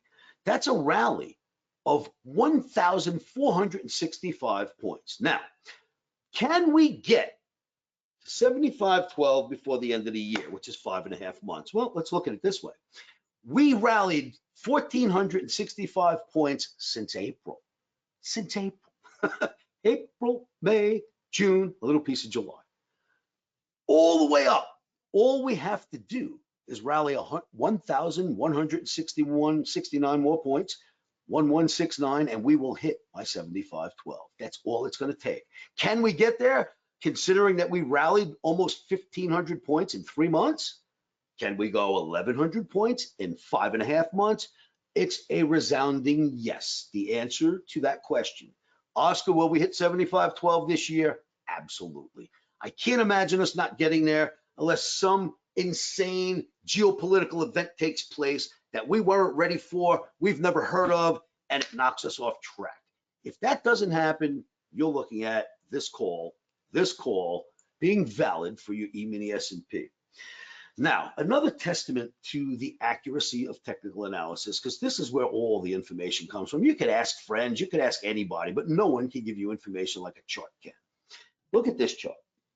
This is a NASDAQ chart that I built. This is a testament to the power of technical analysis. I built this chart on 11/30 last year, November 30th. Many of my Omniacs in my live trading room, they seen the chart. And what I did with that chart was I said, we've got a target of 15,300, give or take 500 points by April of 2025. I did this in 24. And all of us got a little bit afraid. All of us went, we're going to put that chart off to the side. We're never going to speak about it. Why? Because we were in gangbusters bull market at this point. And right here, I came up with a target that would get hit by 425. Lo and behold, once it started to go down, we re-pulled this chart back up. We revisited it. Look at what it did. We expected it to hit here by 425. These are monthly bars. It went bang, bang, bang, 425. It hit here on 430. Unbelievable, right? That was just a piece of analysis that we set off to the side. The market gave us, the charts gave us this analysis. We didn't conjure it up. Told us that we would drop. And you know where NASDAQ went down to? Got down to 15 and change, look. Excuse me, got down to 16,286. We expected 15.8 if you add or subtract 500 points. It just about nailed our target. That's an amazing piece of analysis that was set forth before any of this ever happened. That is why I always try to show people how well charts work, how strong they are, and the fact that you really don't have to listen to anything but a good chart read, and it will show you everything that's coming in the future. Now, when I met Traders Corner a few years ago, I literally said, guys, I am the best chart analyst on this planet, I promise you.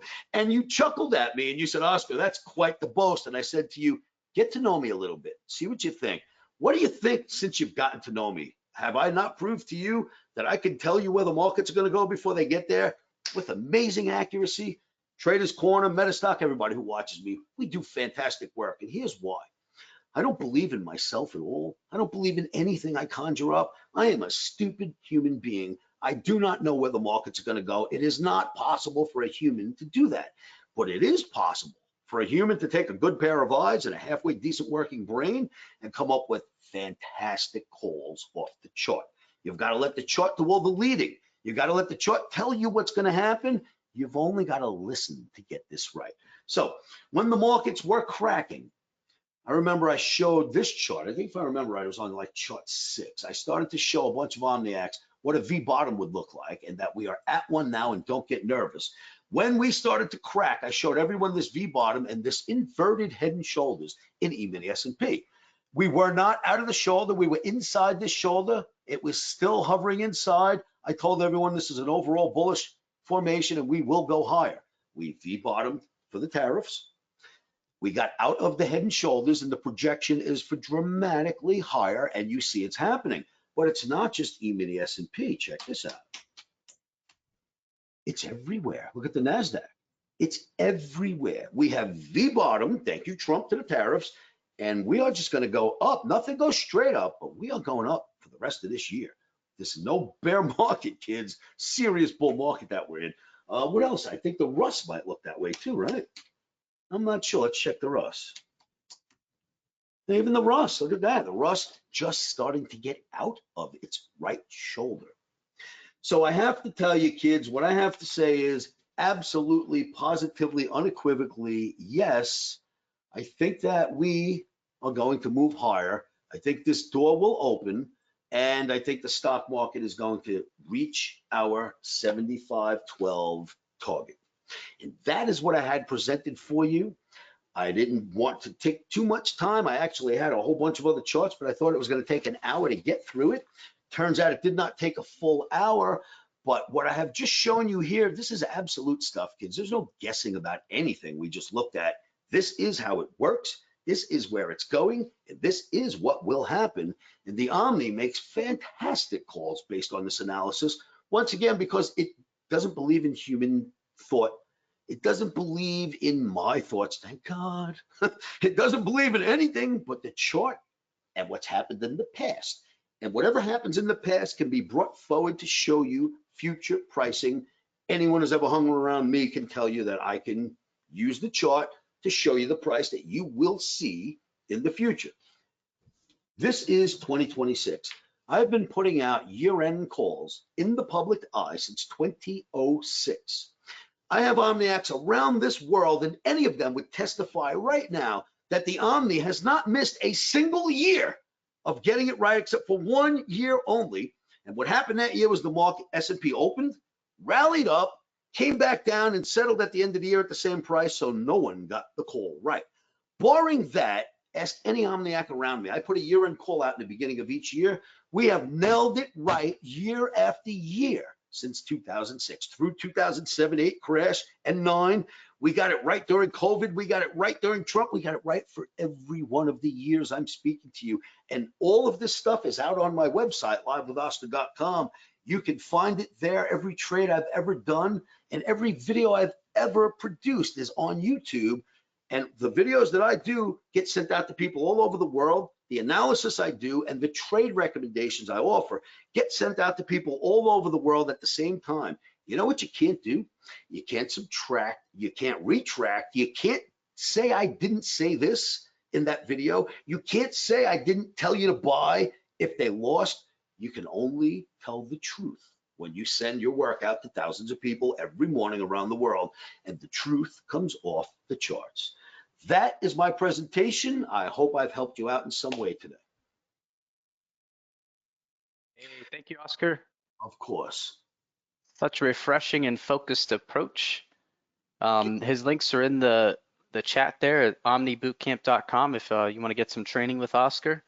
And if you want to just try him out, go to his website, https://livewithoscar.com. So I encourage both of you to go there. Oscar, you are a legend.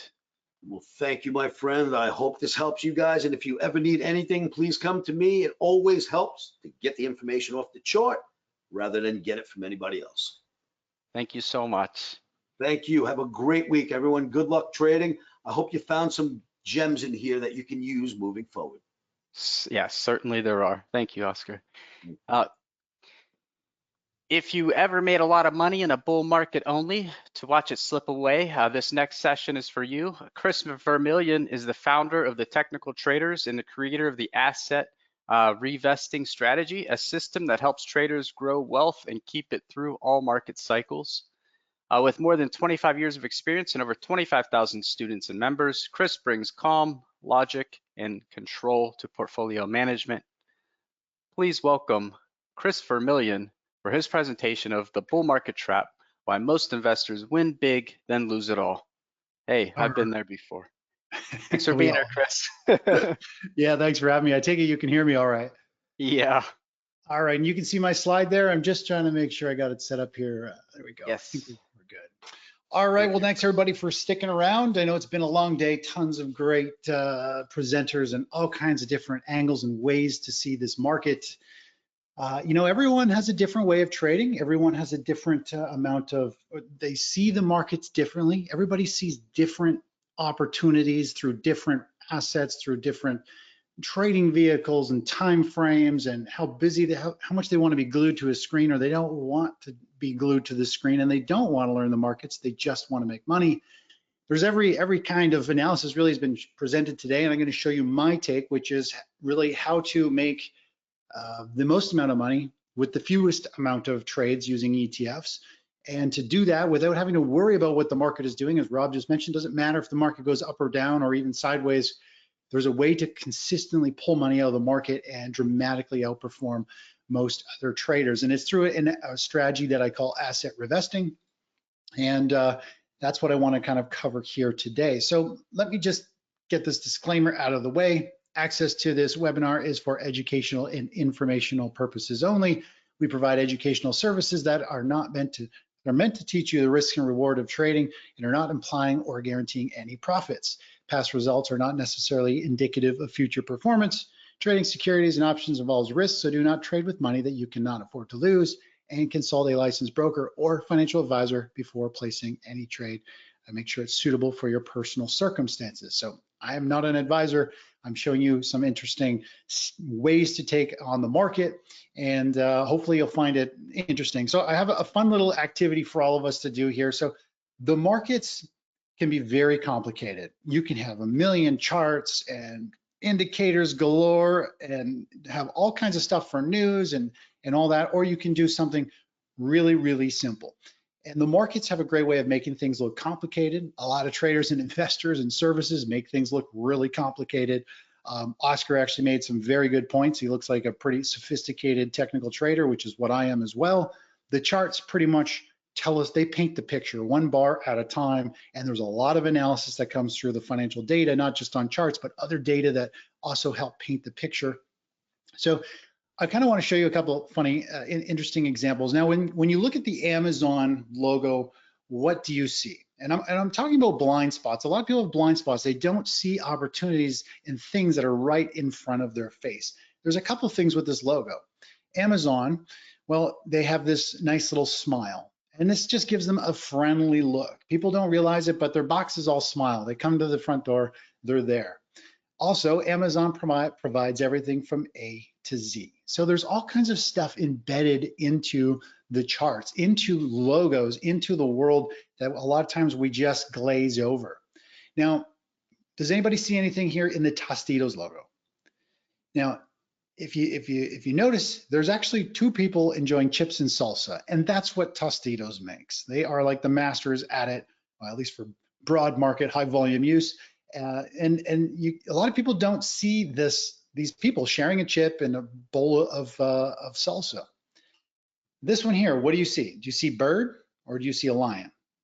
There's two of them there. Depending how your brain works, you might only see one, but once I probably tell you the other one, you now see both of those. There's a bird with his wings up and a little tiny head in the middle, or there's a big lion and you can just see kind of his overall peripheral or the edges of him. So that's how I want to show you some angles on the market that you might not have seen, because the markets are actually very simple if you don't make them complicated. And Curtis Faith, this is a trader. He made $30 million in 4 years, very famous, a long time ago, but he says it really the best. He says, it takes a lot of time and study before one realizes just how simple trading is, but it takes many years of failure before most traders come to grips with how hard it can be to keep things simple and not lose sight of the basics. Everyone gets overwhelmed and gets really complex and tries to have these strategies and all these indicators. Man, it is not that complex. Knock, knock on the door. As Oscar said, you knock enough times, you're probably going to be opening that door because you want through it. It's somewhat that simple. So the strategy I'm going to show you with this asset revesting strategy and how to become wealthier, faster, easier, trading only literally a handful of ETFs, like 5 ETFs. We usually have 1 or 2 on at a time. I'm going to allow you to enjoy your retirement sooner if you're not retired, or make a lot more money without the stress and sleepless nights. If you are retired, you don't have to worry about your lifestyle and giving back a huge chunk of your portfolio because you don't really know what to do, and you just need some help there. So just to touch on, we've got hundreds of testimonials on our site and here, and a couple of these numbers make it really clear what people say about this strategy. John says, I've been a subscriber for a few years. Although I'm not a trader, I follow his moves and he is being correct in almost every trade. We don't win every trade, that is for sure.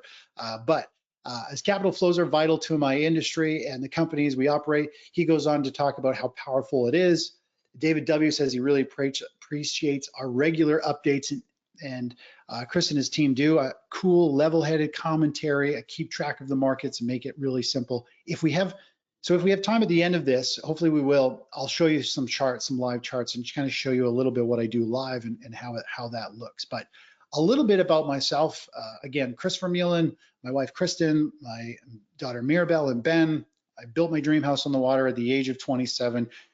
I've been trading this strategy I'm showing you since 2001. And All I do now, I built our dream home on the water, and I just manage my own money, and I share my exact portfolio trades and my daily analysis with you or with members of my newsletter. That's what I do, and that's my passion, my focus. It's my hobby, it's my sport, it's everything.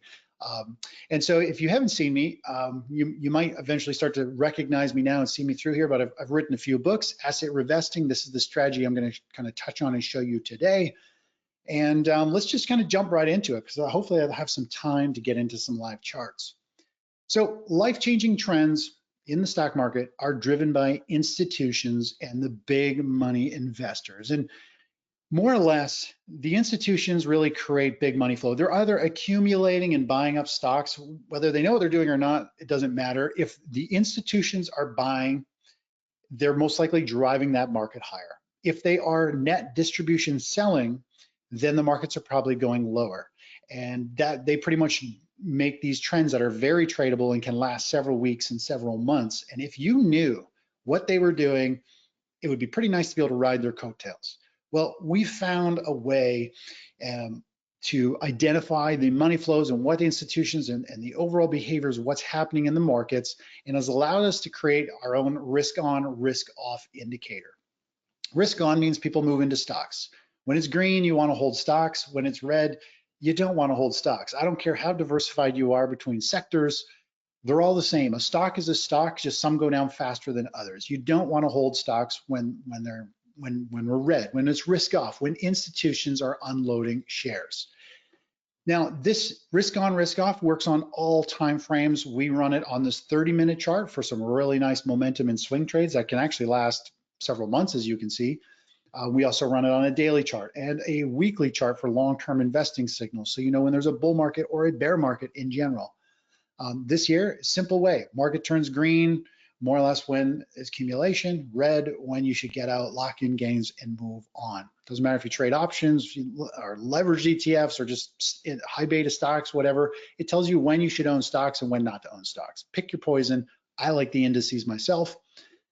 A good example of how this works, this strategy with asset revesting, is through the COVID crash. This was a perfect example of how we navigated it with really little stress when it comes to our financial and position side. So we were long the S&P 500 ETF at the top. Now the market started to roll over and our strategy turned red. It said, hey, get out of stocks. We exited both the SPY, the QQQ. Our strategy then also said, hey, TLT is the next asset that fits our criteria. We're either looking to own, just so you know, stocks, bonds, the US dollar index, or cash. Bill is a cash position. So we moved out of the stock market near the high. We then rotated into TLT, which rallied 19% in 9 days. In fact, it gapped above, it had this huge gap above our 15% target and gave us a bonus fill at 19% gain. So as the market was falling apart, COVID was hitting, our accounts pop and skyrocket 20% higher, pushing us to new all-time highs.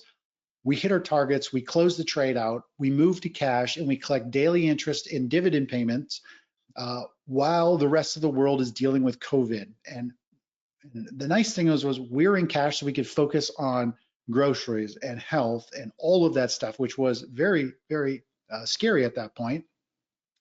And that's what we focused on. And then eventually, a few weeks later, the stock market gave us a new buy signal, and we bought back into the stock market at about a 12% price lower than where we exited, allowing us to ride it all the way up and catch that move again. And that's what this strategy is all about. It's about rotating our money from one asset class to the next. Either money's flowing in stocks or it's not. And if it's not going into stocks, it's going somewhere else. So we go to where that money's flowing, and it is that simple. And with these ETFs, it makes it very simple to do that.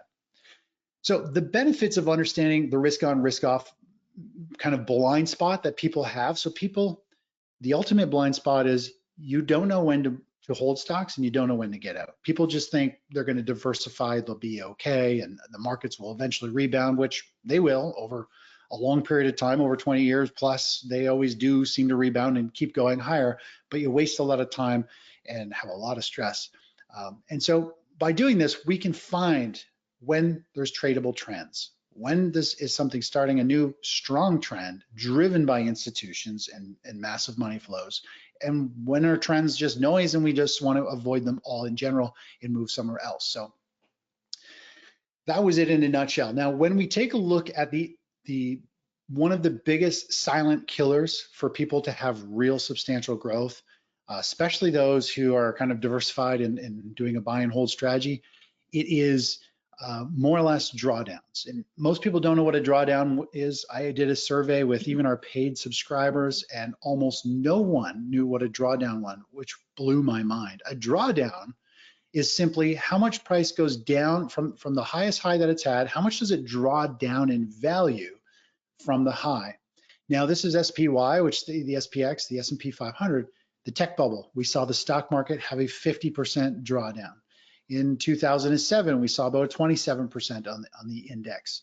Not only that, not only did you have to suffer those, but you wasted 12 years with one heck of a roller coaster ride, multiple major stress problems, and then of course you've wasted 12 years with no return.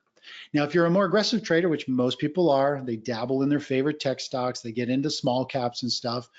The same tech bubble also absolutely crushed you. You had a massive 83% loss on that portion of your portfolio. It took 15 plus years to get back to break even. Now, I don't know about you, but if you are close to retirement or in retirement, the last thing you want is a 5, 10, 15 years of losing half of your money, potentially a couple of times, and not making anything. You had to, these people here had to suffer and watch the stock market rally 500% over 15 years, and they didn't make a dime. They were just making back what they wanted. And we have a lot of investors who have been through this, and this is why they use our strategy. They don't want this to ever happen again. And of course, there's an easy way to avoid it by following price and managing positions and risk. So let's just take a look at that. If you don't manage your positions, which most people don't know how to do it properly, you will eventually lose money. You will eventually be close to retirement or retired at some point, could be 10 years, 20 years down the road, depending on your age. The markets are going to go into one of these corrections and it is going to destroy you. The buy and hold strategy and not understanding risk on, risk off, bull and bear markets is a ticking time bomb for the retiree. It's just a matter of when in retirement does it hit them, and then you're going to have to live through that pain, unfortunately. So it's all about just managing position sizing, taking partial profits. You do have to lock in returns, and you do have to exit positions, whether a stop is hit or a trend changes or something like that.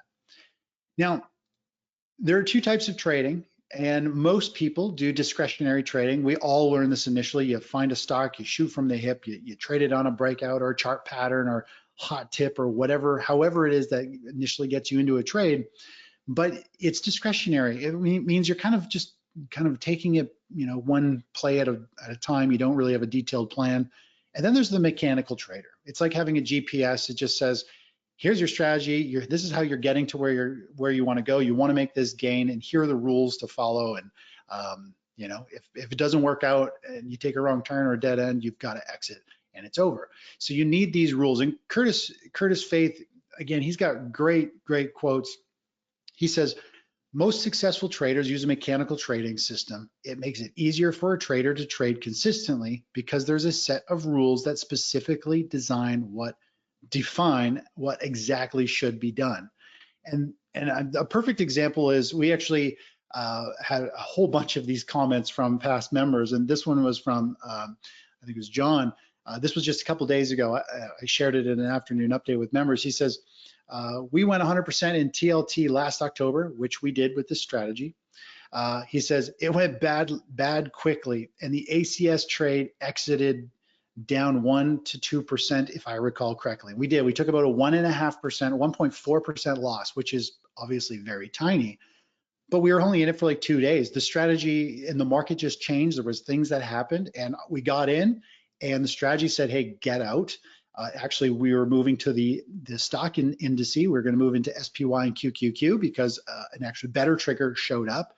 And traders naturally said, well, we just got in. I don't want to get out yet. I still like bonds. It ended up falling like 10 to 15%, while our other trade rallied about 7.5 to 8% to the upside. Huge pain. Anyway, he goes on to say he stayed in for a few more weeks. Bad idea.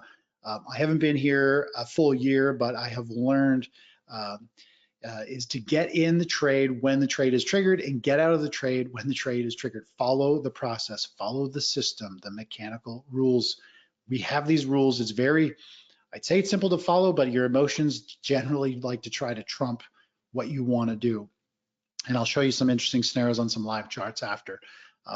So why use a mechanical trading system? It's simple. It's rules-based, so we can measure what's going on. It reduces stress. It frees up our time because we're not drawing on charts all the time. We don't have to figure stuff out. It's already, you know, done for us more or less. And of course, it's going to create account stability. Consistent trades equal better stability income and reduce drawdowns and losses because we don't hold losers. As soon as something loses momentum, we're out. So let's talk a little bit about the adaptive compounding strategy here. So if we were to take a look at how it kind of works, I have two charts with the same time frames overlaid on here. The top one is the S&P 500. The bottom one is the chart of TLT. And more or less our strategy, these are the daily charts. Our strategy says, hey, when the stock market goes out of favor, turns red, close out our stock position, our index trades. And then the system goes and looks through our asset hierarchy of what is the next best asset that we should rotate into. And of course, back here, it was bonds telling us to get into TLT. So while the stock market had this big correction, it traded sideways for a couple of months and then flushed down and sold off, we moved into something more stable and ended up growing our account by about 6% to the upside, while everybody else was losing their shirts, panicking. And then as the market rebounded and a new uptrend started, the institutions and the big money flows kicked back in, our strategy said, hey, get back into stocks, ride this baby up. And obviously we have to sell our other positions. So we get out of bonds and we rotate, we reinvest our money back into the stock market and catch that next trend.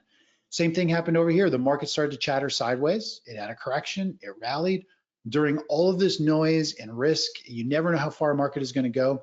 We moved into something that pretty much just kept going up from the day we got in, and we made a little bit more money while the stock market was trying to figure out what the heck it was going to do. And there was a lot of panic and volume and traders, making some bad decisions through this time frame.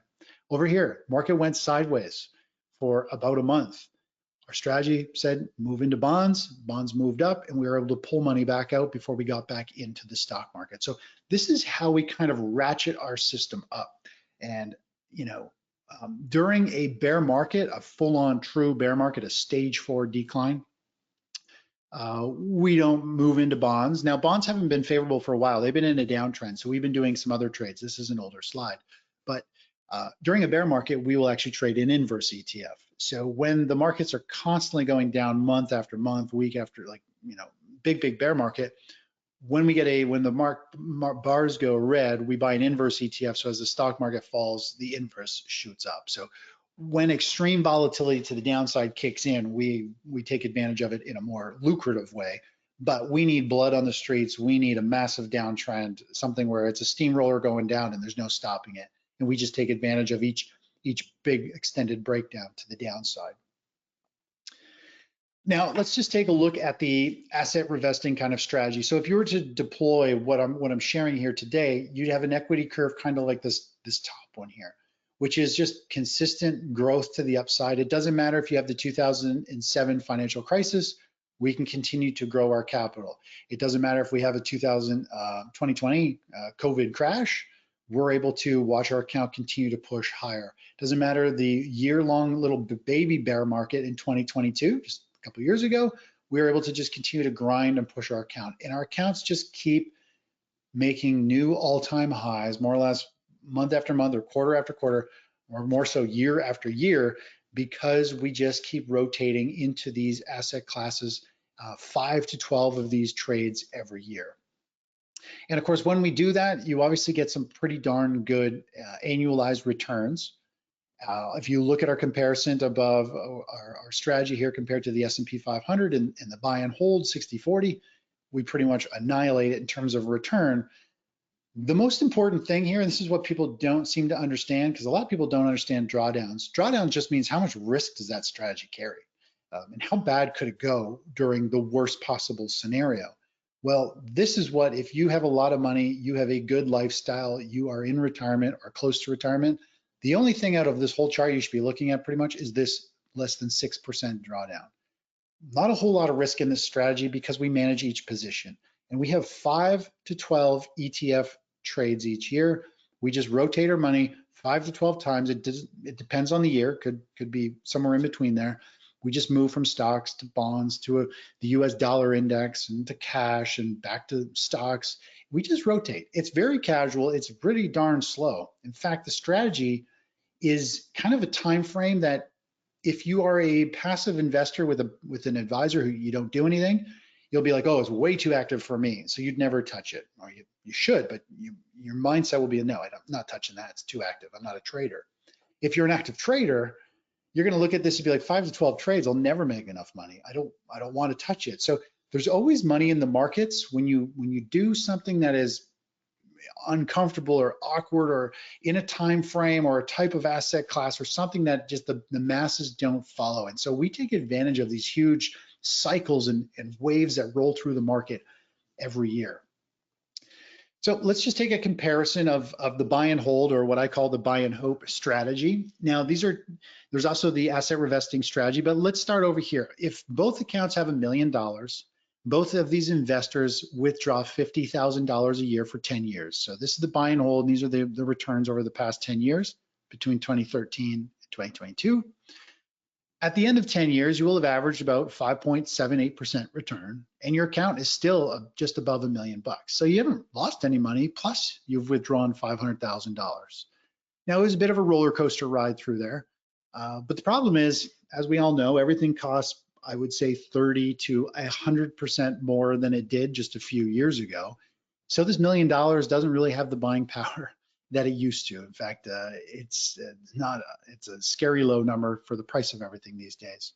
Now, on the flip side, if we only hold assets going up and we avoid drawdowns and losses and all that stuff, and as things are losing money, we move into something that makes us money, it's a huge difference. The average return over the same 10-year window was 16% a year, and you end up with 3 times more money, which means you have one heck of a fun retirement. You have money to burn, to give away, to help people, to pass on to the next generation, and you can really free up and feel pretty darn good about life versus doing what everyone else does. I say the buy and hope, but this is also very similar. In fact, if you are an active trader, you trade your own money and you don't just buy and hold with an advisor, the reality is most people underperform. You'll have worse performance than this. It's just the way it is. There's all kinds of stats that show self-directed traders underperform the buy and hold, and the buy and hold sucks. That's the reality of it. So that's kind of where we're at in terms of this type of strategy. So let's take things one step further. This strategy is based on one of the most powerful forces in the universe. Now, can anyone guess what that is? I'll give you a little secret. Albert Einstein figured it out. So if you didn't guess it, or if you did guess it, it's compound interest. Now, compound interest is the 8th wonder of the world. It is extremely powerful. And that's what this strategy that I'm showing you has working for. We call this strategy ACS, the Adaptive Compounding Strategy. And that means, so if you buy and hold, you don't have any compounding. You buy, you have that same position, and you just have to slowly grow it over time with all the volatility. If you do the buy and hold strategy, you will never retire early because the stock market needs 40 years of buy and hold to go through all these dead 5, 10, 15-year bear markets and waves with no return. But what our strategy does is we have 5 to 12 trades a year. Each time when we lock in gains, that new amount of wealth, that higher value gets dropped into the next trade. We're compounding our account 5 to 12 times a year.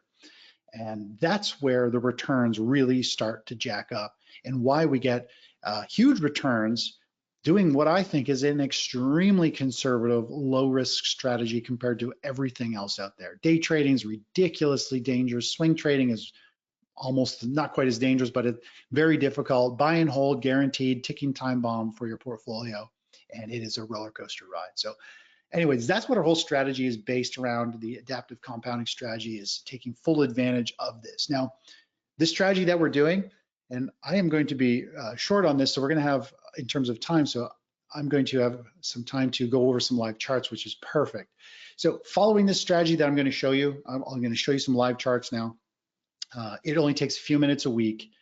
Now, there's all kinds of stuff in here. You could spend an hour a day. We do a morning video. It's 5 to 15 minutes every day. I recap the markets, and you will learn a ton. I provide all kinds of analysis for you to make day trades off of with the pre-market morning report.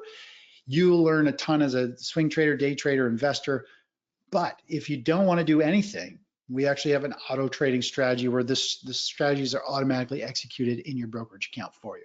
So pretty straightforward. You can put as much time as you want. We have a course I'm going to show you, or you can just let the strategy trade for itself, or you can do a mix. You can execute the ETF trades in your own account. So you have access to everything through our mobile app, our email, our website, more or less. If you take a look, this is the strategy that we have here. This is the offer that we have. I'll come back to this, but we have this special offer for Traders Corner. You save thousands of dollars. You can have it auto traded for you. So if you want like your own kind of business working for you, move some money to the asset reinvesting strategy, let it auto trade and knock yourself out with your other daily trades. I know we all love to trade. You don't want to give it up. So you can have something trying to hedge your losses or your trades elsewhere working for you. When the markets go down, you've got something that's going to help, provide some more return. And of course, you get a 7-hour technical analysis course with all the stuff in it, live mentoring twice a month, all of that stuff. And of course, with that, we give you a performance guarantee, meaning if you were to suffer a 20% decline in the next bear market, then you get access to the strategy for the next year completely free. But we have a strategy where this really can't happen. And that's why it's so powerful, is we have a way to navigate the markets and actually profit from bear markets, not get slaughtered and eaten to death by them. So let me just jump over to the charts here. Let's take a look at the short-term charts and kind of go over what's been happening in the market. So we have the daily chart of the S&P 500 here on the right. We are breaking to, or on the verge of breaking, actually we have broken to some new all-time highs with the futures market. The NASDAQ is breaking higher as well. So pretty exciting. We have this huge, beautiful rally to the upside, a nice bull flag pattern. And this market is set to go quite a bit higher. Now, if we were to use some technical analysis, there's a few interesting things here. Let's use Fibonacci extension, which is my favorite tool. We can get a gauge of the strength of this rally to the upside, the strength of this pullback, and carry that forward. And if you don't know what Fibonacci is, it's a golden ratio. It really is a value that the whole universe more or less works around. And the theory and the strategy that we use for analysis is you have the strength of the rally and the strength of the pullback. And based on that, Fibonacci theory carries that momentum forward to the 618. This is called the golden ratio. If the market pauses at the golden ratio or has a hiccup or pullback, we almost always go up to the 100% measured move. So there is quite a bit of upside still here in the S&P 500. There's another 4-5% to the upside, and we're just starting to break out. Now, from a short-term basis, we actually had a short-term oversold market condition yesterday, I think it was, or the day before. Let me just zoom in a bit more here. This lime green is a setting that says, hey, this market's actually pulled back too far. It's about to bounce. And we also had our panic selling indicator, which tells us the money flows on the New York Stock Exchange. And when it spikes over 3, it usually tells us get ready for a pivot low in the market. So we have panic selling, and then we have a washout oversold level, and then the market screams higher. And so we see all this more or less on a daily basis. It happens over and over again. If we zoom out, you can see another significant low. We had panic selling. That means get ready for a market bottom and some type of rally to the upside. And so when these bars are green to tell us the trend, that is when we want to more or less be accumulating. You can see these positions here. If we take a look at these positions, we go from a downtrend to an uptrend to these oversold plays, and there's all kinds of short-term trades through here. Now, what's interesting is these custom indicators, to tell you when there's panic selling and when there's FOMO. In a downtrend, we look at FOMO. We focus on when the market's overbought, everybody's chasing pricing higher, people are buying call options. When there's FOMO, the market actually is about to sell off, but we ignore it in an uptrend. We only look at it in a downtrend, and that's just the way that works. And a good example of that is, let's just take a look. In my book, I talk about, this is technical trading mastery. We talk about the trend analysis and how that's all unfolding. But if you do want to get these custom indicators, find out how to draw these oversold and overbought market conditions in a downtrend and these panic indicators. If you're interested, you can go to Amazon and pick up my book, Technical Trading Mastery. Now I have a new edition coming out in like 4 days, so I wouldn't purchase anything yet, but it's constantly battling between the most gifted and the #1 bestseller in online trading. Chapter 10 and 11 and 12 tell you how to identify trend analysis, how to identify panic selling, FOMO buying, and how to figure out overbought and oversold market conditions on there. So you can get that book. If you're getting that book, you can also get the asset revesting book and learn about the other strategy, which is more important in my opinion, because it's long-term growth and it's more growth and it's a lot less effort and all of that. But anyways, that's kind of the short-term take on the markets. Now, the stock market has a pretty interesting price action going on here. Let's take a comparison of the 2007 market top, which is the left chart. Stock market made a high right here. Gold was leading the way, shooting higher, which is this yellow line. This was just before the global financial crisis. If we take a look at today, we had the stock market make an all-time high. Very similar type of price action. Gold is outperforming just like it was back in 2007. It's leading the way. Stocks are hitting all-time highs. We have a very similar setup. Now, the stock market might squeeze a little bit higher. It doesn't have to roll over right away, but it is showing signs that is ready for a pretty big correction. Now, if we take a look at 2008 of what happened after this particular type of setup, and gold has this setup happening in a huge way. The stock market starts to sell off. It breaks down. Gold shoots higher for a couple of months as the defensive play. People go there as a safe haven play, but eventually when there's enough selling in a bear market, almost everything goes down. You don't want to hold gold. And so gold eventually kind of gets sucked down with the market, and gold ends up selling off, and it pulled back about 34%, still pretty volatile, while the stock market fell over 50%, and it just kept going and going. Eventually gold stabilized and became a top performer again.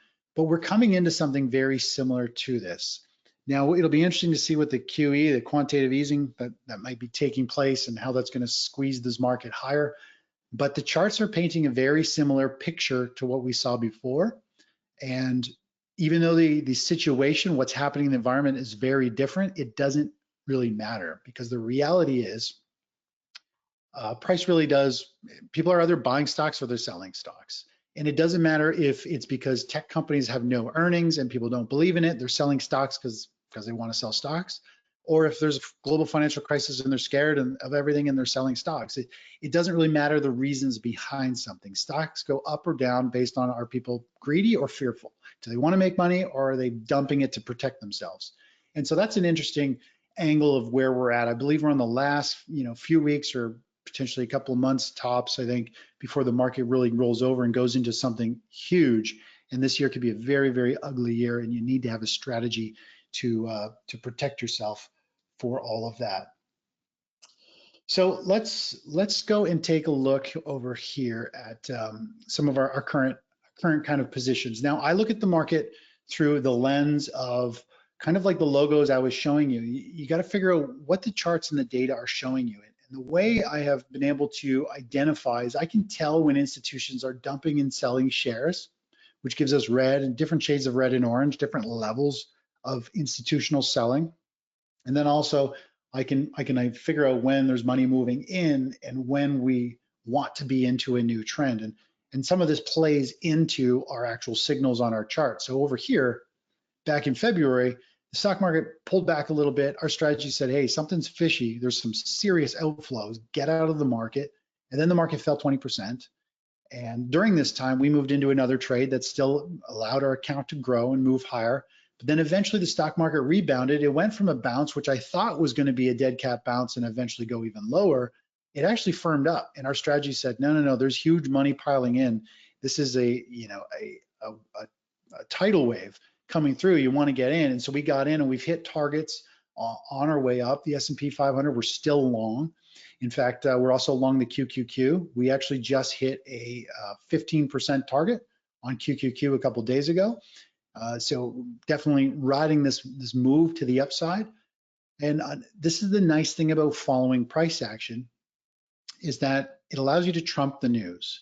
A lot of people were scared that the market was going lower, and they never took part of this trade. And if you're not in this market, you're not riding it higher, and you don't have a game plan, and you're really just shooting from the hip, that's a serious problem, and it's eventually really going to catch up to you. There's a lot of other people who have been betting on the market falling, and as this keeps going higher, you're losing more and more money. Your inverse ETFs are just getting hammered. Your put options are worthless. I've been there, I've done that. I do not fight the tape. I don't fight the trend anymore. And typically when these are the hardest trades to get into, which this one was actually very difficult for us to get in mentally, and it's just like, it felt like the market was going to go lower, but our strategy was saying all the technicals and the money flows are saying to get in. The big issue we had right here, actually, let me go back a step. Over here, the market's pulled back a little bit off the highs, and our strategy said to get out. A whole bunch of members said, I don't want to get out. It's just a pullback. Every dip rebounds. Then the market collapsed, and there was a lot of pain, a lot of suffering, a lot of moaning and groaning. Nobody wanted to get out when you should have. Over here, I was called all kinds of crazy stuff from followers and subscribers about how crazy I am and how crazy and how nutty this strategy is. Why are we getting long? We're in a bear market. This is going lower. And now the markets scream higher. We've hit all three of our key targets on the QQQ. And we closed the QQQ at 15% 2 days ago. And the crazy part is right over here, and over the last week and a half, 2 weeks, everybody who we're getting a lot of pushback. What I have is the inbox indicator. I have hundreds and thousands of emails a month.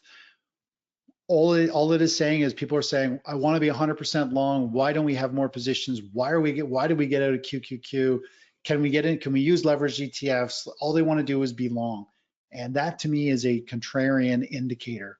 And based on the NASDAQ itself, this is different from the S&P 500. When the NASDAQ hits a 15% target from a trend reversal of the institutions, we tend to see the market become very volatile, and eventually it has a correction. The correction could last several weeks, could last several months. It could be a 5% pullback. It could be a 20%. I don't know. All I know is we've hit our targets, and now we let the market reset. And if the market pauses or pulls back enough and starts to turn higher, we'll just get back in and we'll ride the next leg. But for the QQQ, this leg is done. The SPY is still working its way through it. In fact, it has more upside targets. I think it's not going to show here, but it has more upside targets above this as we work our way through. So that's kind of a view of the market of how we attack it with this particular strategy. I think, Rob, I'm just thinking, I go to 430, correct? Let's take a look over here at the S&P 500 weekly chart. Now, this is, when I was going back showing you that gauge, this is the weekly chart of this strategy, and this is what's really important. You need to know when the long-term weekly chart is in a bullish environment. Can you be holding stocks longer term? You also need to know when we're in a bearish environment like 2022, when you should be out. And of course, we had a new long trigger over here. The market has rotated and had a downtrend, but we've kicked back into a new uptrend, and this market is pushing higher. But you do need to know when we're in these bull or bear markets. When we're in a bear market, you need to trade very differently, more defensive, protect any shorter term trades, the gains, and take advantage of all those. So understanding when the tide is going up. I mentioned this earlier. When the tide's going up, you want to hold stocks. Pick your poison, pick your sectors, diversify if you want. When the tide is going down, you shouldn't hold any stocks, nothing. All ETFs, all positions should be closed unless it's an inverse ETF, and let the market correct and go somewhere else that's going up in value. And so understanding these bull and bear market cycles, risk on, risk off, is critical. And then the short-term chart here tells us the smaller waves. And so I always like to think of the analogy like the ocean. When the tide goes up, all boats floating on the ocean go up. That's the same as the stock market. When the tide goes up in the stock market, all stocks go up. When it goes down, they go down. Now, as a shorter term trader, when we look at these waves, these 5 to 12 tradable trends and waves in the market every year, think of it as you're a surfer floating out past the break on a beach, just floating, waiting. What are you waiting for? You're sitting there waiting for that set of waves to roll in every 5 minutes or so. And the nice thing about those sets is they're bigger than everything else. You see them coming. You are mentally prepared. You start to position yourself so you're ready to go. You hop on the wave that fits your style or the asset class that fits your risk tolerance. And then we ride that new wave that starts. And the nice thing about catching a strong wave, a swell in the market, is we also know when it's starting to weaken and when we need to start locking in gains, moving up stops, and to know that the trend is going to come to an end soon, and we're going to have to give back some of the gains at the top because if we're still in the trade, and that's okay. When the trend ends, we get out and we look for the next trade. So that's kind of how I go about navigating these markets from that regard. Let's just jump back to the slide. I want to share a couple testimonials from some other members here. Andre said, as a new trader, Mr. Vermeulen has been a great mentor with extreme knowledge on how the markets would likely perform. With his guidance, he has prevented me from losing lots of money by not entering the market when I thought I should have. His calm and professional manner has been a major help taking care of my emotions while trading. Another one here from Paul says, outstanding service for new and inexperienced traders and investors. You will learn the most important rule in trading from Chris. Trading is all about probabilities and not certainty. You can only trade the chart in front of you. Chris will provide you with the psychological edge. He is patient, impartial, and waits for the opportunities to come to you. He understands that he cannot control the outcome, but he can place you in the right trade when the time is right with his expert technical analysis, trade confirmations, and risk management. So the biggest thing in common here is people realize you just have to follow a strategy that has been proven to work and has you protected. If you're wrong, we don't lose our shirt. We take a couple percent loss, we move on. It's the end. A lot of people don't want to get out of a winning trade because it's winning. They don't want to get out of a losing trade because they don't want to be proved wrong. And they always say, I'll just wait for it to come back. It is a signature novice, terrible move that you can do. And the reality is, when we're wrong, we just get out. We bite the bullet. Yeah, so what? We took a loss. It's part of trading. The quicker you take a loss, the sooner you'll be back into a new winning trade and your account pushing new all-time highs, which is exactly what we're actually doing with our portfolio right now. We keep pushing, our account keeps pushing to new all-time highs. Most people are struggling. They've been trying to navigate these markets, and our accounts just keep pushing all-time highs. Even during the stock market sell-off, our accounts were trading near all-time highs, and then as soon as we got into these other trades, there's pushing back up again. That's the nice thing, is we avoid the chaos and the wasted time in the markets. So with this strategy, if you were to subscribe today and get the special offer, you can have this strategy auto-traded for you free of charge if you want to do that. If not, you just follow my trade alerts. Super simple. They're end of day. At the end of the day, if we have a trigger, remember there's only 5 to 12 trades a year, not many. If you just wait for trade alerts, hold on one second, get rid of my dog. All right, so we have 5 to 12 trade alerts a year, easy to follow. They're at night. You have all night to get the trade, all morning to prepare. We enter our trades at the open the following day. So it's pretty simple and pretty straightforward going from there. Now, if you want a trading strategy and learn technical analysis, you can learn all these different styles of trading and investing. We teach how to read the charts, how we go about doing it, all kinds of courses here for you to do. And the mentoring session, this is where most people get, they say the value is priceless because you can ask all the questions you want. We do these twice a month. And we walk through the charts and answer your questions. And there's nothing better than just being able to get an answer for exactly what you want to know and why that is and all the details behind it, and actually kind of draw it and look at it on the charts and get the theory behind it. They're recorded, so you can always watch them after as well, but this is a very powerful strategy to learn. You don't even have to, it's not so much about learning, guys, it's about being mentally prepared, having the proper expectations from the markets. When the stock market rallies and you're managing risks and positions, you're going to underperform the market. That's the reality of it, because you're not, all in and you're not taking full on risk. But in a falling market or a sideways market, that's where a strategy that we have just continues to pull money out and take advantage of it. And that's where we make back the small underperformance during kind of a rally phase. And that's where people see a lot of value, is when the stock market falls. Some of the comments and testimonials about the stock market falling this year and how we're on the sidelines and our accounts keep moving higher every day while the markets are collapsing. They're like, they can't believe how amazing it is to be on the side and hear all their friends whining and stressing and losing money. And they're like, well, we just got out. We just been on the sidelines and we've been earning cash and interest for the last little while and all of that stuff. Sometimes cash is one of the most powerful positions. There is a time in the market and a window that you have to move to a cash position and protect yourself. So again, that's kind of it in a nutshell in terms of what I have here. I can give this back to Rob, but overall, if you're interested in just making money and learning, or just making money and not having to do anything and just know your money's following a proven strategy, again, this strategy is exactly, it's what I do. I'm sharing my portfolio, my trades with you. So trust me, the trades I want to work out just as much or more than you do, because I know it'll have a ripple effect down with everyone else. And I think that's the most important thing, is to be in line with the trader you're trading with, not just go somewhere who's dishing out trades and all that stuff, just trying to satisfy people. People love trades. They love uranium stocks. They love Bitcoin, all of that. And you can trade all that stuff on your side, but you do need to have a logical strategy that's risk managed, risk controlled, and designed for all market conditions. So that's about it. And Rob, if you're good, I'll hand it back to you, and we can go from there. Thanks, Chris. I put your special offer in the chat, so make sure everyone grabs that. Amazing presentation.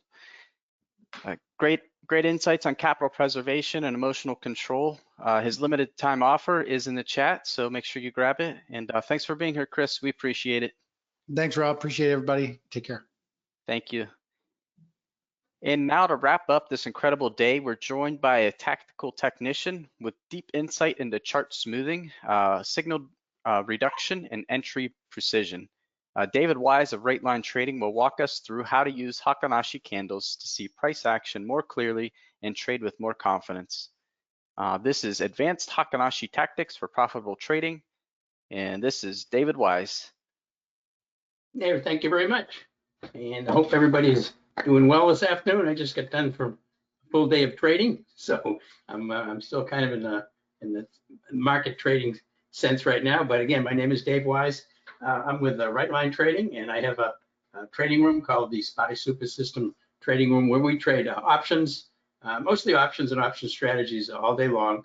And I also have a text alert service where we send out our high probability trade setups on text to our text members. So we're going to cover that. I am going to spend some time on Heiken-Ashi candles for folks who may not be familiar with them or don't use them very frequently. I'm going to talk about how you can increase your basically your trading expertise by using Heiken-Ashi candles, staying in trades longer, and not getting into trades too soon. So I'm going to cover that as well. I'll show some live charts of those.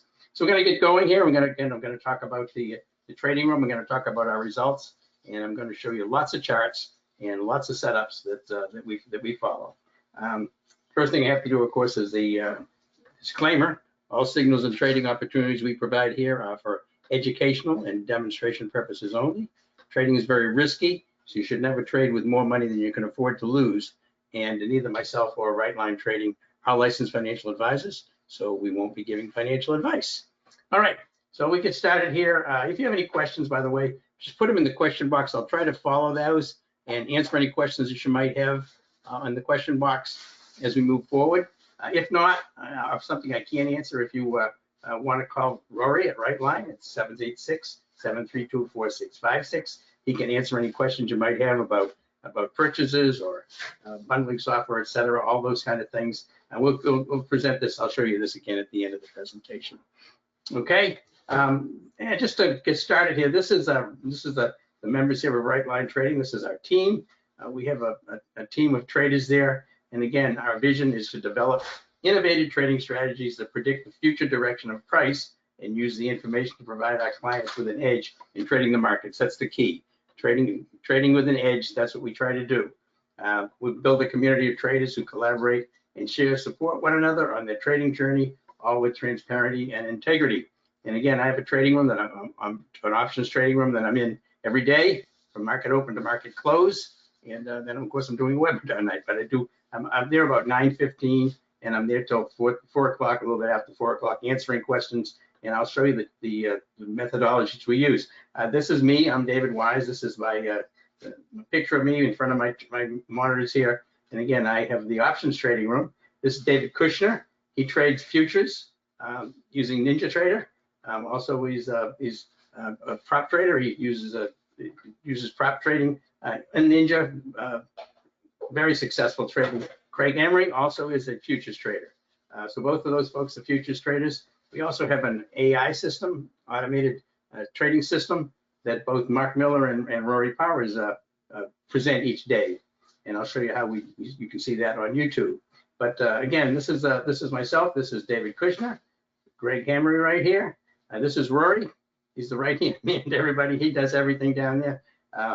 Sergio Rodriguez here is he's one of the techs. This guy is a whiz at coding, and he's got a master's degree in computer science. Excellent. If you're dealing with us and you want to have your any questions on the software, any questions on having some of the indicators modified or set or whatever, he's the guy that does it. He's just a wonder at this kind of stuff. And then we have Charles Sider here, who is also the support person down there, works with Rory and Sergio. Excellent, just an excellent group of dedicated folks there. And Brock Miller here is the newest intern here, but he's also getting into computer science, and he works to smooth out the whole operation. He does a lot of work for me. He keeps my YouTube running up every day, so appreciate that. Mrs. Mark Miller, he was purchased the company just a few years ago, and has made some just dramatic changes in the way the company operates and the direction and some of the things that they were offering to our members, which is really, really outstanding. He basically has a background in AI, which is that's a big help. AI is a big deal now, and it's infiltrating everything. I'm sure you use ChatGPT, et cetera, but this was his background, and he's instilled that into the AI trading platform that they've got. All right, so that's the group that keeps this place going. This is just a show of Trustpilot. This is I think most everybody knows about Trustpilot. This is where we get reviews on the software and some of our competition. We have extremely high-rated reviews here in Trustpilot as well. Okay, we're going to talk about a few things here. The Compass SMS. This is a text alert service. This is a text alert service that I provide. I send the highest probability trade setups, so we have out on text each day. We don't do them every day. Some days we have 1, 2, some days we don't have any. Sometimes we haven't had any for 2 or 3 days. It depends on the market. We're trading the highest probability trade setups, but they'll come right to your phone. They're on my phone as well, so I can judge how those alerts are working time-wise. I get them in about anywhere about 10 seconds after I enter them and get them on my phone. All right, now what I'm going to talk about here before we get into a lot of things, I want to talk about what drives the market. It's really important to understand what drives the market because you want to be trading when you have some sort of a catalyst in the market that's driving it. And the market is made up of 2 distinct groups. These are retail traders such as myself and most likely everybody else here. We're retail traders. We can't drive the market. We're just in there trading, trying to take money from other retail traders. These are the institutions, and this is what drives the market.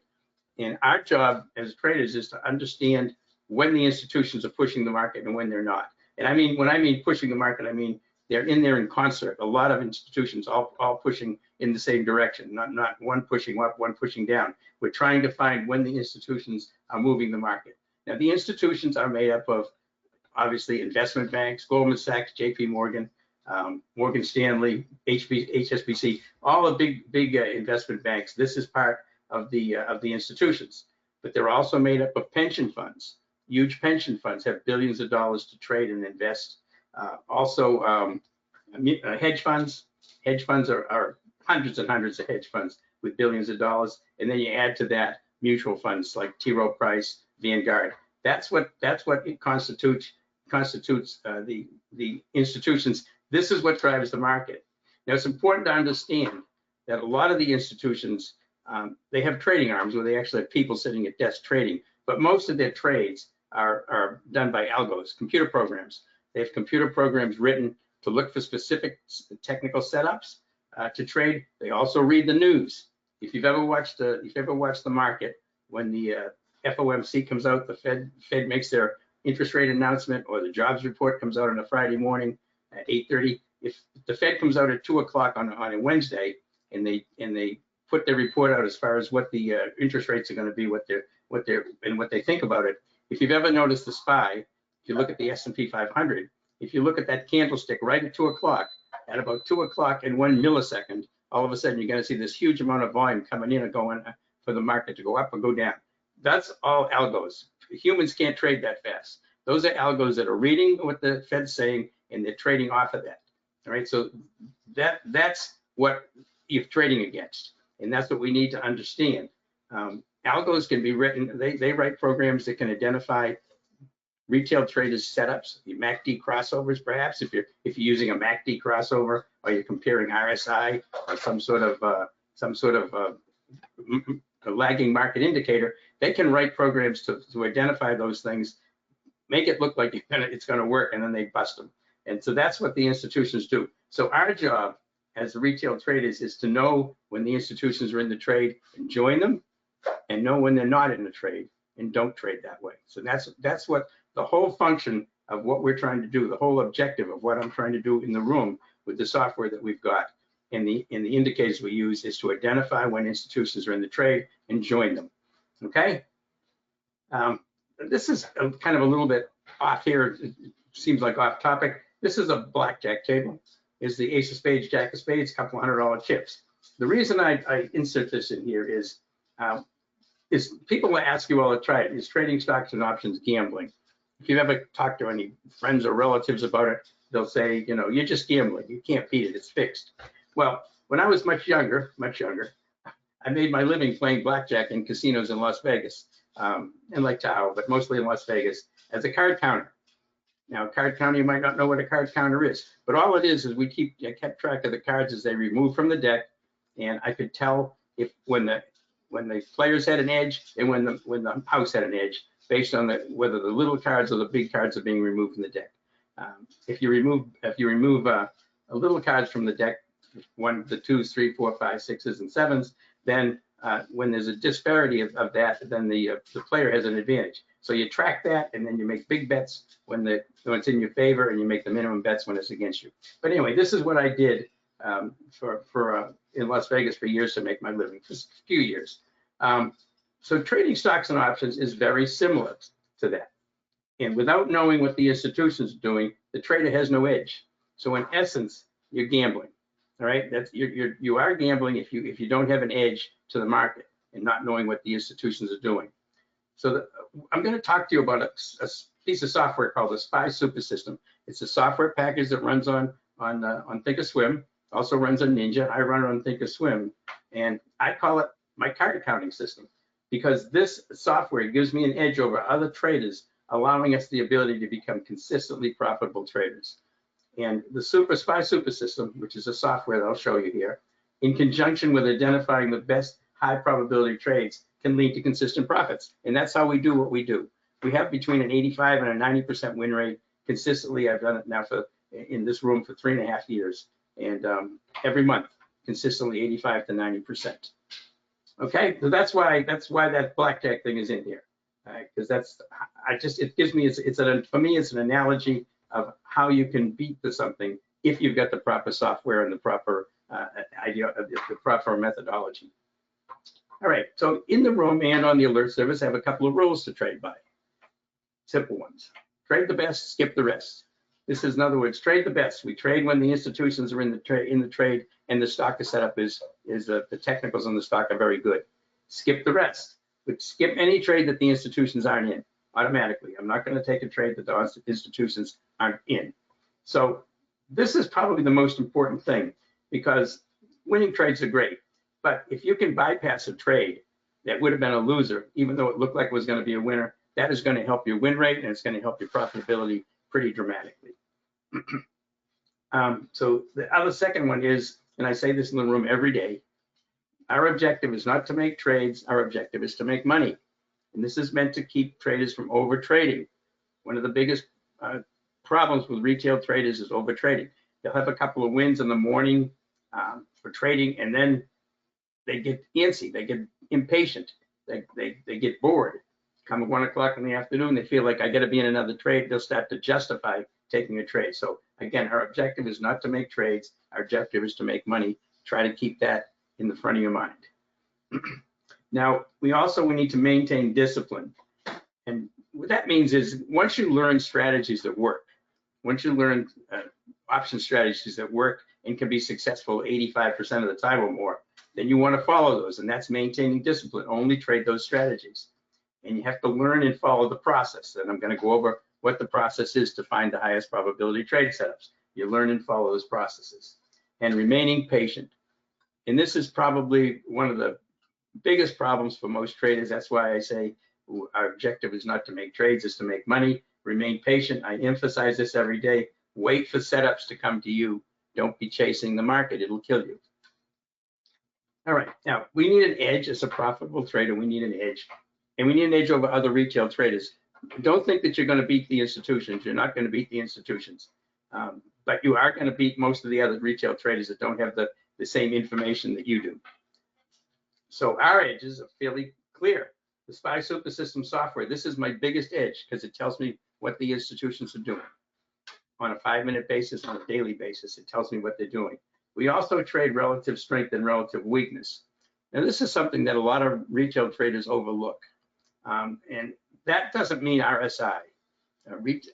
Relative strength means, is the SPY moving sideways and up?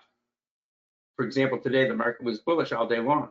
So if anything that was moving down today obviously had relative weakness. So if you were looking to take a stock short today, you would look for stocks that have relative weakness. I actually did trade CNC today short and made about 40% on it on the puts. But very few stocks today would be short, and I took that just to offset the longs that we had on. We had some other really nice trades on today. So trading relative strength and relative weakness means taking the trades that are outperforming the SPY to the upside and underperforming the SPY to the downside. All right, trading with the market trend, if there is one. Today was bullish. You basically needed to be focused on bullish trades today. SPY put in a new all-time high today. The Q's put in a new all-time high today. We're still in a bullish market. The market tells us whether we're going to go long or short. We trade what the market is giving us. And then buying near support and selling near resistance, this is very critical, right? This means don't chase.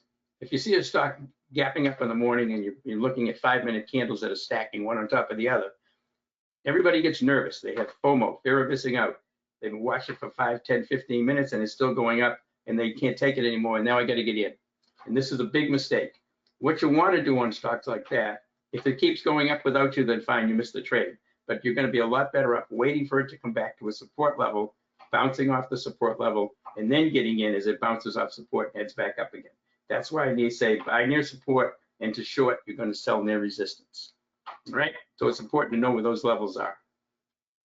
The compass system, which is what the software started as, was called the compass system, now called the SPY Super System. It's been enhanced with different indicators and also different scanners.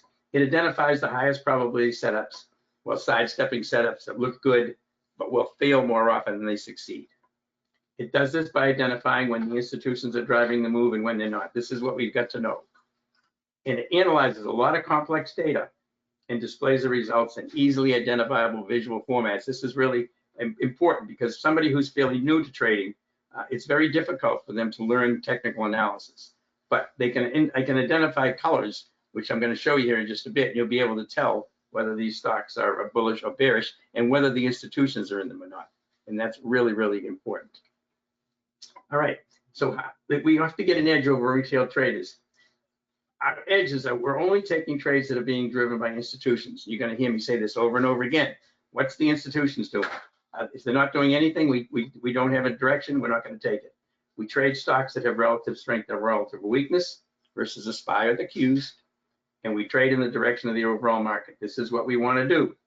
This is going to, if you do this, you're going to be ahead of about 95% of retail traders in the world, and there's millions of them. How does this trade give us an edge? Our trades will be supported by the institutional buying and selling. Stocks will be outperforming the index, and they'll be moving in the direction of the overall market. That's our edge, and obviously we need the tools to identify those edges. Okay, the SPY Super System software that I'm going to show you, this is the software that we run that I run on Thinkorswim that tells me whether the institutions are in the trade or not.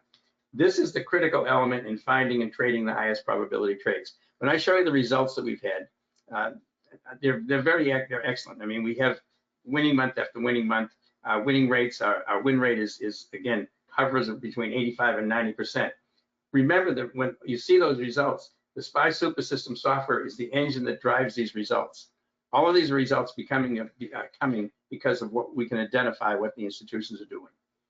And the ability to identify when institutional players are driving a bullish or bearish move and when they are absent, that's the key factor in pinpointing high probability trade setups. We look at other things beyond that. Obviously, we're going to be looking at other technical setups, but the technical setups need to be based on a stock that's got institution involvement in it, right? And again, that's the function of the SPY Super System software, and it's the critical component. So keep this in mind. When I show you the software, you can buy it if you want, but this is something that is just a huge game changer. And by the way, if you want to, I do trade on live on YouTube every day at 11 from 11 to 12, 11:15 to 12:15, sometime between 11 in the morning. I go on YouTube, I share the room, you'll see exactly what's going on in the room. You'll see what all the members are asking. You'll show you the charts. You'll see the SPY Super System up and running, and you can see this every day for 11 to 12. We have a lot of people that subscribe to this. I've had a lot of people come into the room based on watching the YouTube feeds, but you can see this every single day. Right line trading, they have the auto trader is going in the morning, and then I have a trading that starts at about 11 o'clock, and I keep it up for about an hour and 15 minutes. And I'll answer any questions that you might have in the YouTube room, so you can get to see how it works. All right, now before I get too deeply into this, I'm going to show you what the SPY Super System looks like on a chart. This is Thinkorswim right here. And this is just a graphic of Thinkorswim, the triple Qs, 5-minute chart, right? But this is what tells us whether institutions are in the trade. And the things that you have to focus on here, there's not that many. This is the current time frame momentum right here. This is a big, big deal. This tells me whether the institutions are in the trade on this current time frame. In this case, it'd be 5 minutes. If this was a daily chart, this would be 1 day. But this is the current time frame momentum. It can be red or yellow for short, blue and green for long. All right. Same thing here with the multi-time frame momentum. Multi-time frame here is red. This is bearish. You notice the current time frame momentum on this 5-minute chart just switched over from bullish to from bearish to bullish. And this is the long-term trend. These are the indicators that we use, right? When we're intraday trading for just a 5-minute chart, and we're only going to stay in the trade for 3 or 4 candles, we use the 5 minutes current time frame momentum. When we're going to swing trade, we use the current time frame momentum and the multi-time frame momentum on the daily chart to determine if the institutions are in the trade. And then the long-term trend.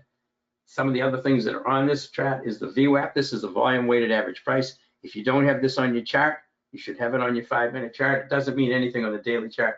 Critical on the 5-minute chart. All the institutions trade off of this VWAP. Very important. And then there's this 15 EMA. This is another level that I use for support and resistance. So any 5-minute trades I'm taking, I'm either going to come in for support or resistance off the VWAP, or if the price is far enough away, I'll use the 15 EMA as a supportive resistance level. That's how we get into the trades. We also have these pop signals right here that come out. The SPY super system puts these arrows in. These are compression breaks.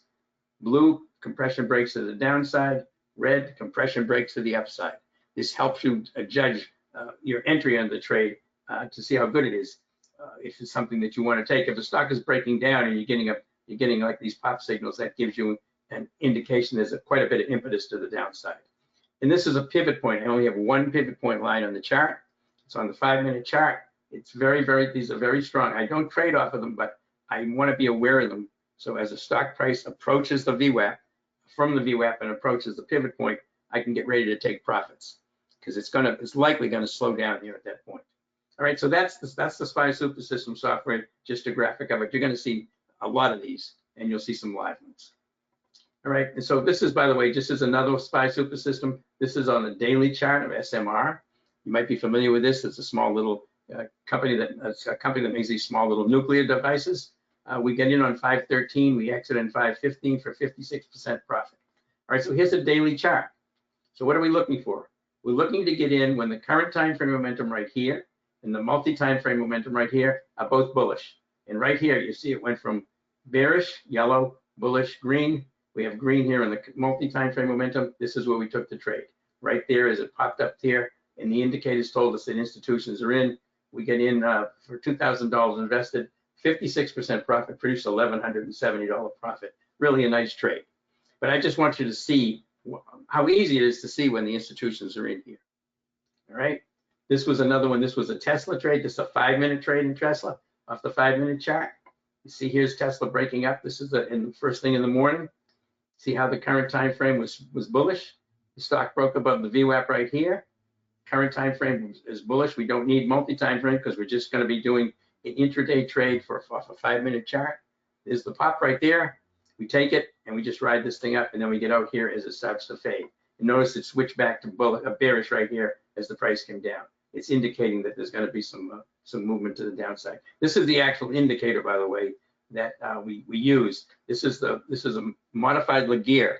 Modified means we don't have any divergence built into this. This is pure momentum, right? And it's very, very important.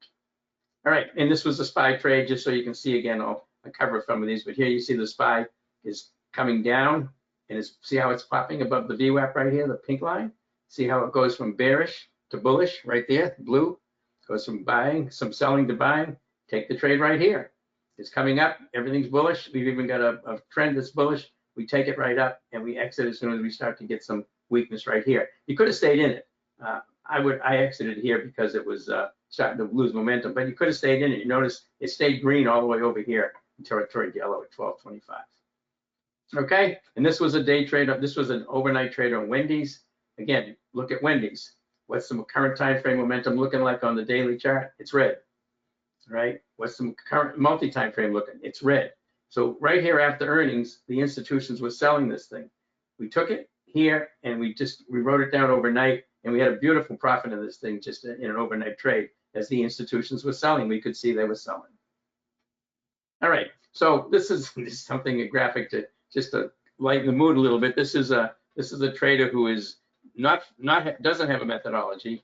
They perhaps are jumping into a trade when it was shooting up in the morning, suffering from FOMO, and turns around and goes against them.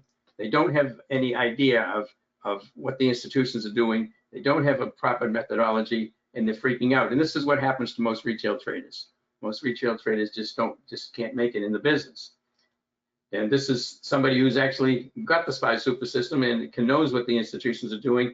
I don't do cheering like this. I'm pretty unemotional about wins and losses, but it's still, you feel a lot better when you feel like you have control. And understand, when you're taking trades and you have confidence in that trade because you can see what the institutions are doing, it's going to change your whole mental perspective on your trades.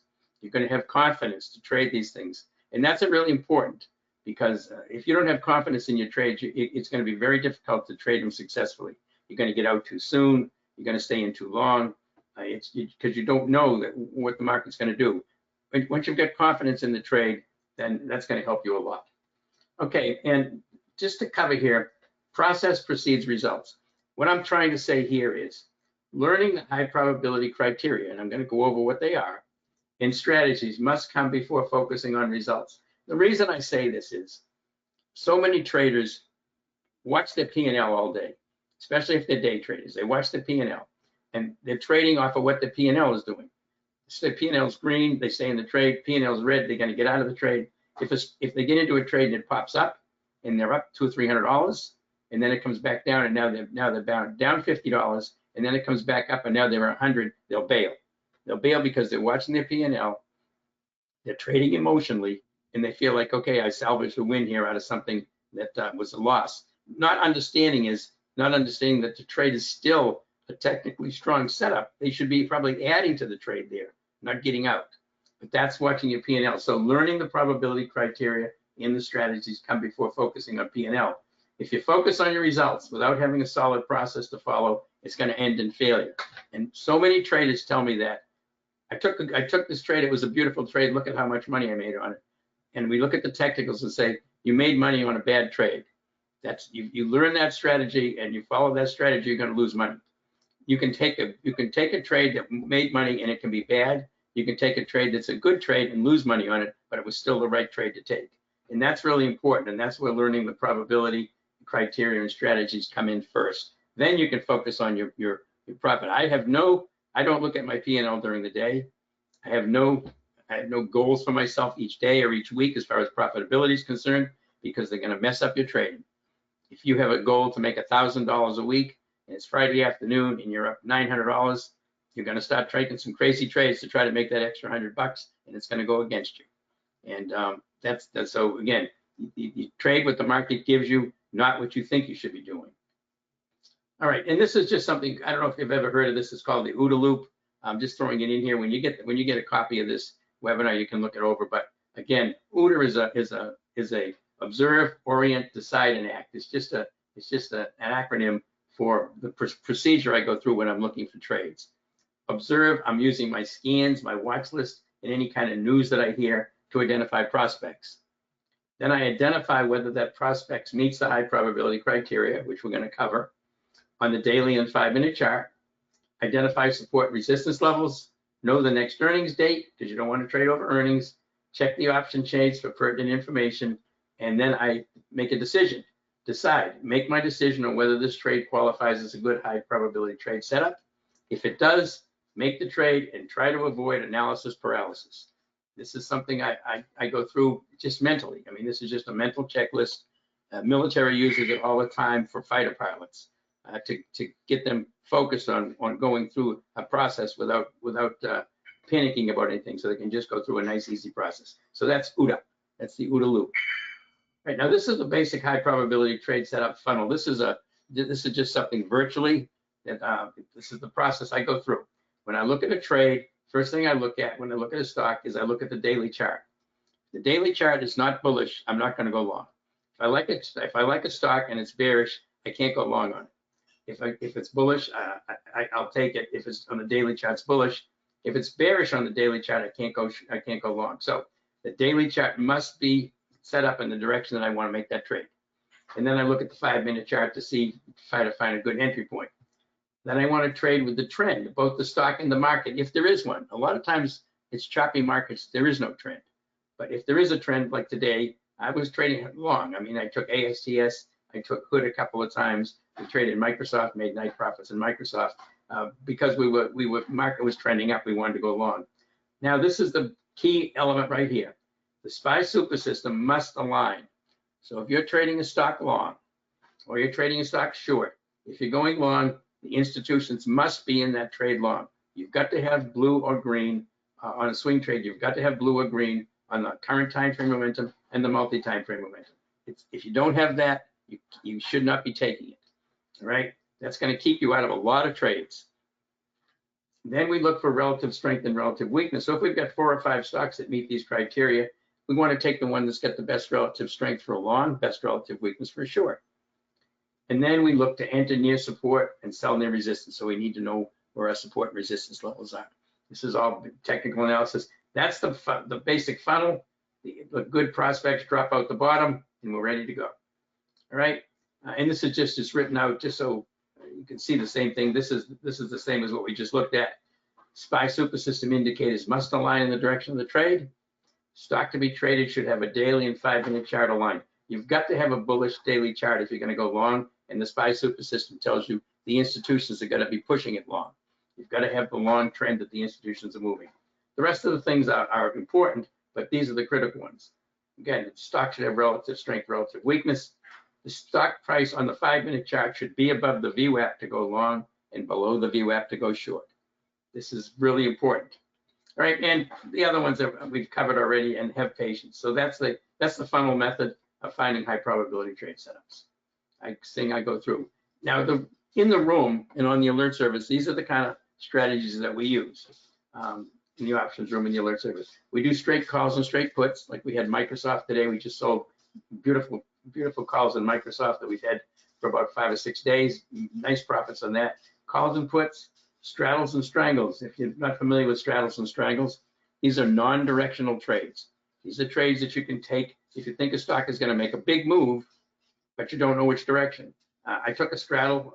I took some debit spreads on coin yesterday, but I've done straddles and strangles on stocks where I think there's going to be some news, or there is some news, and I don't know how it's going to affect the stock, but I know it's going to affect it pretty seriously. Then I would take a straddle or a strangle. That way, I don't care if the stock goes up or goes down, as long as it makes a big move. I make money on it either way. So again, it's a non-directional trade. I do debit spreads using weekly options expirations. I did this on coin last night, took a beautiful profit on coin this morning. Debit spread, because I felt like it was going to go up. The stock is very bullish. They were voting on crypto bills in the House, so I took some debit spreads on coin. I made some really nice money on that. I do time spreads over earnings. These are non-directional trades. These that we take to basically capture what's called a volatility crush that occurs when earnings come out.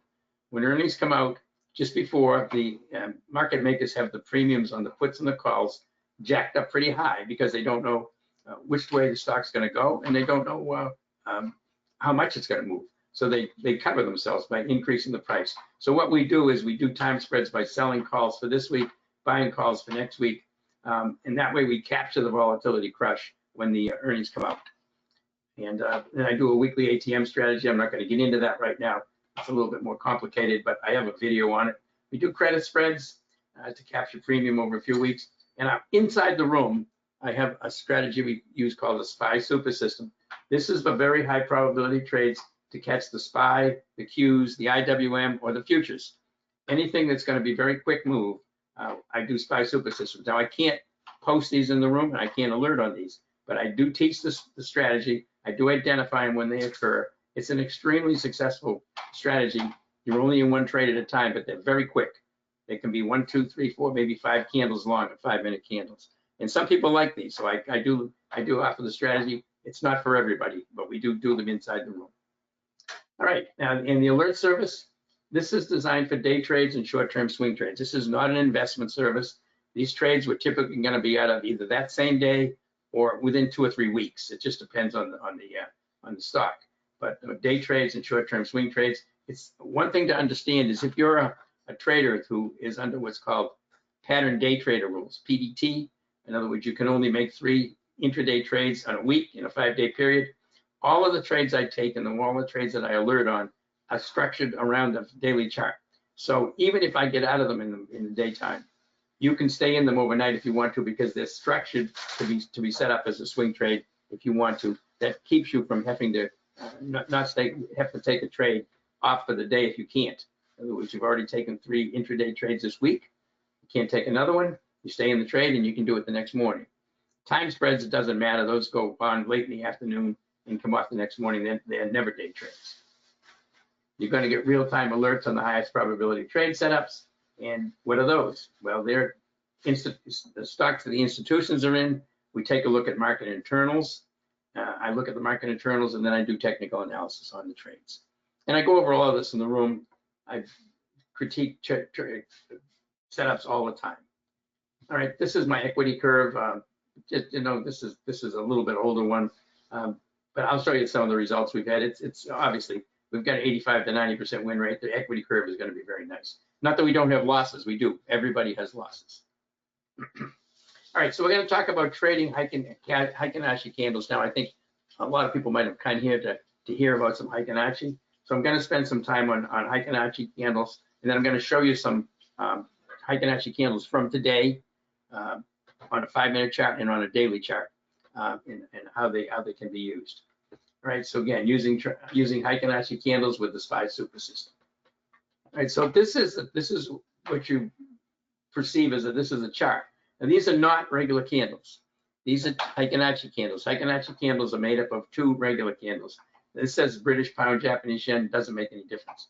It could be Microsoft, it could be the ES, it could be gold, it could be oil, it could be anything. But the key thing to remember here on Heiken-Ashi candles, thing to remember, flat topped candles, candles with flat tops, these are bearish Heiken-Ashi candles. These are bearish trends when you've got flat top candle after flat top candle. That's a bearish trend, and they're easy to identify, obviously. Right, so these are Heiken-Ashi candles to the downside. What we're looking for, if perhaps we wanted to trade this long, we're going to look for what's called the Heiken-Ashi reversal. A Heiken-Ashi reversal is when you have a down move followed by some chop, followed by a flat bottom candle. See how these are flat topped? This is flat bottom. That's a bullish Heiken-Ashi candle. Now, one caveat on this is when you have a big trend and it's moving down like this, it's a big trend with big candles. I'm not going to take it to the long side with just a small bullish candle like that. I'm going to wait for a much bigger candle. Now, you could have made money on this if you took it right here, right? Because it popped up, you get a flat bottom, kept moving up, but it gets pretty choppy. This is where I'm going to take it. You can see it goes flat, it goes bearish again. Here's the big Heiken-Ashi reversal candle right there. See the flat bottom after a wick and a tail? Flat bottom, flat bottom, flat bottom. This is your Heiken-Ashi reversal. This is where you would take the trade. Now notice that each one of the Heiken-Ashi candles starts in the middle of the previous Heiken-Ashi candle. They always start in the middle of the previous candle. That's because of the way they're constructed, using 2 days worth of trading, or two time frames worth of trading. These are multiple 5-minute candles or multiple daily candles. So that's your Heiken-Ashi reversal. This is what we're trying to identify and take advantage of when we trade, and we can follow the trend much easier now because we can see these. Notice these flat bottom candles. They strip out a lot of the noise that you get on regular candles. So the distinction of Heiken-Ashi candles, and this is important. The Heiken-Ashi bullish candles, Heiken-Ashi candles have flat bottoms. Bearish Heiken-Ashi candles have flat tops. Important to understand that.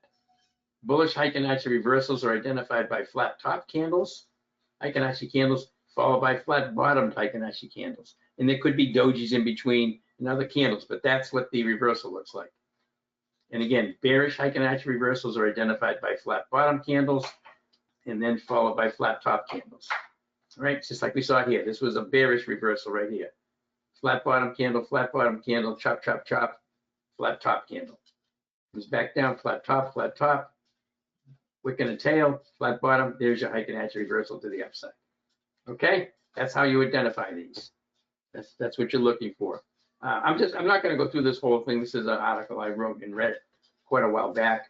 But again, if you haven't used these Heiken-Ashi candles in your technical analysis, you might want to try using them to help you with trading, because I think it will. All right, and most of these things we'll talk about. I'm not going to go through the whole thing. We've talked about the flat bottom candles, flat top candles. I just left this in here so it would be something to review when you get the replay of the webinar. All right, and again, Heiken-Ashi candlesticks evolved from Japanese candles. This is how they're constructed. They combine the open close data from the previous candle with the open high low close data from the current period. That's how you get them. That's why there's wicks and tails in them. You're going to see no gaps in these things. All right, and again, it basically reduces the noise. And as we say here, again, here's your understanding the trends again. Here's this trend we just looked at. Here's a flat bottom candle after the big flat top candles. This is where you would want to reverse it. Now, if this was your VWAP, for example, or a support resistance level, and you get a Heiken-Ashi reversal as it comes up through it, beautiful take to take the trade. And notice how smooth this is. If it stays above this, let's say this blue line, it stays above the blue line. As long as it stays above there, you stay in the trade. Even though you're starting to get some wick and tails, the price is still going up. and then you start stacking flat bottom candle after flat bottom candle. You stay in the trade and you get a beautiful trend that you can see. You might want to get concerned right here, but then this is where you would get out. You see, we went from a flat bottom candles, now we get a big flat top candle. We reverse back down, we exit right here. But you can see how this reduces the noise and identifies the trend nice and smoothly. Okay, and obviously this is true for anything. Examine nearby support or resistance levels to impact potential gains. If you're going to go into a trade long and you've got the 200-day moving average 20 cents above where you're getting in, you don't want to take it long. There's not enough room to the upside. So know where your support and resistance levels are. All right, align the trade with the current market trend, as we had said before. Look for relative strength, relative weakness. The Bollinger Band's expanding. You won't really even need to worry about, because these are going to show you that.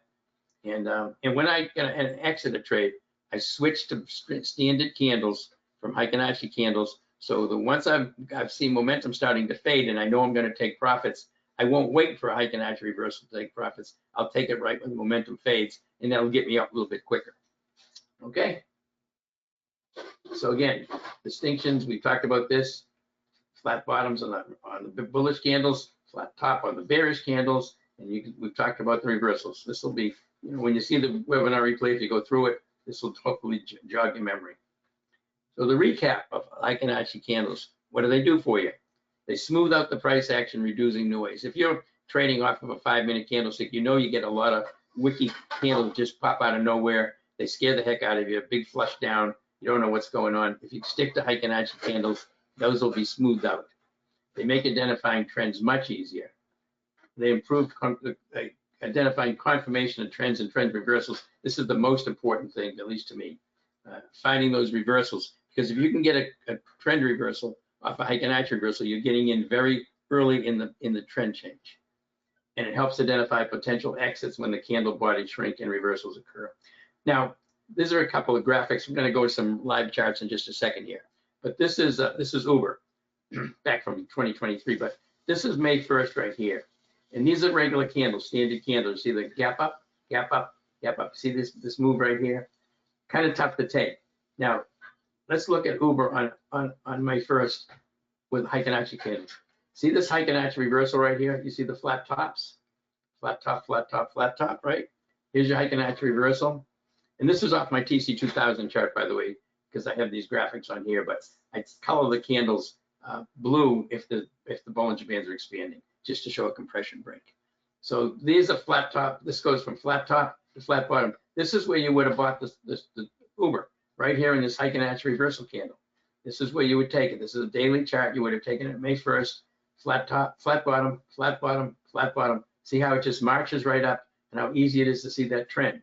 So you would have been here on May 1st, sometime in May 1st, and probably would have got out sometime around the 15th. So let's go back and see what that looks like. This is where you would have got in, somewhere in here, and you would have got out somewhere in here. This, you would have gained all of this by using Heiken-Ashi. All right, so very, very important. Now I'm going to look at some Heiken-Ashi charts from today. And I got to run a quick little scan over here. I'm going to just look at some Heiken-Ashi reversals.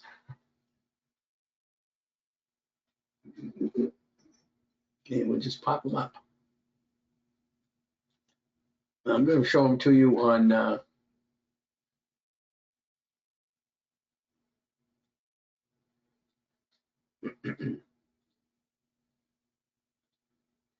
right.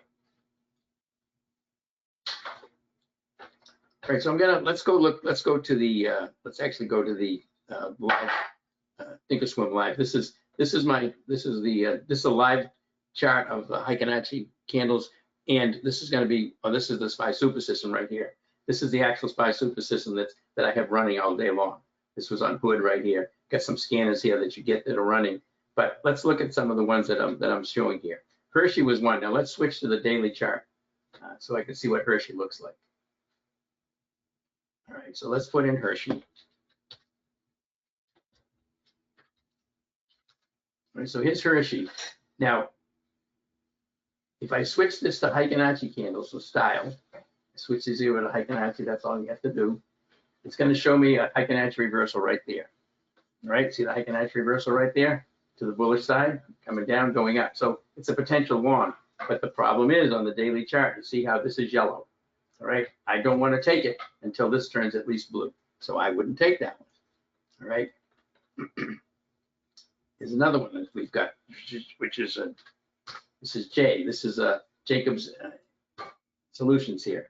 All right, so here, another Heiken-Ashi reversal candle here. We got Heiken-Ashi reversal here, the compression, and now another Heiken-Ashi reversal, which is actually Heiken-Ashi continuation. But you see how nice this chart is and how it moves up. Notice you get green across the board. That's your bullish entry right there. Beautiful bullish entry off of J. All right, let's see if we kind of a couple more. Let's take a net. All right, so here's again, we've had Heiken-Ashi reversal here. It's been moving up. It's been bullish the whole way. We compressed a little bit. We had a Heiken-Ashi. We had a doji here. Now we got another flat bottom candle. There's another nice entry for a net right here, and it's green across the board. So that's what you look for Heiken-Ashi reversals. I'll show you a couple of shorts here.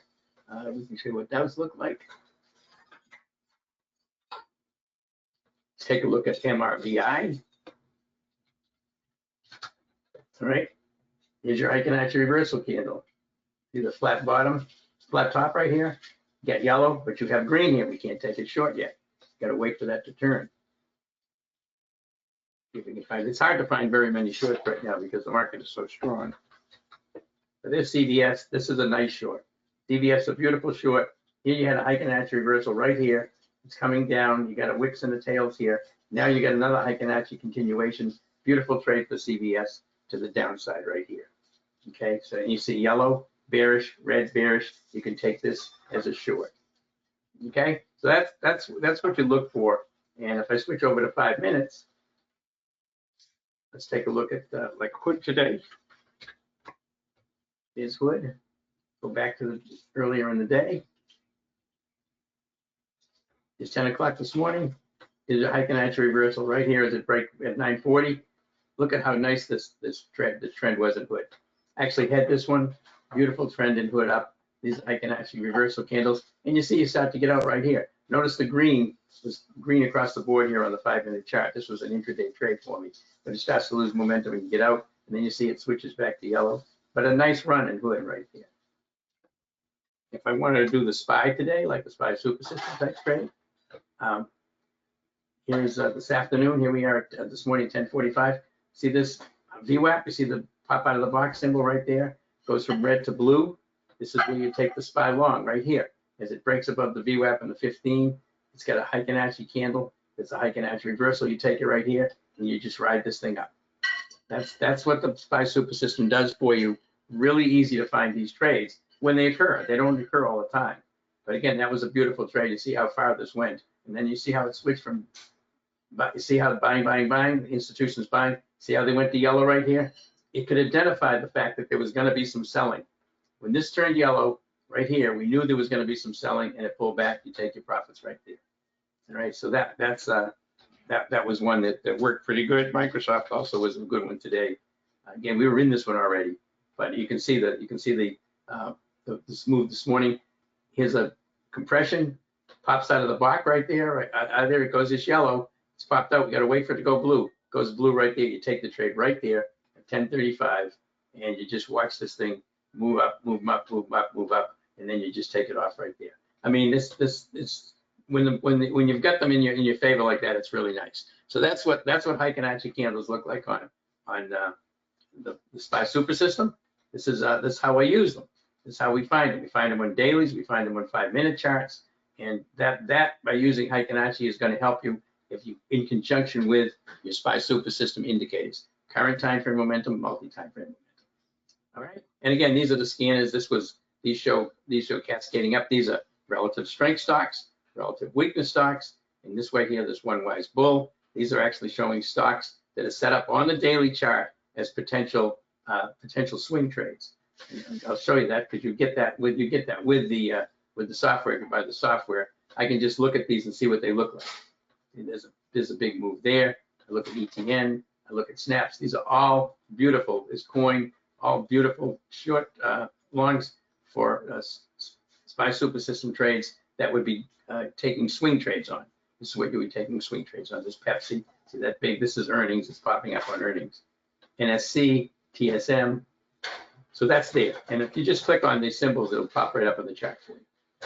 All right, so those are some of the Heiken-Ashi. That's how we use them. That's what they look like on the SPY super system.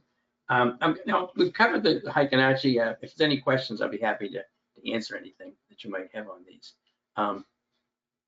But I'm going to take a look at some of the results we've had in the room. This is from the room in the alerts, but I want you to see the kind of results we get. And a couple of reasons I do this is so you can see what your expectations are for profitability. Listen, we don't make 400% on a trade. Anybody's telling you they can consistently make 300, 400, 500% on a trade they're not being truthful with you. You can't be consistently profitable and take that kind of profits. But we'll show you what we've done in 2023. Using $2,000 per trade, and that's just an arbitrary number, just so I have something to gauge off of. $2,000 per trade, investing $2,000 in each trade taken in the room, produced $60,000 in profit. All right, that was in 2023. 2024, investing $2,000 in each trade, we produced about $55,000. It was down just a bit. And a lot of the results obviously are dependent on the market you're in. If you've got a choppy market, it's more difficult to make good profits than when you got a trending market. Trending markets, you can do much better, but that's what we did in 2024. 2025 right now, through this point in July, we're up about 30,000. We're right on schedule to hit about 60,000 again this year. This I wanted to point out. This was, you remember when the tariffs went on and then they were paused back in April? We only had 4 trades on. We had AVGO, which is Broadcom. We were short Broadcom. We were short Nike. We were short Sarepta, and we were short NNE. And when that happened, SPY was down 10% in 2 days. 2 days. And Don, what were the dots inside the Heiken-Ashi candles? Those are what's called acceleration dots.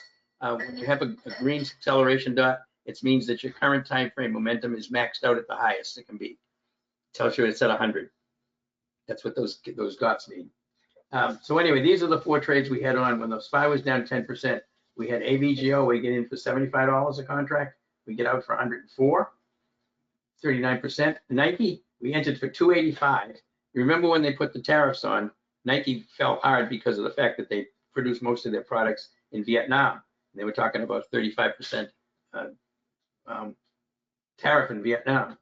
We get in at 285 and we closed it out for $9. And we didn't know that was going to happen, but we closed it out for $9. That's 216% profit. That's the biggest profit I've made in a couple of years, I think, on most of these trades. But that was a beautiful trade at 4,300. Sarepta in at 450, out at 8, 78% profit. Again, that was about $1,400 profit. And NNE, we get in for $1.80, out for $2.25. This is more standard. This is kind of what we typically take. 25% produce 495. That's while the market was down 10% in 2 days. Okay, and these are the only trades we had on. I'm not leaving anything off during that period of time. That was it. These are our current trades for June and July, just to kind of bring us up to date. These are the trades that I've had in June and July so far this year. June, we had 9 wins, 1 loss. We had Sarepta short, and we got trapped in that thing. Took a loss on it, but 9 wins and 1 loss. 2,000 invested in each trade, produced $3,700 in profits. In July so far, 10 and 0. We actually have gone to 12 and 0 as we actually closed up Microsoft today and one other one today. So about 12 and 0, but still the ones I've got written here, July 2025, 10 and 0. 3 open trades, $5,433. And that was 4 days. It's more than 4 days now, obviously. I need to update that. But these are the percentages we typically make on the trades we take. All right. Typically, we're talking about 15, 20, 25, 30, 40, 50, sometimes as much as 60 or 70%, but this is where they're going to fall. This is what to expect. This is consistently making profits, trade after trade after trade, and we're not trying to swing for home runs because you're going to get crushed doing that. But for trades we take, these were really beautiful. Nice VRT 40%, his hood 25. Microsoft today was a really nice win as well. Right, so this is what we've done in June through July. To go back to January 2024, now I'm just going to zip through these. I'm not going to spend a lot of time on these, but I want you to just see what 2024 looked like, and just so you can see how these percentages stay around the same. We did have 96% here in Boeing. We took 100% loss in Gilead. Excuse me, but this is what you're going to see: 15, 20, 30, 40, 50% in that range. That's what most of your percentage gains are going to be. This was a nice run, 7,500 last January of 2024. February, we did 11.7. This was our best month last year. But again, see the percentages stay the same. A lot more trades because the market wasn't so choppy then as it is now. We have to take fewer trades now because the market's so choppy. But again, this was a 92% win rate in February. All right. May, just jump ahead to May. These are time spreads I just wanted to show. These are time spreads we do on earnings. When earnings season gets cranked up, which is getting ready to go right now, we do quite a few time spreads. Again, 15 and 2, 88% win rate. In the room, we had 81%. The alert at 88%. Again, 86% here in the room in June. 92% in the alert service. We only had 15 trades. But you can see the percentages. This is the most important thing. They stay around the same, same range. Same thing with July. Is August. And you can look at these if you want more details, but I try to be very transparent about these things. I show you the loss here. It's September, and the reason I put this in, this was our only losing month last year. All right, so again, 8 wins and 5 losses, terrible 62% win rate. Only lost, but we lost $1,700, $1,786. Alert was down $295. Tough month for trading. Didn't make a lot of trades. And then October, we bounced right back with 17 and 3 with 7,448. So we lost 1,786. We made 7,448. All right, and the alert service did 6,000. So again, same percentages. And I'm not going to keep going through these, but that was last year. Here's January through April of this year. Very consistent, 84, 89, 83, 85. These are our win rates, making money each month. Only 3,000 this month, 7,000 this month. Whatever the market takes, gives us. That's what we take. Now, to know what the alert service is going to look like, if you get an alert, the first alert you're going to get, this was on the Nike alert that we had on 3/28. You're going to have date, Nike. It's going to say the stock symbol, the strike price by the April 11th, 67 puts. April 11th is your expiration date. 67 puts, that's your strike price. How much to pay for them? Sometimes that might be a range. Might say 285 to 295. Then you get another alert with a sell order price. I'll say I put a sell order out, sell it for $9.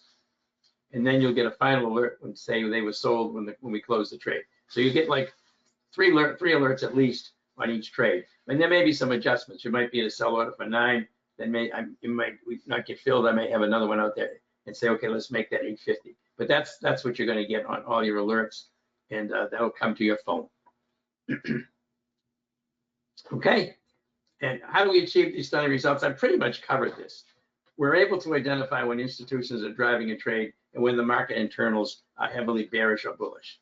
Market internals being total volume of up stocks minus total volume of down stocks. That's how I look at the market internals. So we only take trades when both of these are in our favor, allowing us to align our trades with the institutions in the market. Okay. And the SPY Super System software identifies these institutions when they're creating a trend. We do what's called a triple screen assessment. We're looking at momentum. We're looking at it across 3 different time frames. If you're looking at a 5-minute chart, it's looking at the 5-minute, the 15-minute, and the 45-minute. It's looking at all 3 of those. For those to be green or blue, all the institutions have to have momentum across those time frames. All 3 of those time frames have to be moving in the same direction. Now, something to understand about momentum. Momentum just doesn't mean you're getting green candles. A lot of people think if a stock's going up, it's got bullish momentum. But momentum is technically, this is how you just define momentum. If you take a 5-minute candlestick, you look at the open and the high, and then the close. As the close of each candlestick gets closer to the high of the candlestick, as it moves closer and closer to the high of the candlestick, that's momentum. And it has to be doing that across 3 different time frames to tell us that the institutions are in there. When that occurs, it's a very high percentage likelihood that institutions are moving that trade, because the fact that that's not going to happen when retail traders are doing trades. All right, and we look at trend and we look at money flow, but this is the key thing, is momentum. All right, so again, here's the chart. We've looked at this. All right, we looked at current time frame momentum, multi-time frame momentum, long-term trend. All right, so here's, I'm going to show you a couple of trades. Now this is if you buy the SPY Super System software, this is one of the templates you get. It's got all of these indicators on here.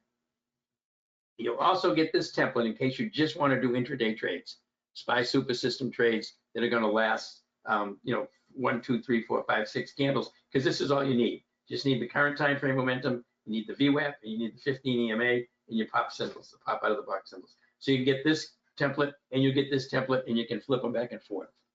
All right. This was a SPY Super System trade here, using a Heiken-Ashi reversal candle on the Qs. This is a 5-minute chart. See how we get in right here. You see how we get a Heiken-Ashi reversal. See the wicks and tails, flat top, right on the 15. See how this went from buying to selling, green to yellow. There it is. Institutions are selling it. We take it right here and we write it down, and it must stay below the 15, which is a little thin red line. As long as the price stays below there, you can stay in the trade, right? And I don't even know how much we made on this trade. It was quite a lot because it stayed in for a long time. I just want you to see how you can identify the trend here and see that the institutions are selling. You can see they're selling on multi-time frame, but they're selling on current time frame, and that's what we wanted for that. I'm just gonna roughly go through this quickly. This is for folks who like to trade intraday trades, really quick trades. Some people call them scalps. I don't call these things scalps. They're off of 5-minute charts, but they're only typically done on the SPYs, the Qs, the IWM, or the futures if you want to trade the futures. But they come very quickly. You can get several of them in a day. You're going to see the numbers here are very high compared to what we usually get. But you're in one trade at a time, and you have to watch it. The short duration trades, you have to be watching that you can't step away from a trade that you're in for the SPY Super System. But these are my results. Since I don't post them, I tell you in the room when I see one setting up. But these are the results I've had with it, and you can see they're pretty impressive. Right? In here in August, we had 56 wins, 6 losses, 2 scratches. So it can be a lot of trades. But I have a lot of folks that use this. They buy the SPY Super System. They have it up on their Thinkorswim, and that's what they do. They trade just intraday quick trades like this. But you have to be good at reading price action. It's not something for everybody, but this is what we had on them. Here's November and December. Nice results. I mean, really, 69 and 15 in December. This was last quarter last year. Now, it's important to understand these SPY Super System trades that I just mentioned, that are just 5-minute trades off of 5-minute candlesticks. We had 4,831 profits in October. In the room, we had 7,448. These are not inclusive. This is completely separate from this. This is completely separate from this. These are 2 separate methodologies. This is where I'd be sending out trades and posting them in the room. If you were in the room or in the alert service, this is what you would have, and if you followed all my trades, you would have the exact same results, roughly speaking. But for here, these are my results, and I can't call them out. All I can do is tell you when I see this setting up. You're responsible for your entrance and exits and all of these kind of trades. But you've got the tools to make this thing really, really successful. These SPY Super System trades are excellent. Right, here was November, same thing. December right here. So this is what it did in the last quarter of 2024. 87% win rate on the SPY Super System, 86% win rate in the room, 156 wins, 24 losses in October to December in the SPY Super System. A lot of trades, 24,000 up, 17,000 up on October, December in the room. All right, so just so you can see the difference, that's a strategy that not everybody's going to want to use, but I want you to see it. And I'll run through these fairly quickly. This is a SPY Super System trade. This was a 5-minute trade off the SPY. This is back in August, I think. This is back before I even had this indicated down here. It was the gear, but this is a current time frame momentum. This is all you're looking at. Current time frame momentum, VWAP, 15 EMA. Get in here. As it popped up, see how it went red to blue? Selling to buy. Pops up off the VWAP. You buy it there. You get out up here, $220 per contract profit. Okay. Another one here on the SPY Super System. You get in here, I get in here, and I get out right here. Very quick trade. It went bearish, and I took it here, but it pulled down and started to pull back up again, so I just took it off very quickly. $90 profit on that one. These are Heiken-Ashi candles. See the Heiken-Ashi reversal? That's the same one here with the single modified layout. Just has the current time frame momentum on it. And again, here's another one with a new template. The SPY super systems only. This is for intraday quick type scalping trades. All right. And where you would take it here, you notice this is green, went to yellow here. This is where you take it. It went to blue and popped up right there. You could have taken it right here, actually. This thing turned yellow and probably would have stayed in it. But this is where it would likely be taken. And then you exit right here. Notice it goes back to yellow. You're out of the trade. Very simple to follow when they occur. SPY super system trade here. Green across the board. It moves up right here as it compresses and pops above the 15, $130 profit per contract. IWM, so again, here's the IWM, same thing. Get in right here as it goes to blue, goes from selling to buying. You take it, it doesn't really go anywhere for a while. It's kind of moves sideways, but it stays above the 15, and then you get out up here, $90 for profit per contract. All right. Another SPY super system trade here. This was a beauty. Again, it was already red. You're waiting for compression to break. See how it comes off the VWAP, the pink line. See the pop signal right there? You grab it right there. It breaks down, and then you stay in this trade as long as it stays below the VWAP, and then as long as it stays below the 15, you stay in the trade. Notice it goes from red to blue, selling to buying. You're out, right? Institutions are coming back in again. Time to get out. Another one right here. So just so you get the idea, I don't want to show through too many of these, but I think you can see here's red, here's blue. We're buying it. We wait for compression break. It moves to the upside. $150 profit per contract. Most of these generate somewhere between $70 and $150 per contract profit. Another SPY one here. This I just wanted to show as an example. Here's selling. Buying, blue right here, but see where the price is? Right at the VWAP. Again, right at the VWAP. This is where you would take it. As it breaks above the VWAP, the institutions are in buying it. This is where you would take the trade, and then you would get out right here. Notice it goes from green back to yellow, right there. But I'd have been out right there. All right. So again, we've had quite a few of these. This is when I took it short. As it broke below the VWAP, took it short, wrote it down. See it selling. I take it off right here. It goes back to blue. Now they're buying again. So the institutions come in, they're selling, I take it short, they're buying. I take it long as it breaks above the VWAP in the 15 right here, and I write it up to this pivot point. So that I took it profits short, took profits long. Right, another one here just so you can see it. You can see where it's green, it's yellow, it's red. Right here, it's red. This is where you want to take it as the selling begins and heads down. Okay. So those are SPY super system trades, and we're going to look at some trades of regulars. This was SMR. This was a daily trade. I showed you this one before. Notice right here is where we would take it. Right, it goes from yellow on the current time frame to green. This is current time frame momentum on a daily chart. This is multi-time frame momentum on a daily chart. For swing trades, both of these need to be green or blue for long, red or yellow for short. It's really not that complicated. And pops up right here. We take it right here. We'll make a nice profit on SMR. Nike, I told you about this one. This is where we get in on the 28, right here. See the selling? We take it here as it comes out of compression. We stay in it. And some people actually took some profits here. We stay in it, and then we get this big flush down off of the tariffs. Bam, right there, we're out. And you see it came right back up again. That was a huge trade. Sarepta, same thing. Right here in the 28, compresses. We take it short here. We write it down. We get out. Everything's red. Institutions are selling the heck out of this thing. It's easy to see that they are. This was a trade on HIMS that I really kind of messed up. I should have taken it here, right here when it went green. Right there is where I should have taken it. I didn't. I got it here. The VWAP, by the way, does not count, or you don't use this on the daily. This is a daily chart. You ignore the VWAP. But this is where I took HIMS. I got a 25% profit in it.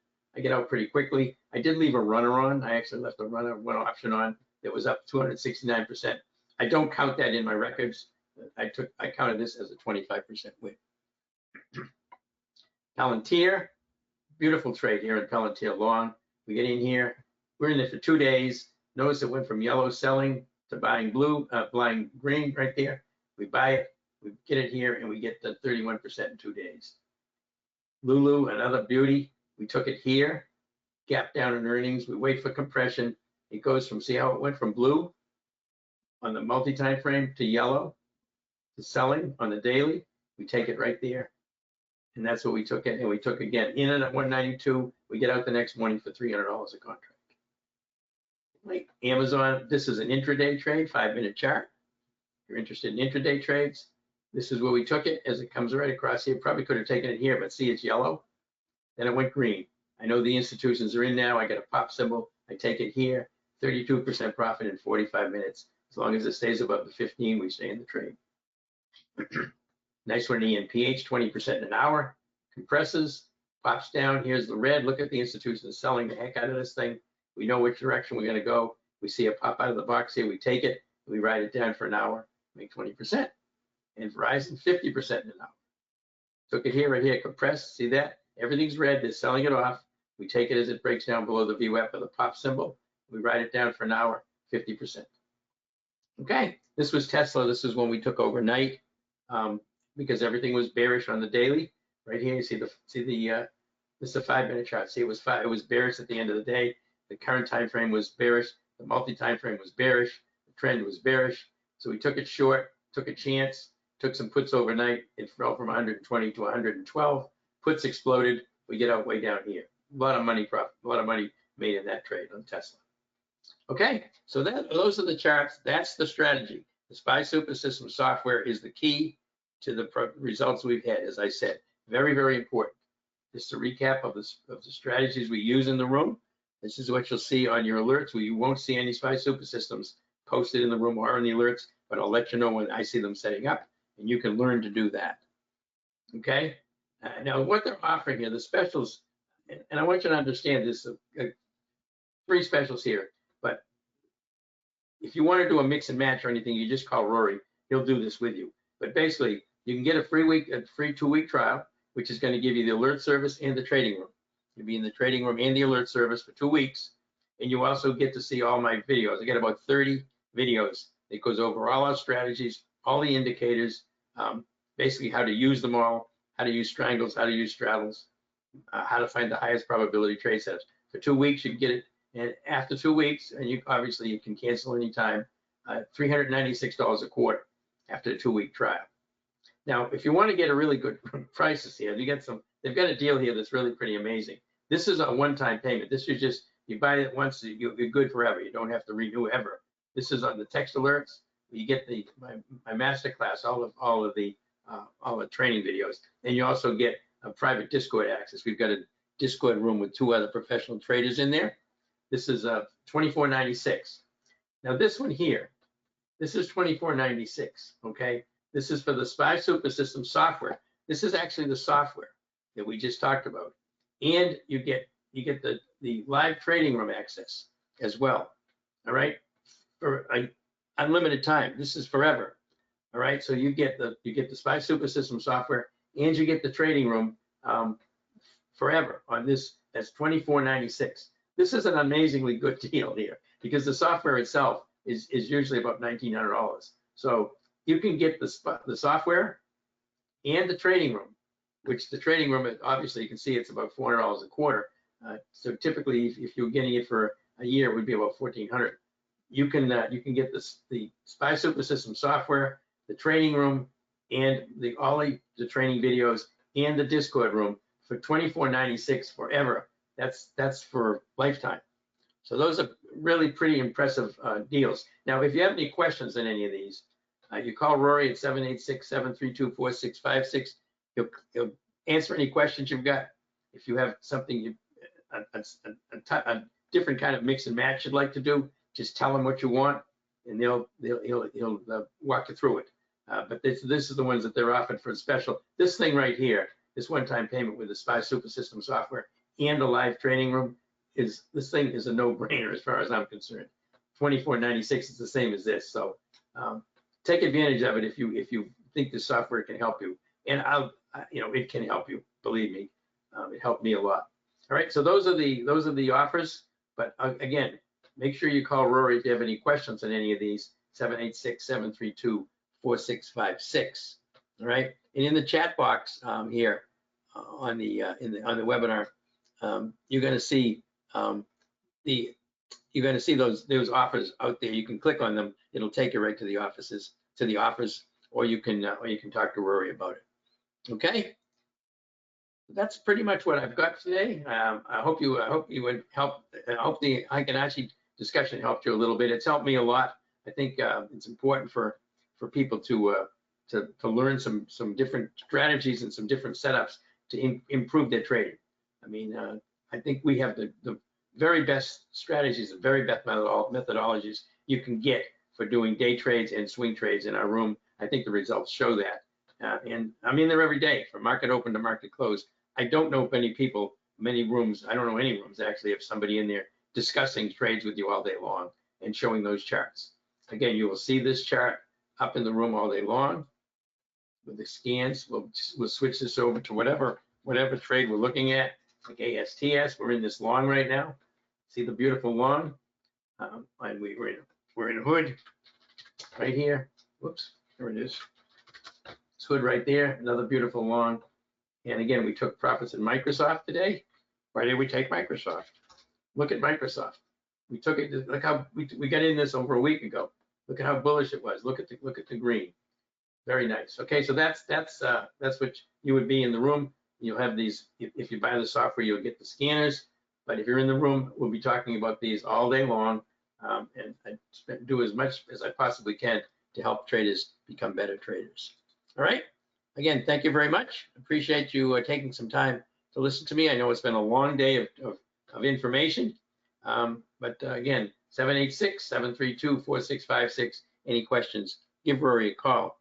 And again, thank you very much for being here today. I know it was a long day for everybody, and long day for me trading and coming back in here. So I appreciate it. So have a great evening, and best of luck trading. Thank you so much, David. A perfect closing.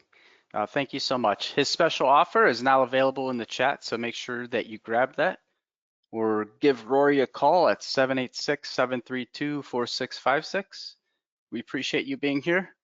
And that wraps up today's Traders Corner Investors Summit. A huge thank you to all of our presenters for their incredible value, and to you, our audience, for being here, learning and investing in your trading future. Make sure to grab any of the special offers